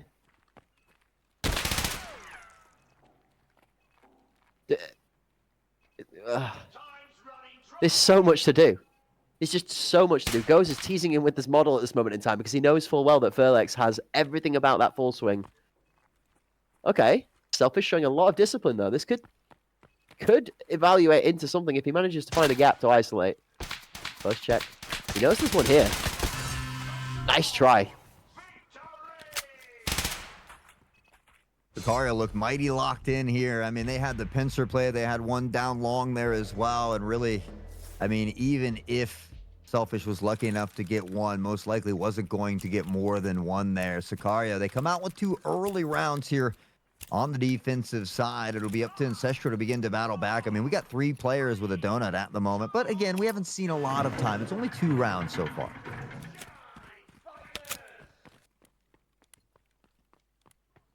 It's good to see that Ancestral is still, even in the 1v4 scenario, still have the proactive play in the mind, the progressive play, try and pick off and isolate these 1v1s. Some good, not over-aggressive, just kind of throw it in and hope it sticks mentality, but use the audio cues, try and separate your defenders. Not successful this time. Improvement nonetheless. Ancestral looking to try and play a bit of smoke and mirrors on this one. Bomb and Buddy faking over towards A as Furlex with the shotgun has got the better of 2. The third's going to come through as Goes covers him off for us. He's having to reload, but Sicario again shut down the Ancestral attack. Furlex just continuously plays so consistently well. The decision making, the crosshair placement, all those core fundamentals that we often talk about. And already 5 on the board. It's Lukey this time to get Gastrus, who was able to topple Furlex for a moment. Lukey finds that 2 kill of his own, and Sicario is winning these rounds very decisively. Yeah, decisively is an understatement right now. The 3-0 start in this map, almost a mirror reversed scenario, like completely flipped on its head to what we saw from Skybridge, where Ancestral were matching round for round all the way down to the wire. This one looks a lot more commanding. But remind the folks at home, Hort, this was an Ancestral map pick. It was not looking good early here as Kiyoshima is going to find Kafinas, and again, it's this cannon push, but they haven't been exploding up cannon like they were in that first series against TFG. It sounds like or feels like they're a little bit more reluctant or just kind of respecting them a little bit more. I'd like to see that confidence exuberated again. Lukey, everybody else on the back end finds a couple as Gastrus does eliminate Kiyoshima as they look to pressure toward the B site. 2 versus 4 is still a very sticky situation. I mean, Selfish barely had any health left after Verlex finishes that off. It's all on Gastrus. 1 versus 4. And the bomb in a tough position. He does swing for the first claim bomb control.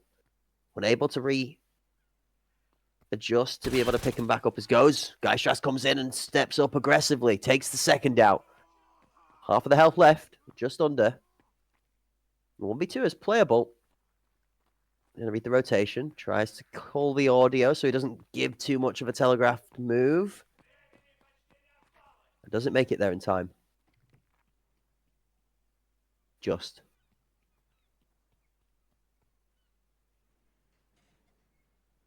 Zaki just being patient here. Lukey has 5 kills, does begin to heal up a bit, and now they can look to work with this buddy system. That device goes down, though, and I mean, Gastrus at least an opportunity for a 2v1 clutch here, but certainly not an easy task. Yeah, I mean, Zaki just absolutely deletes him with the shotgun at distance. It's 1 with a home in the dome. And the Piranha snaps any thoughts out from Ancestral again of success here in round number 4. Piranha, the flesh eater. Zaki I mean, from MP7s to Ash 12s, it doesn't really matter. Now the Enforcer class has just been a force to be reckoned with. But you take a look at the whole crew, and even though it was Zaki holding it together last time, 2, 3, 4, 5, 6 in a row, Zaki, Keo goes, Lukey, Furlex. I mean, they're all putting up kills on the board. They're all filling their role nicely. They know that they have a job to do, and they're getting it done near flawlessly. Such a drastic difference from the first map. You can't help but feel for Ancestral a little bit. I mean, Geistrus is tearing it up again still, but the rest of Ancestral at this moment in time, other than Self, is struggling to get on the board. Svedas the first down as Lukey steps up for the first kill, and it's going to be Zaki again on an aggressive play with the shotgun that's picking up the second. Man. So the background is being littered with atmospheric snaps. You hear 3 or 4 shotgun shells, and there's another name filling the kill feed. Ancestral maybe wanting to go back to Skybridge here. A lot of these teams, maybe they've been playing it so much, it's all they can see, eat, and sleep at the moment. But we saw TFG make a crazy comeback earlier. There's still time for Ancestral to begin to work back in it, but they're going to have to start putting rounds on the board here soon.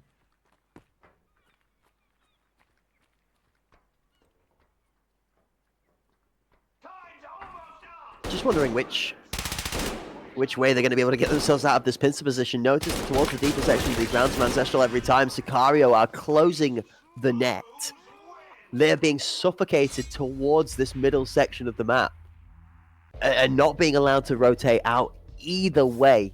Sicario are playing an exceptionally aggressive defensive side for the first half on Fort.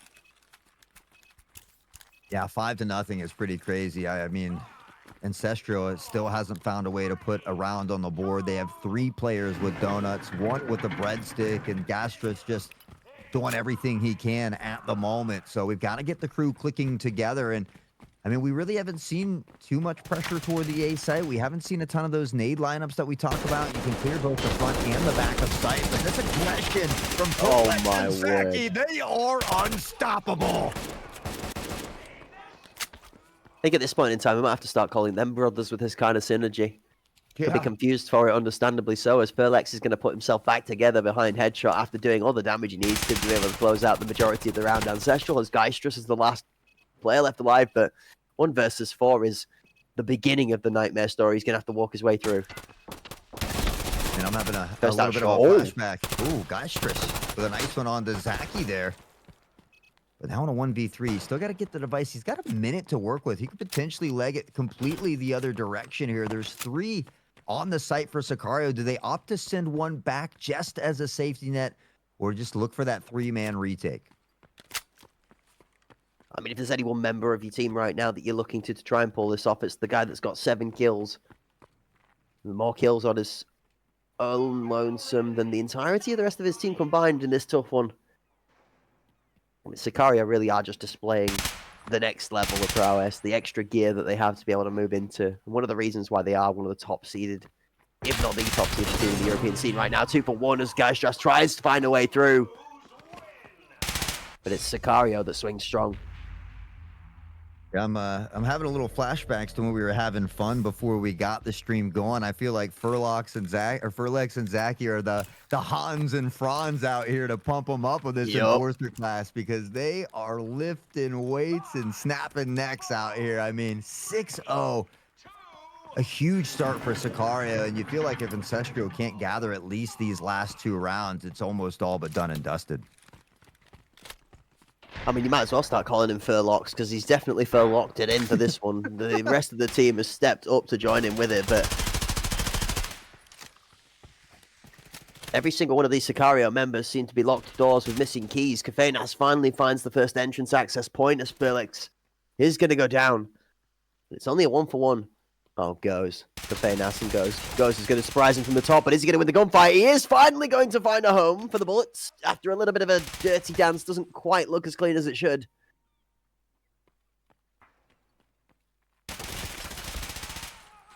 Hold up. Nearly. Almost Counter-Strike 2 outplays coming out of Keo. 1 for 1. The Svedas does hold his ground.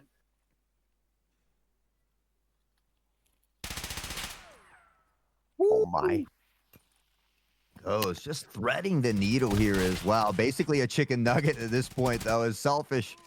We'll dip him in the sauce and put him down the gullet here, but now on a 1v2, Selfish gathering 2 kills on the board. Has to get through Zaki and Lukey, both incredibly talented players here. They've heard this rotation in as well. The audio cue is there, and Lukey looking to meet him. Yeah, Lukey's met him on timing. He's definitely ahead of the tempo this time. Selfish cannot physically cross to plant the bomb because Lukey can close the gap in time to kill him whilst he's planting. Selfish has to look for the first pick. He does find it. This is a great set of shots from Selfish. Now he opens the rotation all the way back. He has to hard commit to this now with 20 seconds left on the clock, but he's going to have time to get through Beacon to plant. He's going to give himself a chance of the way out of this. Ancestral looking for the breadstick again, Hort. This could be the ignition. That spark to be that spectral fire. Can Selfish make it happen? He's thinking that it's maybe coming from Spawn, but Sicario has wrapped around on their own little flanking play here. Time maybe in the favor of Ancestral, but health slightly favoring Zaki. And man, after the way Zaki's been playing today, it's hard to bet against him. Oh, and look at this as well. It is CBJ MCX versus the Shotgun Enforcer, and Selfish's Thorax is not in a great place health-wise either. This has to be played exceptionally well from Selfish here because he does not win this fight in about 2/3 of the situations as to how this plays out just because of how the kits match up. Over and across he goes. He jumps, swaps position with 8 seconds left on the clock. He's managed to do it. He's closed it out. There's no way that Zach can get the defuse, and Selfish has claimed Ancestral there first on the board. Good discipline and patience and a well-played round out of Selfish, including some exceptional shots. Will kick Ancestral off. I mean, they need it. They desperately need it. They finally get it. Can they build off the back of it? That's the big question. I mean, Gastras has 7 on the board. It's certainly not for a lack of trying, but Ancestral just hasn't found ways to win these rounds. Sicario has just been looking like that monster here on Fort, which is a little bit surprising being that it was Ancestral's map pick, but I don't know what happened at the end of game 1 for Sicario, but it seems like they haven't been looking back ever since. Great to see Ancestral continuously trying to apply this pressure as well, even being down 0-6, still not letting go of the ball, not dropping the ball or over-aggressing, but trying to put something constructive home. Kiyoshima is about to find himself under a lot of aggression as the double stack towards the A site comes sprinting back for support from Sicario. Spawn swinging a set, going to find Svedas, never mind, Loki drops a bomb and allows Kyo to swing onto cannons. That's 2 down with great constructive utility and gunplay, brings out the 3rd as Perlex folds him with the Piranha. Yeah, Gosh just kind of peeking a little bit before that reload animation was done as well. Goes is going to find Kafina's J4 in a tough spot. Kiyoshima will help him out a little bit and take out Goes as J4 answers back to Kiyoshima, but Zaki says, peekaboo, I see you reloading, and well, I'll one-up you here. In the dirt they go, 7-1. Sicario just 1 away now from match point. And Furlex, the 2nd game in a row, is into double-digit kills with a very low death count. Great performance out of one of the members that we said through the ACS was slightly underperforming in comparison to what we were used to seeing. I wonder if it does come down to the shift in the meta. We spoke about this with quite a few TRG players behind the scenes, and the people that have chosen to use the shotgun or people who have defaulted back to assault kits or scout kits. And this TRG, you have to be at the top level of your gameplay for it to be worth picking to be impactful. And people, I think, are definitely understanding that the shotgun provides a much higher conversion rate with a much lower skill cap required for that. J4 finds the first, but Furlex, the shotgun versus shotgun, will pick up a member of their own. I mean, already getting this quick plant down. They've got control towards spawn side. Furlex continues to let the Piranha sing out, and again, breaking ankles here as they fall to the floor. They've got the player advantage to work with. 40 seconds left in this one as Ancestral trying to make something happen. That's the one thing that being able to dip and dive and strafe your way through the bullets doesn't do very well against a shotgun. Is it doesn't matter how much of a 3D Worms expert you are. Shotgun sprays. It does damage. Distress is going to find one of the Furlex. Lukey is going to pick up the wrong colour before then going down to Selfish from cannons. That's going to allow Ancestral to be able to put another one on the board. A slightly miswayward back end of the round from Sicario shows that Ancestral will not allow mistakes to go unpunished either. Comeback season? Question mark? Brazil? We've been there. Yeah, I mean, I'm flashing back to, Ancestral now getting a taste of their own medicine for what they did to TFG, and I feel like Ancestral has the ability here to put some rounds on the board. I just don't know if they have the ability to get 7 rounds before Sicario gets 2 at this point. You've hit the nail on the head, 100%. It's getting to the point where it's like, 5 rounds in a row to be able to tie this back up is so much to ask without dropping a single round and putting Sicario onto match point. Nate destined for mid, he doesn't find a place. Felix gets slow on the rotation now and does end up getting taken out. Lukey, though, however, is able to clean up where teammates are leaving a little bit of space and finds 2-piece onto Con.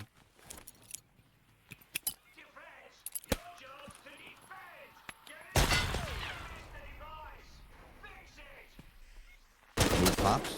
They've got the player advantage. Zaki right back to Zaki things here on this Enforcer class. And now Selfish just trying to clear out cannons here a bit. Dancing around, maybe looking to bait out a pre-fire here as well. But they've got the numbers once more. Kiyoshima finds Selfish, and Svetis, who's only got the breadstick in the kill column, now has a 1v4 to deal with himself. One way to fix a breadstick is to put yourself in an impossible situation, although getting out of it is exactly that for a reason. Impossible. Good effort. But Sicario are going to close this one out, move them to 8-2 on the scoreline, and match series point.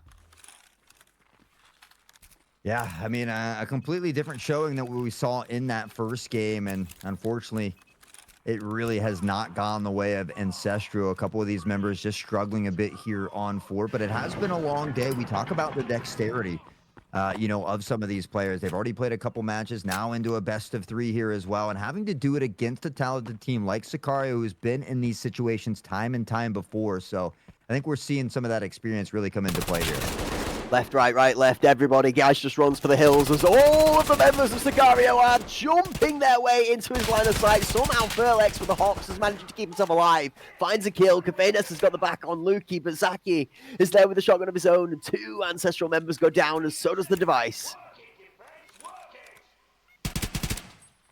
Shots ring out here toward mid. Selfish trying to work forward. Has to deal with the smoke. The shot's just a bit high there. As Goes does find Svetis, and now Sicario 2 kills from wrapping it up. Selfish doesn't have a ton of health to work with either. Furlex is going to go down, though, and now things become a bit more feasible. Kiyoshima, unfortunately, finding J4 there first, and Sicario will solidify the dub. They put on an absolute clinic here on Fort. Yeah, I think that maybe Sicario, in between map 1 and map 2, felt a little bit offended by how heavily they were challenged on Skybridge on their own map pick, so they decided that it was time to turn the tables and hit the opposing map pick with an equal amount of question marks. So I think the question mark pings in this one, for any of you League of Legends fans out there, they'll get the reference. It might have sounded a little bit like a question mark ping of missing, as for the first 6 or 7 rounds of Fort, it felt like their opponents were missing, as Sicario smoothly cruised to a 6-0 lead and closed the game out 9-2. Ancestral looked exceptional in map 1, but were not able to run the gauntlet against the EU seed number 1. Yeah, I mean, I'm still happy with the progress that we've seen from Ancestral from game to game, from season to season. But yeah, I think, some of that experience, some of that comfortability really coming into play here for Sicario. That first one was so close, but in those last few rounds, we saw Sicario really buckle down, lock it in. It began to trickle over into map 2, and honestly, they had no intentions of stopping anytime soon. An absolute cinema put on by Sicario in that second map. But again, we tip our hats to Ancestral on a job well done here today. They'll get a second chance opportunity still yet, and so I look forward to seeing it. Again, I'm really excited for these lower bracket team runs, so I'm going to try to catch as much as I can tomorrow in between my other stuff. Yeah, and I'm not one normally to talk too much about other broadcasts and stuff whilst we are trying to, steer the leading flagship of competitive Escape from Tarkov Arena here at the Hunt Premier, with that partnership from Battlestate Games that have locked us in with some, adamantium rigging on the sails to keep us smoothly sailing without all those, treacherous waters that can throw you left and right. I've got to give it to Battlestate Games and the combination of Hunt Premier, Philbo, and all of the crew that work together to guide this. I mean, you can't become what the Hunt Premier has become from its grassroots without just being phenomenal at what you do. So it's a W shout out, to the work that goes on behind the scenes. Philbo absolutely killing it out here and putting every moment of effort into it. I'm not going to lie, we speak about bumping into each other across the scenes, right, Hort? We talk one of our co-casters, Mr. Bepic, and whilst Philbo is out doing his due deeds, also bumped into him on the other side of the pond, your neck of the woods. Yeah. Took a trip in, I believe it was one of the PAX events or something. They ended up bumping heads. But, Philbo, a man that is constantly grinding. I mean, literally constantly grinding to try and better the scene.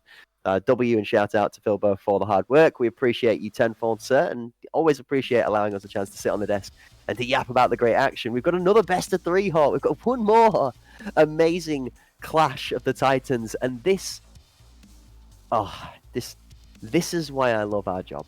Because this kind of a matchup to close out an amazing day of gameplay, this is what we live for. Yeah, and again, there's not too many people doing for the scene what Philbo does. So again, you're absolutely right. Huge shout out to Philbo, Connor. I mean, there is a long list of really talented individuals behind the scene that do not get enough credit. So please, big shout out to them. Nothing but love. But I mean, I can flash back to a year or so ago when I was just hanging out in chat typing, how do I apply to be a caster? Can somebody please let me get a chance? And it took me a week or two of that, but Philbo was nice enough to give me an opportunity, and I can't be more grateful. So I've loved the relationship that's come. I've gotten to learn a lot from you about Tarkov as well, Cracked, and honestly, I'm just honored and very thankful to be a part of something so amazing. Likewise, in chat, I hope that everybody in the chat that's been enjoying the entertainment today feels the similar way, the same way, or maybe even a better way about it, all right? And if you are enjoying what is going on in the Escape from Tarkov arena scene right now, in the competitive scene, you think that some of your friends that enjoy maybe competitive Counter-Strike or Siege or any of the other platforms that you like sitting down and talking about in the Discord channels on a day-to-day basis, well, bring them on over. Get them introduced into the game. Maybe get them into the chat whilst one of those giveaways is going on. Maybe get them their hands on a key to be able to play the game for free and come and join in with the action. Let's help make this scene continue to grow to become what we all know that it can be, which is going to be epic, inclusive, and only proven by the continual steps the Battlestate games are making to get this just to the best quality it could possibly be, all the way down to that exclusive you guys got by being present here for the Arena Cup series, all right? Remember the drop of that iceberg map, the first pictures that were given to you live were experienced here on the Twitch channel live with Hunt Premier, with Battlestate Games, all right? The first people to see it, not dropped on socials beforehand, not teased elsewhere, all right? Live for you guys, the people that mean the most to the scene, all right? The most important part, the creme de la creme, the community, okay? So, like we said, we appreciate every single one of you guys for being here, players, competitors, staff that work in the background, the production, and the people in the chat. Y'all are the best, and we cannot wait to bring more of it. We've got 3 more days, Hot. We've got a best of 3, we've got tomorrow, we've got next weekend, and then we're going back on into an HPL season the weekend afterwards. TwitchCon EU is coming up soon. Looking forward to going out there and getting to catch up with Philbo in person. Finally grab 5 minutes of the man's time and tell him how epic he's doing. Say hello to the legends that are Kano, Walker, and company like that. Looking forward to going out to TwitchCon and seeing some people. Yeah, lots to look forward to in this month alone. This is before the end of 1 month. There's too much. I'm loving it. I'm here for it. I'm excited that we get to bring consistent action as well. And hopefully one day I'll get to meet you guys at TwitchCon as well. But that being said, guys, we do need to take just a quick moment to get these players set and ready for our final best of 3 of the day. But I can assure you, you do not want to go anywhere. When we come back, we've got Pandaric Apex taking on EPA.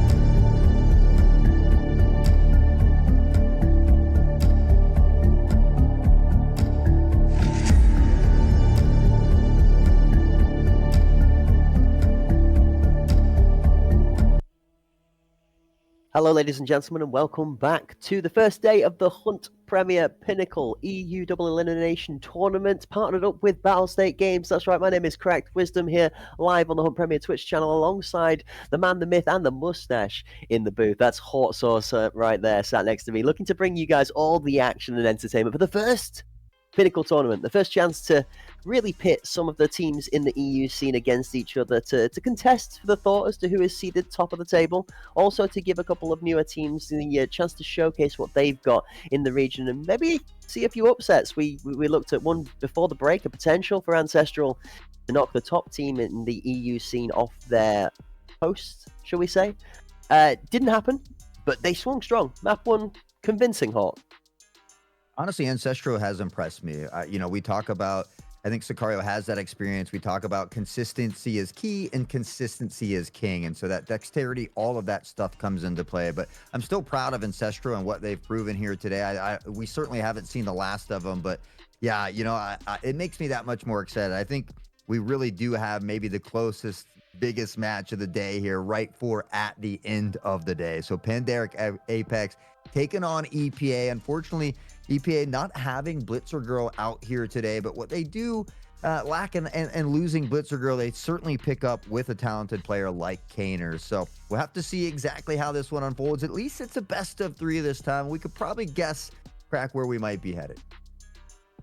I will talk about the map picks in a little minute as we get to look at the head-to-head. There's a nice sly grin on my face as we giggle at the fact that the map choices have been very similar today. But no, the EPA squad, like we said, Blitzer Girl will be taking a rest for the day, and we've got Kana stepping in place for the EPA squad. Captain Walker, IGL with Pablo, Fox, Nemo, Nas, and Kana stepping onto the field for them. Pandaric Apex are coming together as they usually do with the 2 Cs, Codex and Cacao, on that lead for the frag table there, normally followed up by the likes of Rapid, the Mind in the Madness, the Keezy, and of course, the one and only Mr. Consistent on that Balti with the TRG prowess, that Ace. It's a tough matchup player for player, where EPA doesn't necessarily have a dynamite TRG player. They have 2 very, very good entry players with phenomenal ability to play that shotgun, which is the alternative. That being said, the map picks are going to play into one of the 2 styles of play, and this is where these 2 teams are probably going to get separated rather than on the skill level, because personally, Hawk, I think both of these 2 teams are dead on even when it comes to skill.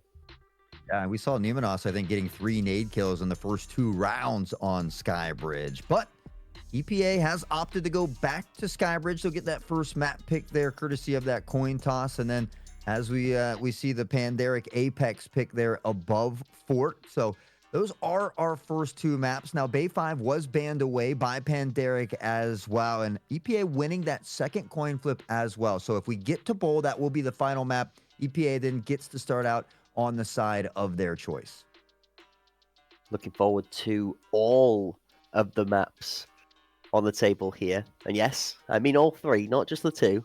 We'd love to see this go all the way down the series. Like we said, it could potentially end up in a bowl. It could potentially end up in an overtime where we are fighting to the death for that 2 to 3 round differential in an overtime scenario that goes the whole distance. But we've got to get through the first 2 maps.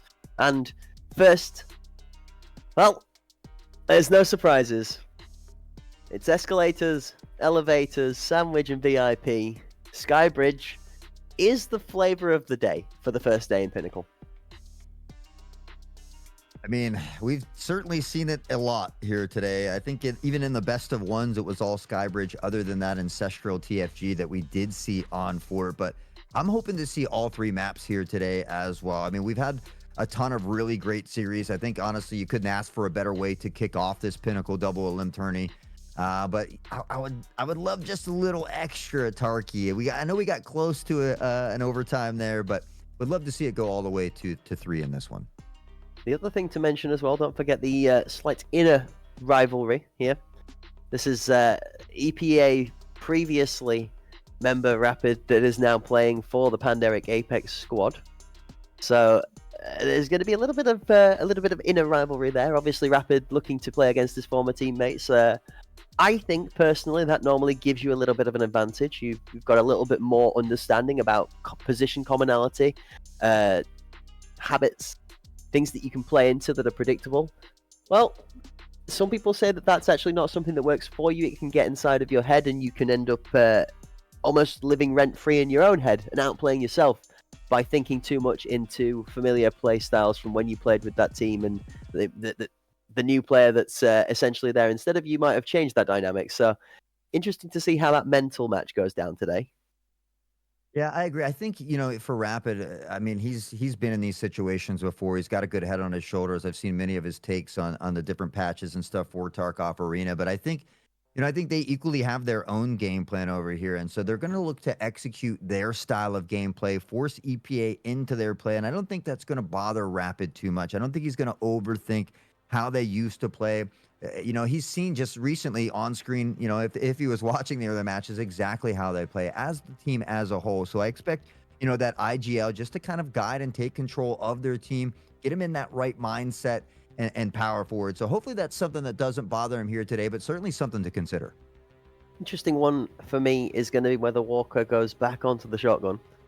We were laughing a little bit in the first match about this, where, like we said, he's been grinding away at those achievements. He's been running the machine gun achievement, where you become a machine gun expert with 1,000 machine gun kills. So I was wondering whether we might see a PKM out of him today or something of the likes, just to continue on with that trend. But no, it looks like the shotgun is going to be the flavor of the day for the leader in the CPA squad, and it also looks like it's a B-site approach straight off the rip. Oh, brother. Awesome.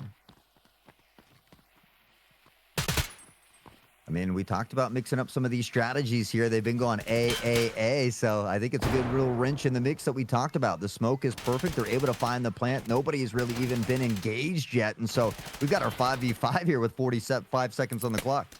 And the anchor from Panderic actually did an exceptional job. It's B for Bakizi, but he's not going to be the first inside of the action. It's actually that ace that goes down. Rapid gets the response back as Kader trades 1-for-1.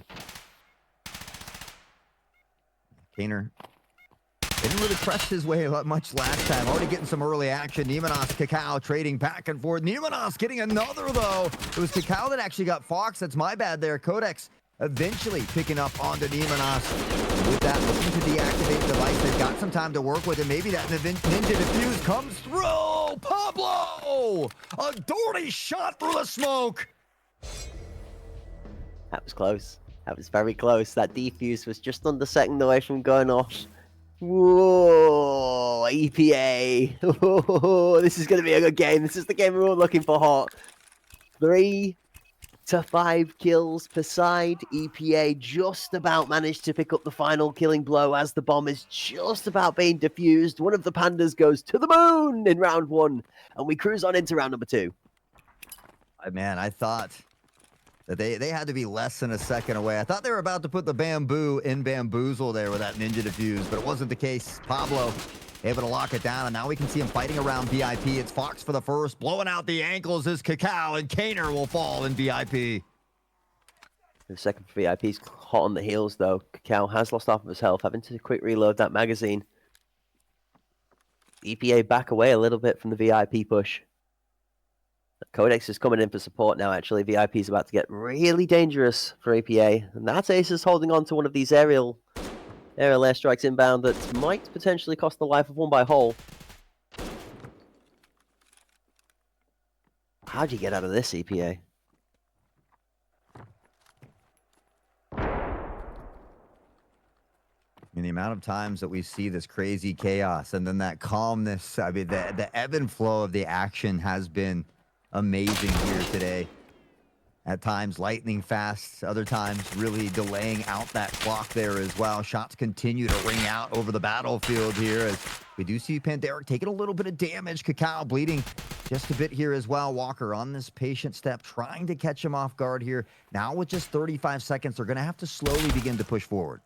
This is so hard, though, because the position of power held by 2 members in VIP is going to claim 2. Walker now from the side does take out Cacao, but Bakizi is there to trade him out, and it's such a crucial position of advantage for the attacking or the defending side on that A site is a 2-man stranglehold on VIP. Regardless of which team has that position of power, normally the tempo falls in the hands of those that take that strength. 1-1, back and forth. Will we see another relentless tug of war here, Cracked? I got a feeling that this is going to be another one of those nail biters. It is, but the question of the tug of war is which way is the bomb going to go? And this is where EPA definitely will start to stretch Panderic. Of course, the theory crafters and the Gigabrain mindset and the mental 3D chess match that goes on from EPA and planning before their game, something this team is known exceptionally well for, writing a good textbook, writing a complex textbook that catches you off guard at most when you least expect it. Speaking of which, here comes the ankle breaker as 4 members have over-rotated to heavily stack this B site. The shotgun does find Pablo, but that is the cue to enter. Rapid, the last left alive here, is going to have to be the sole defender, and Walker surely sniffs something up. You know he's waiting for it. Nemo's been told to hold the angle. Walker calls him out as Nemo shakes his head, knowing that it was predictable enough to call it out. Well played from EPA for the plant. Now with 40 on the clock, and numbers even, can they execute post-plant?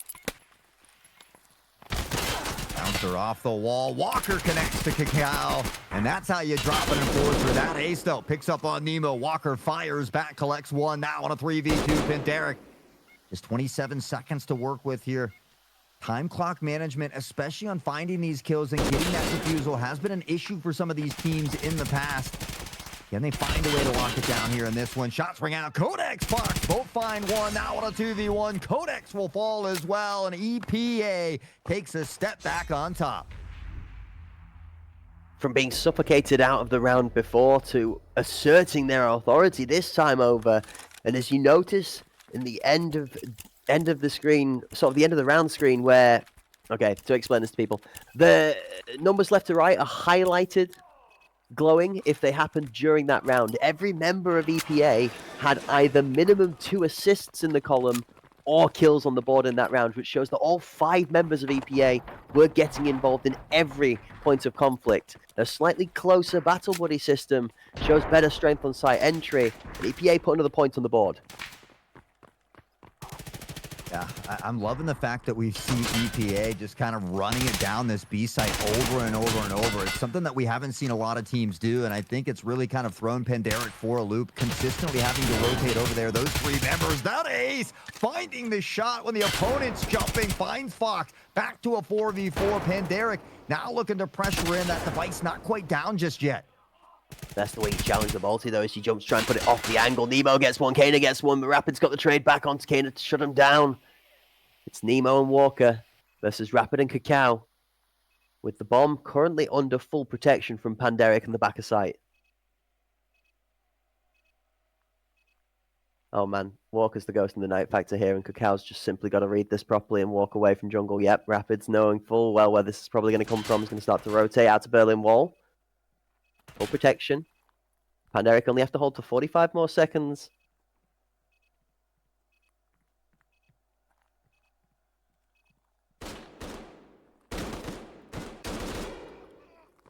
Oh my word, kneecaps get folded as Walker finds himself falling to the Piranha. Cacao puts the shotgun home, and that might just be the final hope for the round for EPA. It's all on Nemo in a 1v2.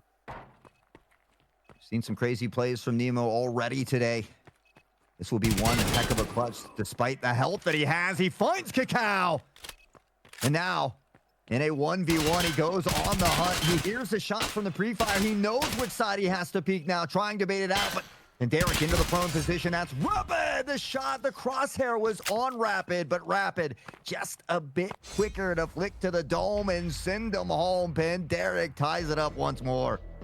It's a risky play. You're prone, you lose the ability to move about and to be able to potentially dance or matrix your way through some of the bullets. Instead, Rapid trusts the aim and true down sight. He claims the kill to close it out. EPA do level it back 2-2. After Panderic's new member showing that he's not going to let the pressure from the old squad phase him. This is a tough match. It's going to be back and forth all the way through the best of 3, isn't it, Hort? I'm hoping so. I'm loving what we're seeing already. And I mean, EPA has really just been running it down this B side. Panderic hasn't opted to really put more members over here just yet. I mean, it still worked out for him in the previous one, but I love the fact that after seeing nonstop A, we're beginning to see a lot of B pressure here. Once both teams or a team specifically shows prowess at both sites, it really does help make the gameplay way more complex as to what opportunities are open. It forces the team to be unable to double stack. Speaking of double stacking, though, Begeezy's got a double stacks with the kills on the site until Fox shuts him down. Bomb is in a tough spot, but it's Fox that's closest to it with that ace on top of the train. Rapid takes out Kana as Fox's shots don't quite find a home.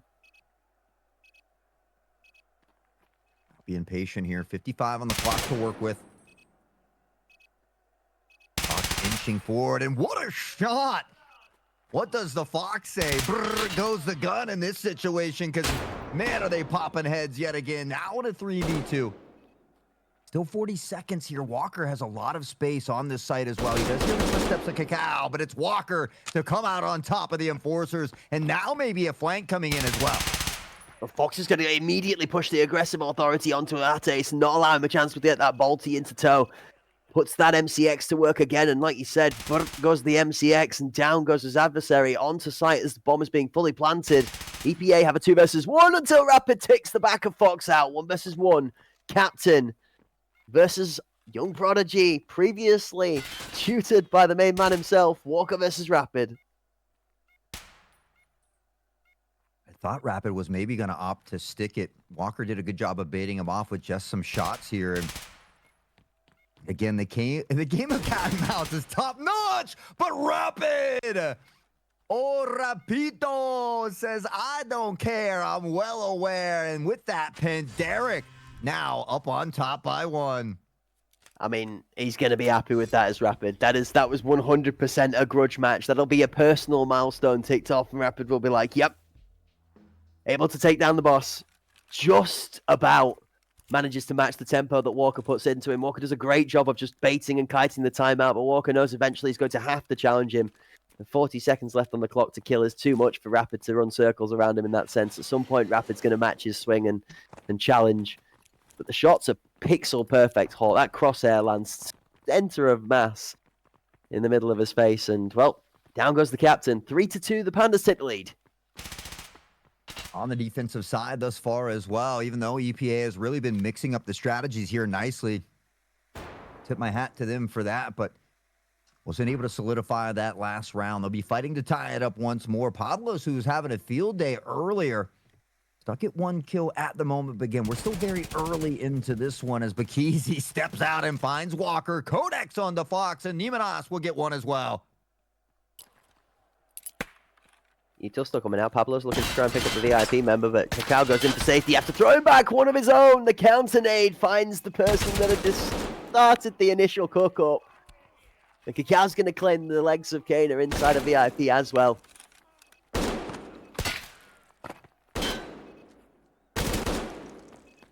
know what, Mercedes for the jump shot doesn't find it, but Rapid is going to close it out. Panderic moved to a 2-round lead, 4-2 on the scoreboard.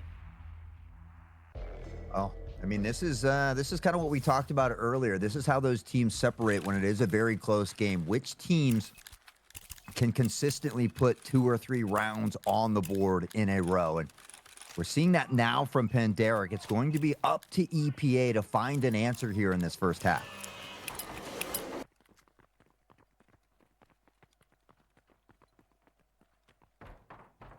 They've done an exceptional job of being able to match the tempo out of the gate so far, but a little bit of post-plant chaos has not gone their way. Good grenade use out of Panderic as well has also done a great job of holding the favors. Fox finds 1, but Cacao on the shotgun's going to get a nice clean 2-piece.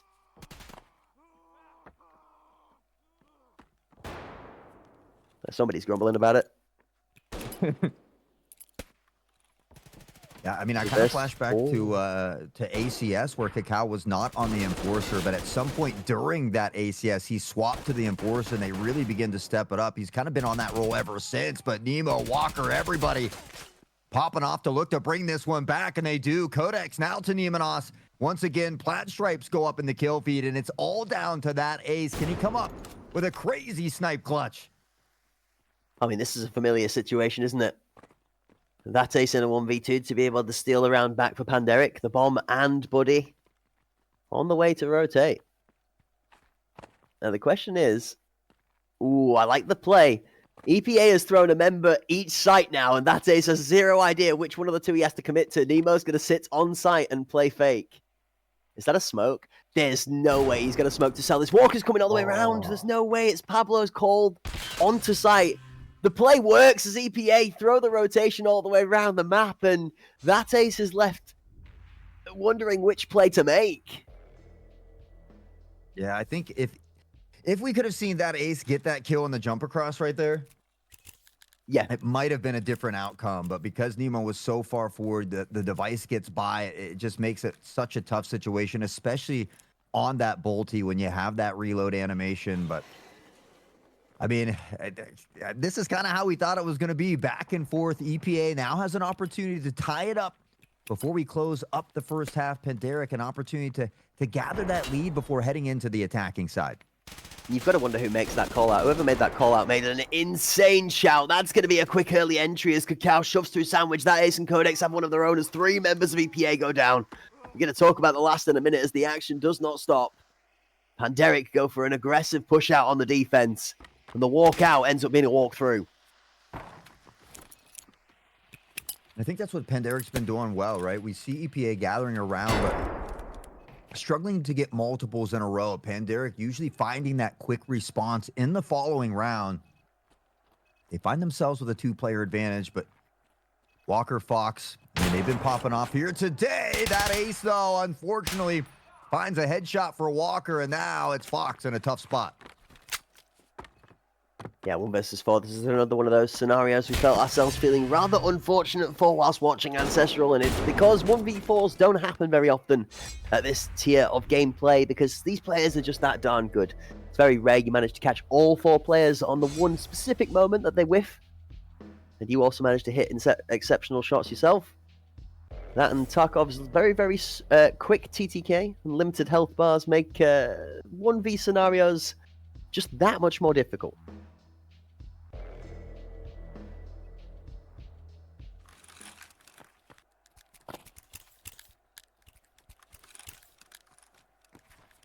Three to 5 EPA have kept themselves within it. 2-round differential right now. The sides have swapped. With Panderic on the attack, EPA are going to need to put home a great defensive half if they're going to contest for the first point in this best of 3. This is only map number 1. We will have more to go to, but as the whole nade goes off early, whoa, Cacao and Rapid both eat a little bit of that one. Early damage here as they look to pressure forward. Nemo finding the pick. Rapid quick to answer back, though. And then he finds a second one as well. Rapid has been a menace and maybe an arch nemesis at the moment for EPA as he scoops up the device. That ace threads the needle, finds a beautiful snipe shot. They'll be able to pressure on towards site here. And with that, they should be able to get this plant down relatively easily. On either side as Pablo's going to find that ace for the shot. We had the Balti go off and the wrong colour hit the kill feed from what we're familiarly used to. Yeah.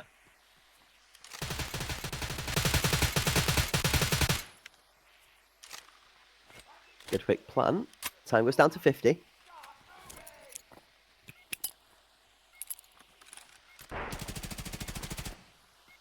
Smokes are just so oppressive here. How is anybody meant to get on site? Pablo and Kano trying to fight back and forth. Pablo does find one onto Rapid.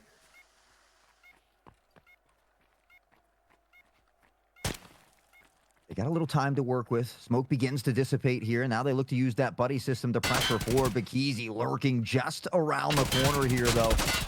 Cacao a bit deeper. The trade comes in. Bikizi gets one, but tried to tuck into the corner there. I'm not sure if you realized Pablo was that close. It's a nice pick from Pablo. Comes down to the wire, but EPA now 1 away from tying it up.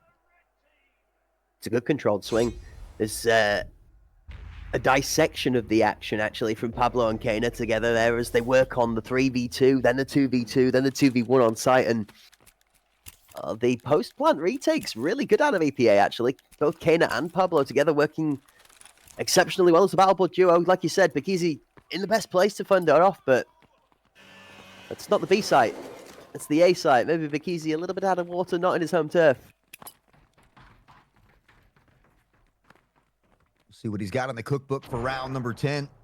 EPA, again, just down by 1 at this point, that ace. Quick flash over the top, the smoke in the face. We'll put the nade away for the time being, and with that, we'll see things slow down just a bit once more. EPA have an aggressive member pushing off of that B site to try and figure out whether they can find a way through on the flank. Heaven's about to contest, and there goes the flank.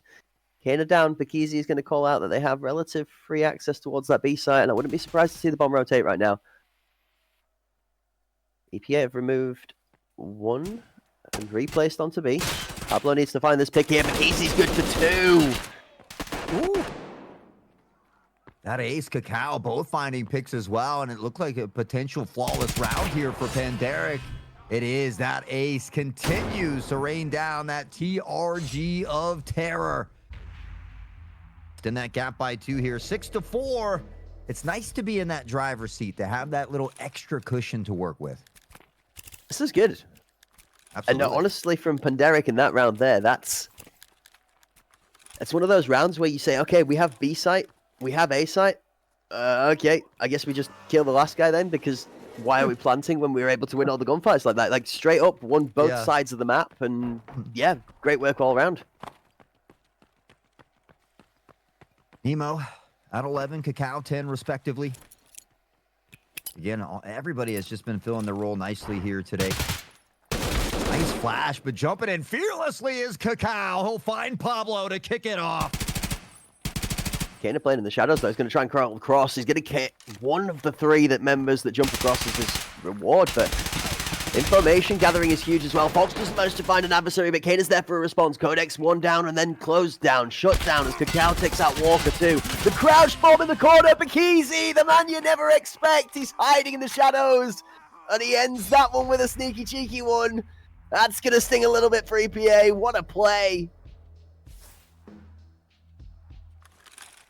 Man, Bikizi, he's always... I want to know how big that cookbook is. I mean, we got to scroll to the index here and get all the secret sauce to success. But, I mean, this is great for Panderic. They really begin to extend that lead. They separate themselves from EPA. They give themselves a little breathing room, and they're just one away from match point as well.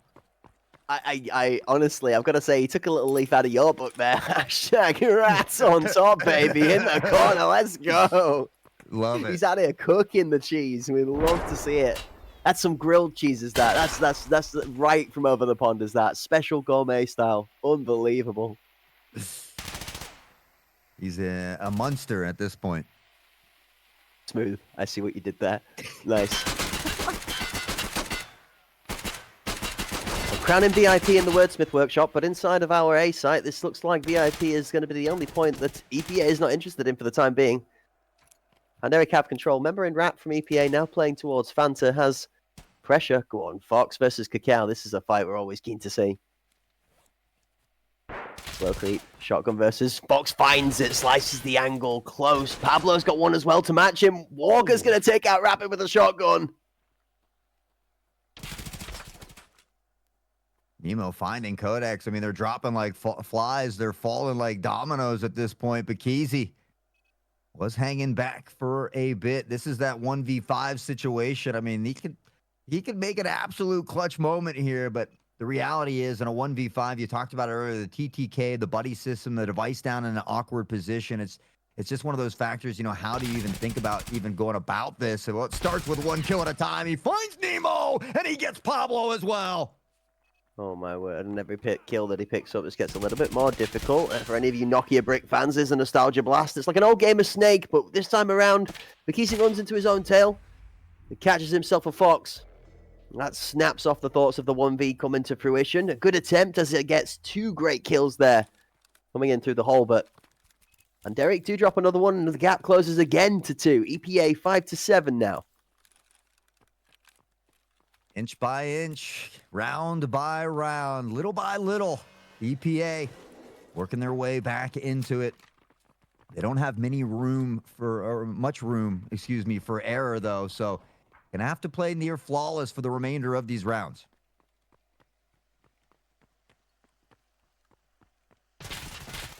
Into the depths, down we go as Kana and Pablo have one apiece with Codex, cleaning up Kana to shut down with Pablo, then taking out that ace. Codex still in the thick of things, the only member still alive, and that being the bomb carrier, he is out on an island right now with not much support other than that vocal. from Bakisi, the other member left alive with him.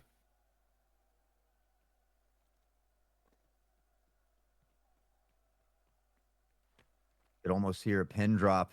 The silence almost deafening here.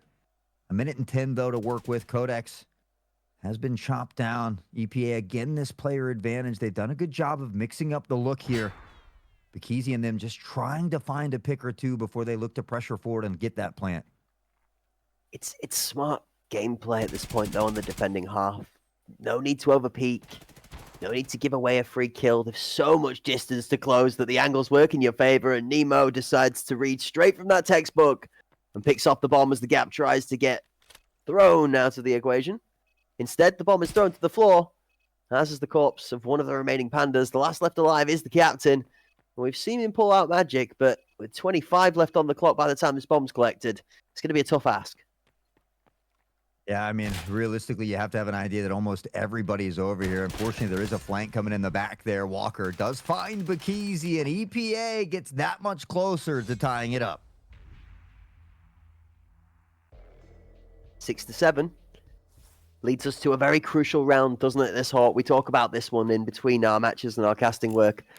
That 7-7 scoreline that is just so volatile, because not only is the next round important, but the one after it equally so, regardless of how the first plays out. One team gives themselves a chance to put it home.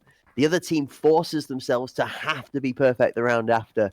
It's such a little dice roll scenario at this point in time that this one has to go in the favor of EPA if you're feeling thoughts for wanting to contest for Skybridge. Smokes begin to plume here. We see things slow down just a bit. 3-2 is the split right now for EPA. See Pandaren cautious of that flank, just kind of posted up for the time being. Maybe seeing if they can allow EPA to get a little overly aggressive, find that initial pick, but Walker picks up on that ace and already finding a great start to the round. I mean, you hit the nail on the head. The Pandaric squad are putting it into EPA's hands to make the moves over aggressive and force them to make a play. Walker does force to make the play. He gets one, but Walker is unable to capitalize on any more. Safety from the Pandaric squad as they clear their corners comfortably and cautiously. Gets rid of the member that slid through the smoke. Cacao has the back of Pablo, and it's all on Kana to save the Pandas from moving to match point in the first series. Fortunately for Kaner, he's got to step into a firing squad. He does a nice job hitting Cacao, and he had the right idea. He was cautious of the flank, but timing is everything. He looks away, has to do the double take, but by then it's too late. Bakisi has already cooked him up and served him on a platter to the teammates. Pandaric Apex, the first to get to match point in game number 1. This is crazy. Second series of the day, first game of the series for the Pandas, and they've put themselves in the best position possible. And this is one for the record books, Hawk. When is the last time you looked down the scoreboard and saw that Mr. Consistent, although everybody is consistent on Pandaric, is the lowest on that leaderboard? Was? Yeah, probably a good problem to have. Exactly. It just goes to show how strong the Pandas have been so far. This is a strong push out from EPA, though. Look at the defensive push on the B side. Oof. He's going to catch Kaner, not aware. Pablo's there, and Nemenos for the help as well. EPA answers right back. But this is the play. The one person they expect, the 3 people they don't, and the 2 that follow through claim 2 for 1. Kaner's life is given well worth for the cause. Now the push through heaven's going to be really scary. Now Codex, Nemo knows he's here, but Codex is going to have to try and find one of the 2 members that are around him to save this one going in EPA's favor. And the last of Fox's health is taken out by Rapid. 3v3.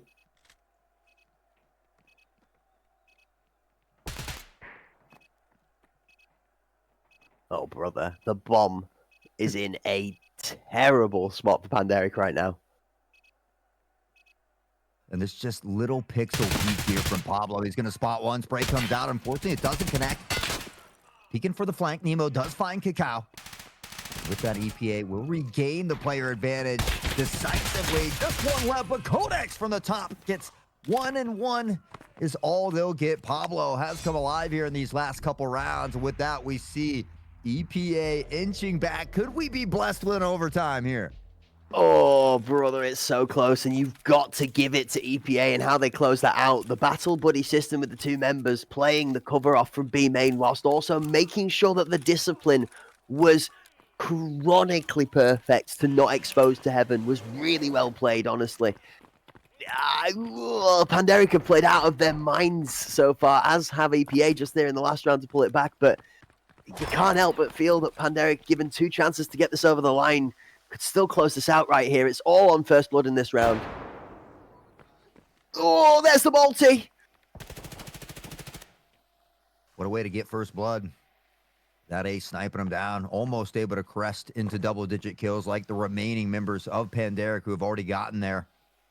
They've got that first blood, so now they can slow things down a bit. They can really look to play their, their game style here.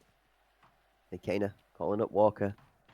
Two long-time friends within the gaming scene, played many hours of many things together. They're going to combine, and Kakáo's going to get taken out. Kana and Walker together find Kakao and Rapid. That ace does close Kana out on the back end of it, but 2 for 1.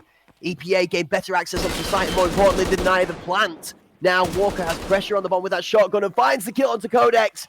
Are EPA going to be able to pull this to overtime? 3v2 and 50 seconds left on the clock. This is possible. Easy, I think, looking for a very big flank here. Fortunately, he has enough time to do it. That ace has to be careful, though. This prone position from Walker with Nemo on the other side. Fox is waiting there as well, and they find the pick. Now it's all down to Bakizi. Can he find a way for the 1v3 clutch, or are we headed to overtime? Nemo says yes, and thank you. We're there. We've officially crossed to the promised ground.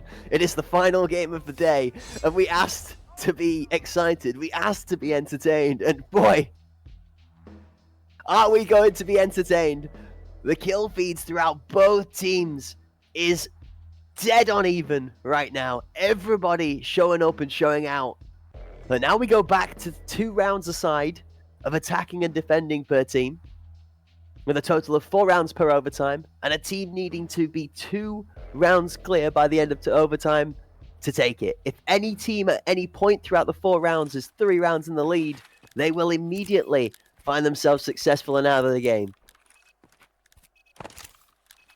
I mean, and EPA is doing this without Blitzer. I mean, Kaner is incredibly talented, but when you have those mix-ups in your roster at the last moment, it can be tough to deal with. EPA navigating that very nicely here. They found a way to get into overtime, but can they find a way to go ahead and close out this very important game? Oh my word. And this is where the mind games become humongous, okay? This is where teams will reach really deep into the pockets for those crazy plays that have not necessarily been shown just yet. You see the Bomb and Buddy playing slow towards KFC. EPA making an aggressive play towards this B site to try and force an overcommit from the defending side on Panderic. But notice the adjustment. Panderic not wanting to fall prey to any tricks or guys. They're playing extremely defensively. In fact, this is full retake. So look at this hot. This is new. They are willing to give both sides as Panderic here for confidence that their retake is simply better gun for gun. Always great to have faith in yourself and your teammates. But will it pay off, Fox? Just crawling forward here, looking for this player in the back. It gets Bakizi. Fox, that's going to be a huge pick here for EPA. And look at the read as well on the minimap immediately. Panderic's rotating one player up to the A site to check it because it's just been a little bit too long as EPA matches that timing expertly to bring everybody to the B site. A kill comes over from Fox, then Rapid trades Fox back on the rotation. Bomb being planted as a member on site. Defending does go down, but job is done and secured. 2 members through heaven are going to be dangerous soon. Kakao has 1 for Kana. Nemo and Walker left alive to defend the plant. Nemo has to be careful. Not a ton of rounds left in the mag. Goes for the reload. Rapid up over the top. Will drop him in his place here. And now it's down to Walker. Rapid has been huge this round. Walker on the peak does get that consolation prize and denied the defusal for a moment. But the moment is gone. Panderic find a way to take map number 1 here in overtime. This is wild. You look at how much it takes out of the macro gameplay and everybody in so much discipline to have to be able to execute their positions perfectly just to manipulate a numbers advantage for such a small window to plant the bomb on site. And even then, The rotation out of Panderic is just about on time to win the gunfights. It's crazy, the margins that are being pushed here for either of these two teams to get an advantage. I'm sweating, and I'm not even playing cracked. Tell me about it. Need a couple Oh, fans. here comes the boom. Here comes the boom. We're not going to get time for top heaven. Down goes McKeesey. Down goes Codex. And EPA are bringing the storm to me. I mean, I love the fact that we've seen EPA just run it down B time and time again. Nobody's really done that yet on Skybridge. You and I have been talking about it for a while. Rapid finds one.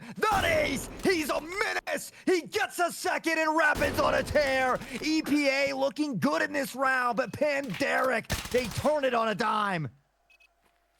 The B site was open, but then we forgot about the fact that the lanes are so long and it's just a bowling alley for the ball team. There goes the third as the Skittles tumble one after the other. That ace Rapid, that ace Rapid, that ace. And it's just a full house worth of demolition from the Pandas as they clean up what looked like was going to be a free B-side access. I mean, the back and forth between that ace and Rapid, right? I get a kill, you get a kill. Well, I'm going to one-up you. No, anything you can do, I can do better. But just insane between the two, fighting for the kills. And you're right. I mean, we saw EPA. They said enough pitter-patter. It's time to get at her. They stampede toward the site. They find 2 early picks, but Panderic, the roster's deep. The talent is real. And man, am I feeling it now. Question, is that enough to break the mental? Can Panderic put it home with 1 round now? They've got 2 chances. There's 2 map points here for Panderic. They only need to put one of the next 2 rounds home to be able to secure the first map here on Skybridge. EPA need to be flawless to extend to another overtime for a chance at winning map 1. I don't think it affects EPA's mental, but I do certainly think that Panderic now feels that confidence. They're ready to close it out. They've got additional opportunities to do so, and so we might see him be a little bit more methodical on the approach there. Pressuring B just a little bit, and Gainer finding the first one onto that ace. But they've done it again, though. This time they've sent the 3-man aggressive push off the B site, and Panderic are kind of almost prepared for this. 1 from the top, 2 from the top as Rapid adjusts to the 3-man push, and now they're going to bring the bomb back to the A site. Walker and Fox are left here to hold this site strong. And as this bomb starts to stampede towards them, you'd like to think they're probably just going to play their lives and even let them plant so that Pablo can try and get himself into some form of proximity to help.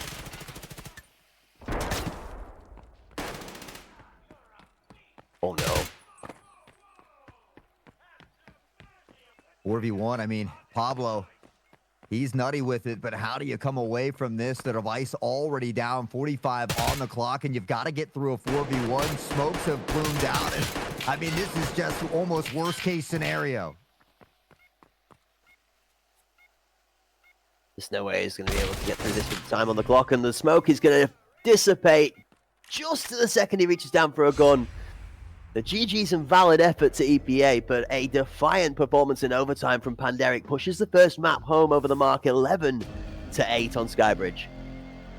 It's only 1 down in the best of 3, though. We've got at least another map to go.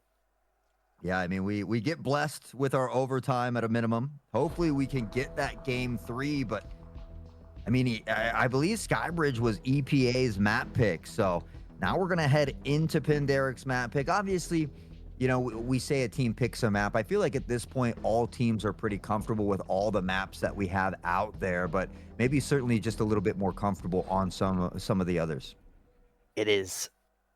It's a crazy performance out of multiple people. Rapid takes the MVP tip of the cake with a 4-round MVP total, 20 kills, 11 deaths, and 3 assists. But it's shades of highlights of everything we saw.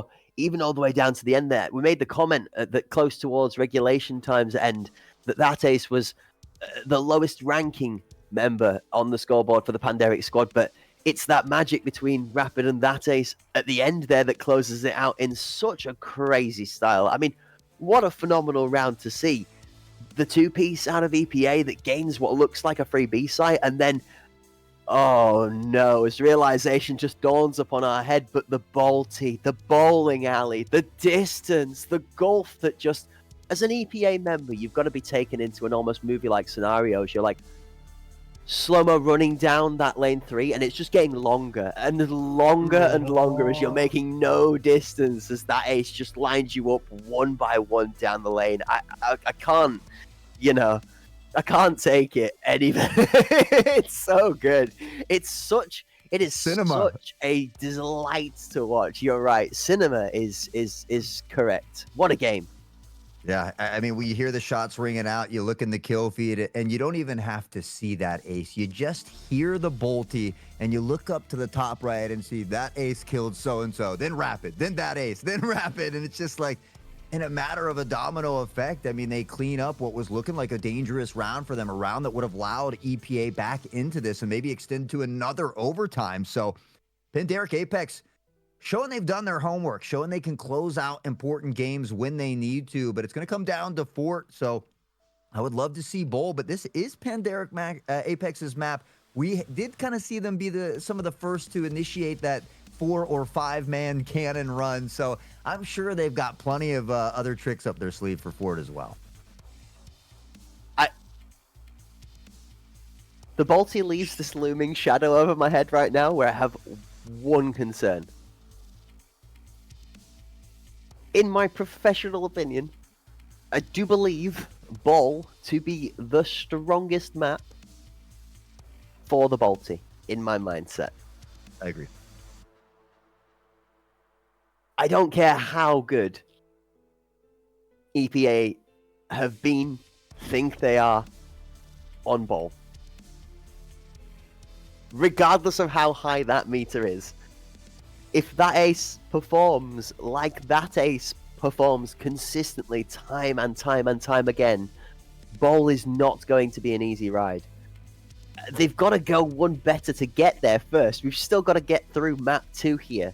But it does also got to testify why us in the caster's booth are speaking so hypothetically about a map 3 is because this EPA squad does have it within them to make that happen. Like, there is a lot of potential to get from here to map 3.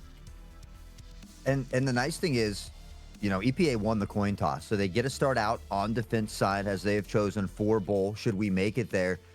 But Pandaric is so good at Bowl. We've seen them, we kind of 3 toward the A site. That ace floats back and forth between the lanes for the sniping, and Cacao literally locks down the B site by himself. We've seen some crazy aces and some 4Ks from Cacao on that B site, specifically on Bowl. And so, you're right. Even if EPA finds a way to topple Pandaric on their map pick of Fort, they head to Bowl where, I mean, yeah, it's anybody's game, but you have to feel that it does play a little bit into the strengths of Pandaric Apex. Yeah, I mean, it is and it isn't, right? That ace is a consistent factor.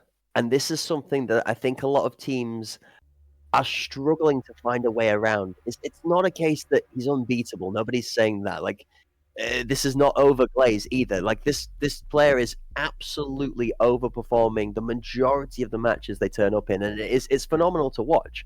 But it's also something that is playable into. The Balti has its limitations. Not the player, the weapon, and the playstyle that it forces out of you, regardless of how good that you are.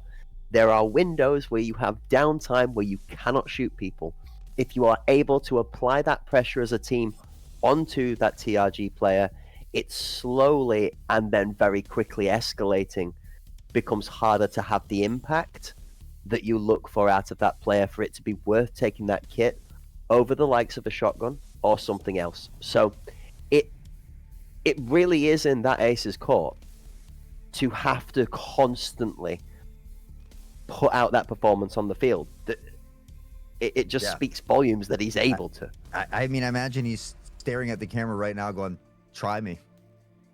Yeah. Try me, baby. Because I'm here for it. I am here for that battle. And I love it because that ace is, often, I mean, he's a very smart player, sits back, does the sniping thing when he needs to, but he's not afraid to be aggressive with that snipe as well. I mean, some of these pixel peeks, no scopes, it doesn't really matter.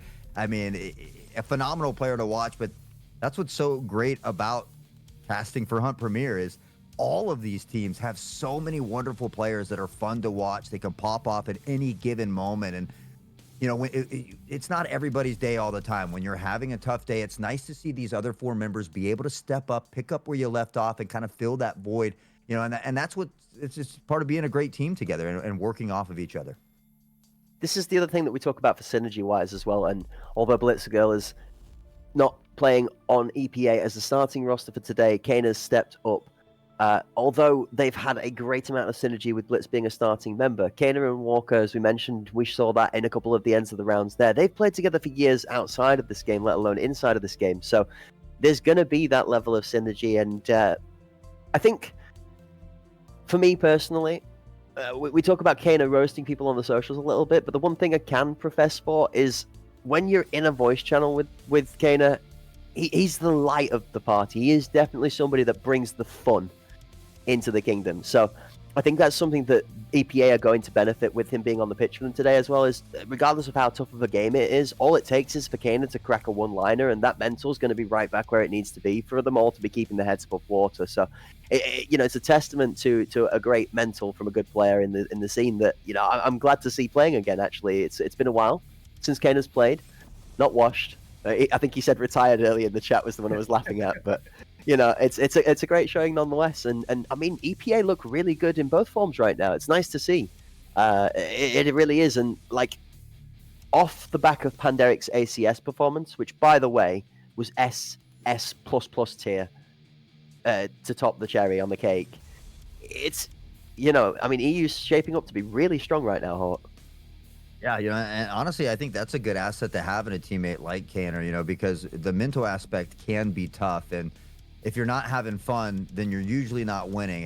They go hand in hand. They can, you begin to get in your own head. So having a teammate like that can crack a joke or just get those team spirits right back to where they need to be, because that at the bare minimum, you should be having fun out there. And so I think we do see a lot of teams doing that. But yeah, you make a very valid point that it is nice to be able to have somebody who can just do it at the drop of a hat, with a quick one-liner or something. So great to see Kaner back in action. I'm sure someone will try to give him a little guff for his performance today on Twitter. And I got to say that I am also looking forward to, because that man will tear anybody up. I'm just looking forward to the next map. These two teams have got, one last chance to survive, or one chance at least of two to be able to put it over the line. It's going to be another chaotic match. We saw how quickly rounds throughout this day today from every team have been going from 0 to 100 in pace over such a small span of time. The one thing that we haven't seen a whole ton of so far is teams being able to escape these initial clashes. That's a mouthful right there. Teams being able to escape these initial clashes with a volume of numbers to still contest a large portion of the map. What I mean is coming out anything better than 2v2. So you still have a chance for a team to try and play an area and take pressure, rather than it being a case of, okay, the bomb is down here, and now we have to smarter outplay the team fight side of things to position better to get that bomb back or to deny that bomb being accessed. I almost don't even want to wait any longer. I'm ready to see these two teams duke it out on Ford again. I hope we get blessed with a bowl, but I mean, we know that Pandaric Apex is going to want to break out the brooms. We saw how much they continue to grow. Finally, one of the first EU teams to be able to topple Sicario not too long ago. But, I mean, again, EP that went to overtime there. It just goes to show you how close a lot of these top-tier teams are. These guys are cooking. This is what we turn up for, right? We'd love to see every time that we test these teams against each other, every time Hunt Premier and Battle State games come together to put on a production like Pinnacle, like the HPL scenes for EU, for NA, it's so that we can get these titans on the table for the big screen for everybody to see as they continue to test out these rivalries. It's going to be something that's going to develop over ACS. We're going to get into that in a minute, as Walker is going to take out the first with the shotgun. Cacao has one of a response of his own. Fox running the shotgun has actually swapped it up a little bit, and he's going to get the better of Rapid in mid. The bomb is looking like it's about to be planted towards the B site, though, as that action has given Pandaric B access. Kaner inching forward here. A little bit of a flank action. The shots don't quite connect, though, and Pandaric will dodge a bullet. The smoke a bit far back, able to cheat forward here. Now up close and personal. Fox finds Cacao, and EPA beginning to knock him down. Fox, another one on to Bikizi. That ace will be dropped by Nemenos, and it's a great start here for EPA. over quicker than the blink of an eye, and the chaos has continued. Are we surprised? No. Are we shocked it's an EPA lead? Probably not. Is it going to stay like this? Probably not. Are we going all the way to overtime again? Probably. Am I down for it? Yes. I don't think anybody in the world could have said it any better, Crack. Fox at a 3-0 kill feed to begin with on this shotgun is not something I expected to say today either. Just saying. Yeah, It's Kana on a spear. Fox is on Enforcer. Walker's on the Enforcer. Pablo's still on this 995 MDR and making it look ridiculous. That's a great grenade out of that ace with Bakisi having one on the spear to take out Nemo. In addition, 5v3, 5v2.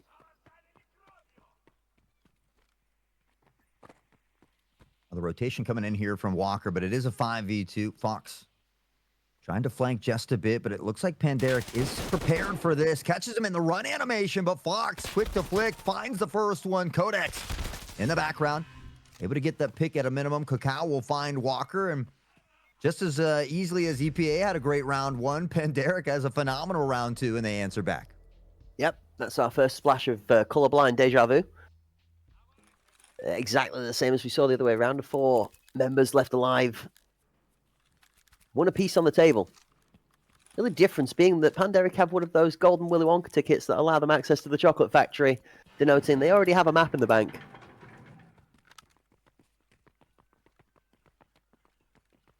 Yeah, I mean that's the nice thing. You get a little bit of breathing room. If something doesn't go your way here on Fort, you've got that opportunity on Bull where we talked about how it does play just a little bit more into the style of Panderic.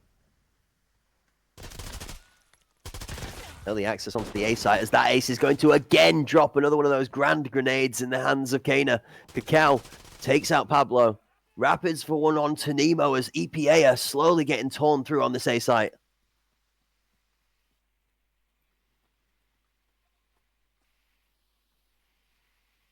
Slowing things down a bit, but just like in round two, Panderic finds themselves in a 5v2. Fox able to answer back a little bit, though, and takes out the juggernaut of that ace. Inching forward, Codex begins to back off here. Now the pincer play, Bakisi finding Walker. Fox all alone in here. And with that again, I mean, Panderic having a lot of success over toward the A site this time. Yeah, it might have lots of bullets in the magazine and a massive magazine to carry them with, but the one thing the shotgun can't do is shoot 2 targets at once. And that is going to be Panderic closing the round out with 3 members left alive. 2-1. Panderic take the lead this time around. Back and forth we go. I mean, we talked about it. We knew that this was going to be a close series, especially after that first game. But already right back into this war of attrition between the two teams, trying to weather the storm, trying to be the one that comes out on top. For Panderic, it means a sweeping win. For EPA, it means an opportunity to extend the longevity of this series and see if they can grab a dub. This is something that I expected Panderic to do quite a fair bit on Fort as well. A couple of aggressive pushes towards the A site and then what looks to be a stealth B. Problem with stealth is when Fox has got that shotgun in his hands and the 3 members you've sent to commit to the other site on the cell get flattened on entry, it becomes a lot harder to sell. Never mind if you're going to send 3 of your members back to respond, though, as Cacao, Bakisi, and Cacao for 1 apiece double down. Find 3.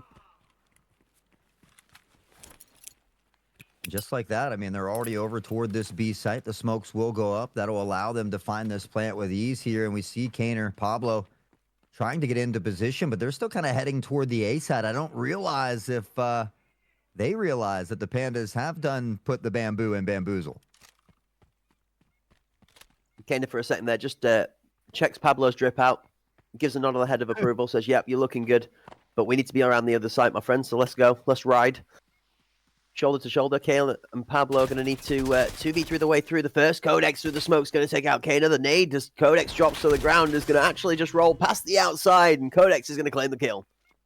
I was wondering how close that nade was going to end up to him there, but I think, yeah, just a little too much momentum does go rolling on by. Panderic will begin to extend that lead, and that's the important thing we talked about in all of these series today. Which teams can put 2 or 3 rounds in a row, but hold their opponents to just 1 round in succession here. And so far, And Derek has been doing a great job of that, but I wouldn't be surprised if we see EPA begin to bounce back.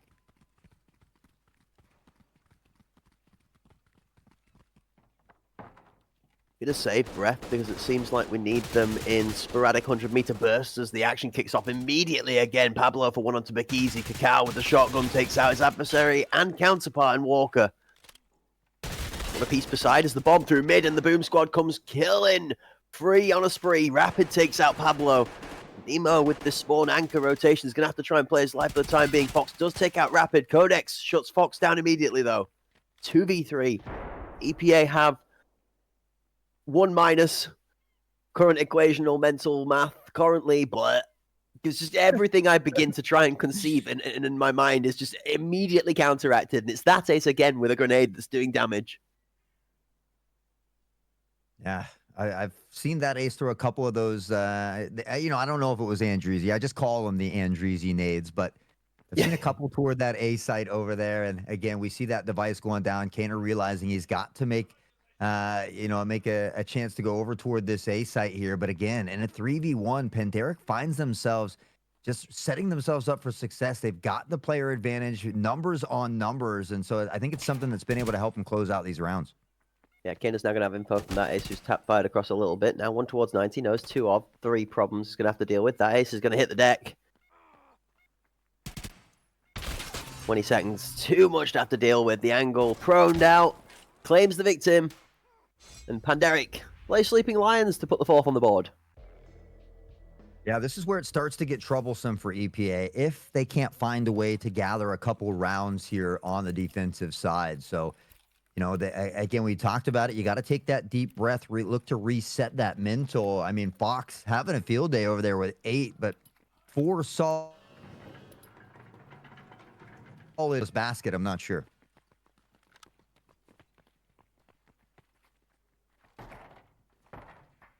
Sure that all the fans in the chat, the Pandas, will be spamming them in strength by the end of this one with how well the Panderic squad has responded to that first round that EPA put home so confidently. Rapid and Cacao, one apiece. Kaner and Walker both going down. A grenade goes off in the background as bodies drop. Pablo and Rapid pick up one apiece, but it's Pablo that pays the price with his life for the kill of his own. Fox takes out that ace as the bomb is being planted. Meanwhile, Cacao holding Nemo hostage outside and long. Nemo on the one for the hole. Rapid now trading back again. Plaid stripes in the kill feed as it's back and forth all day long. Now, Fox was able to pick up onto Bekizi, though, so it does bring it back to a 1v1. Has to heal up just a little bit here, but Rapid, Fox now in a 1v1. Fox has 10 kills already. Does need one more to look to close out this round. Up in the face of the competition, able to dip back just in time. The shots ring out, but nobody able to hit the mark. And now Rapid looking to toy with the idea here and somehow still standing, but Fox eventually finding that pick and will get a much needed round. Titan alert. If you just want to quickly take a casual look towards the leaderboard on the left-hand side as you travel past the new tourist attraction, otherwise known as EPA Fox, at an 11-4 kill-to-death ratio after 6 rounds in the game. Astronomical numbers out of the young man on this shotgun. No spams for the Pandas just yet. People always ask me, are the Pandas going to come and spam their Pandas if Panderic wins? And I say, well, does Skybridge have an A site? I see what you did there. Smart man. Funny man. Very good. Very good.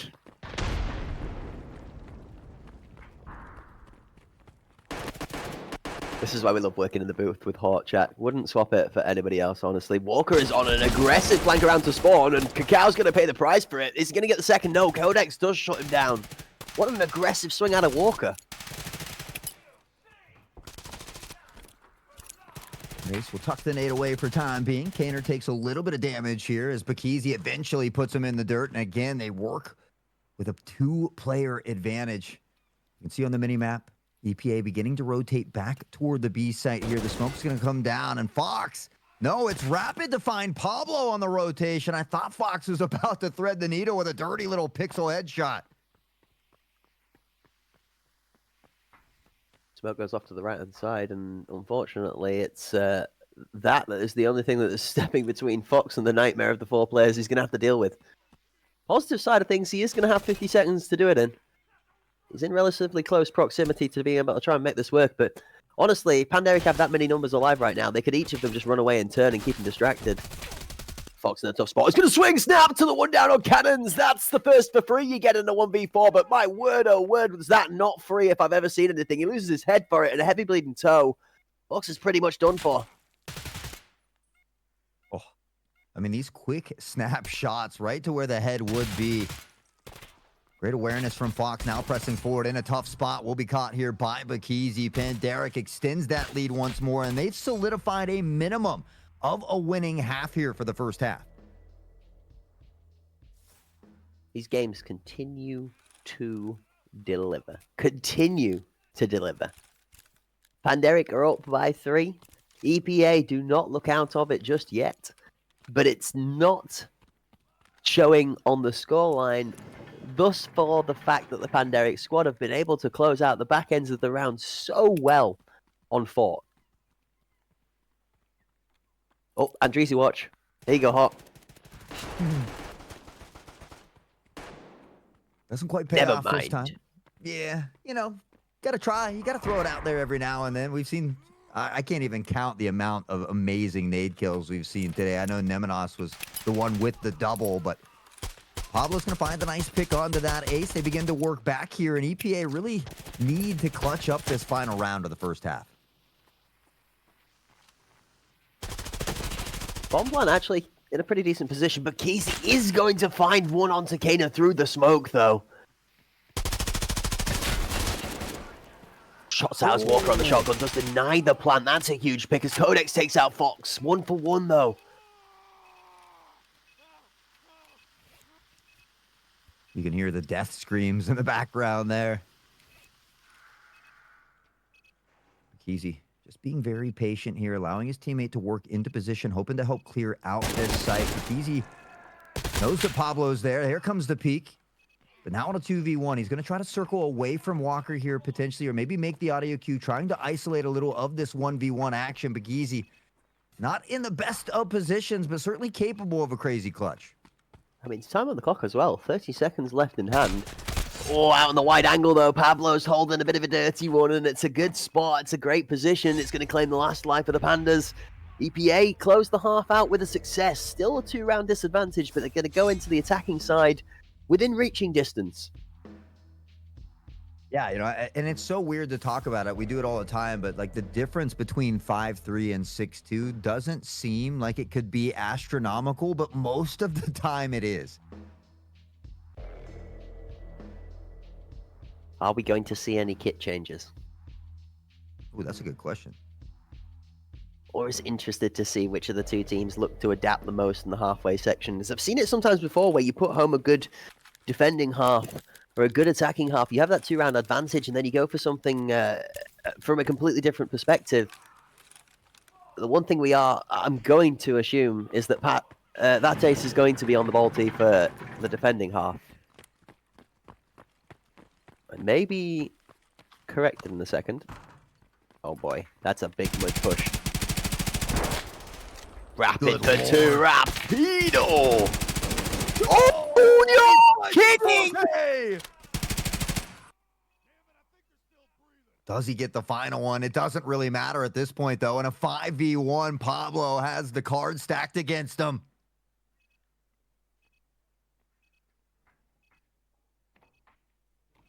They're not dropping like flies. The flies drop too slow.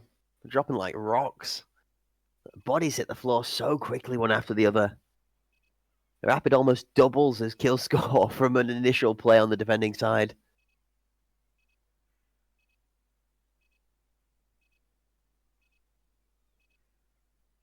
I mean, he's got a minute to work with.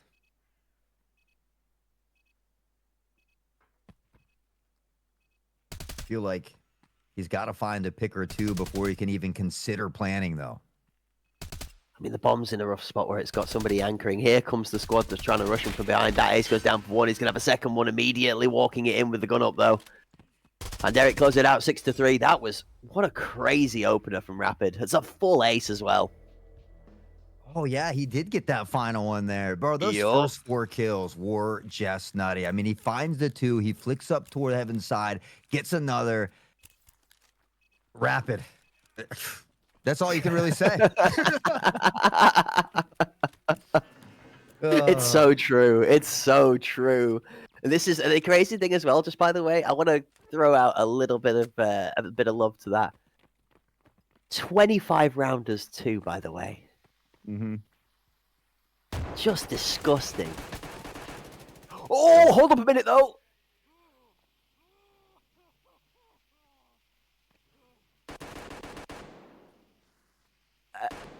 I'm confused.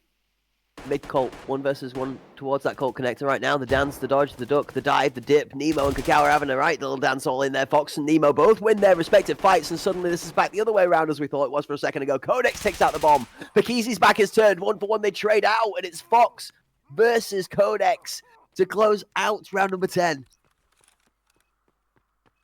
These are the important rounds that EPA needs to find a way to clutch up if possible, but they've got the slight health advantage here. Unfortunately, that device, again, down in a bit of an awkward spot.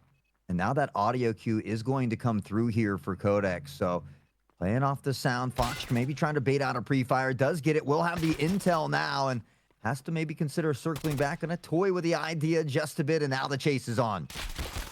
Inside, outside, and he's going to end up being forced into a super aggressive peak to try and reclaim that bomb. Codex does claim the kill. And Panderic move on to their 7th successful round, 7-3 in a 4-round advantage. They put themselves 1 away from map and series point. Oof. I expected it to be a little bit closer, but I feel like the scoreline doesn't do it justice. I mean, we've seen a couple of these rounds now come down to maybe a single member apiece. Panderic has just been able to close them out a little bit better here, but Rapid's been a menace for the squad. Bakizi's in double digits as well. Bomb squad comes towards the A site. 3 versus 4 as an aggressive push out from Panderic. Doesn't go their favor this time. Fox finds the first onto Kakao. Multi makes it out with his life though. An aggressive push out at Pablo finds the life of Bakizi, also trying to match it. And that ace is now left with his own form of a bowling alley, but this one doesn't fall as well as Skybridge. Kane has got the better of him on this one. Great grenade to counter out sight as the bomb goes down. And so does Walker. Beautiful nade, but and a 1v4. I mean, we saw it from the other side of EPA recently. It's just tough to win in those situations. The time to kill, things you had mentioned earlier. And so we do see EPA beginning to reel it back just a bit. They need to find a way to get 2 or 3 in a row here, though, I feel. We said this about Skybridge in a similar point, I fear. It's almost like we're living in deja vu, right? Was it not exactly 7-4, 7-5, 8-6, 8-8 in overtime? It's okay. We're just gonna have to let it develop in front of our eyes because we are not gonna know until it's seen. Smoke to K1 as 3-man defense towards the A site from Panderic off the opener. Overstacks. EPA are up towards B. They don't realize how much access they've got right now, and very slowly this is turning towards Panderic's favor as the members start to turn up in support.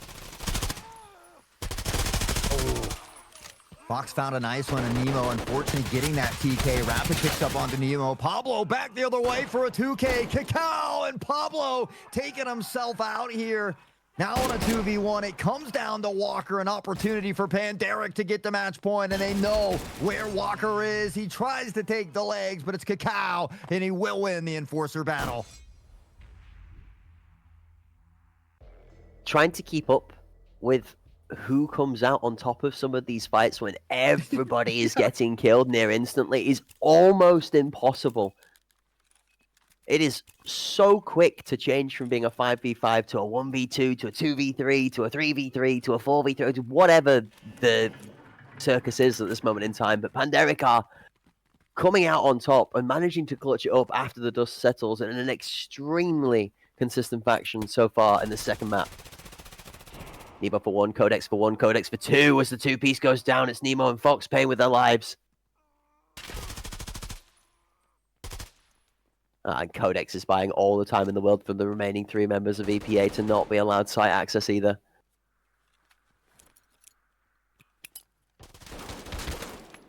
Oh, Walker was going to get caught with utility in hand. Does survive for a bit, but Cacao eventually putting him into the dirt. And now Pablo, the last remaining member here in a 4v1, backs against the wall.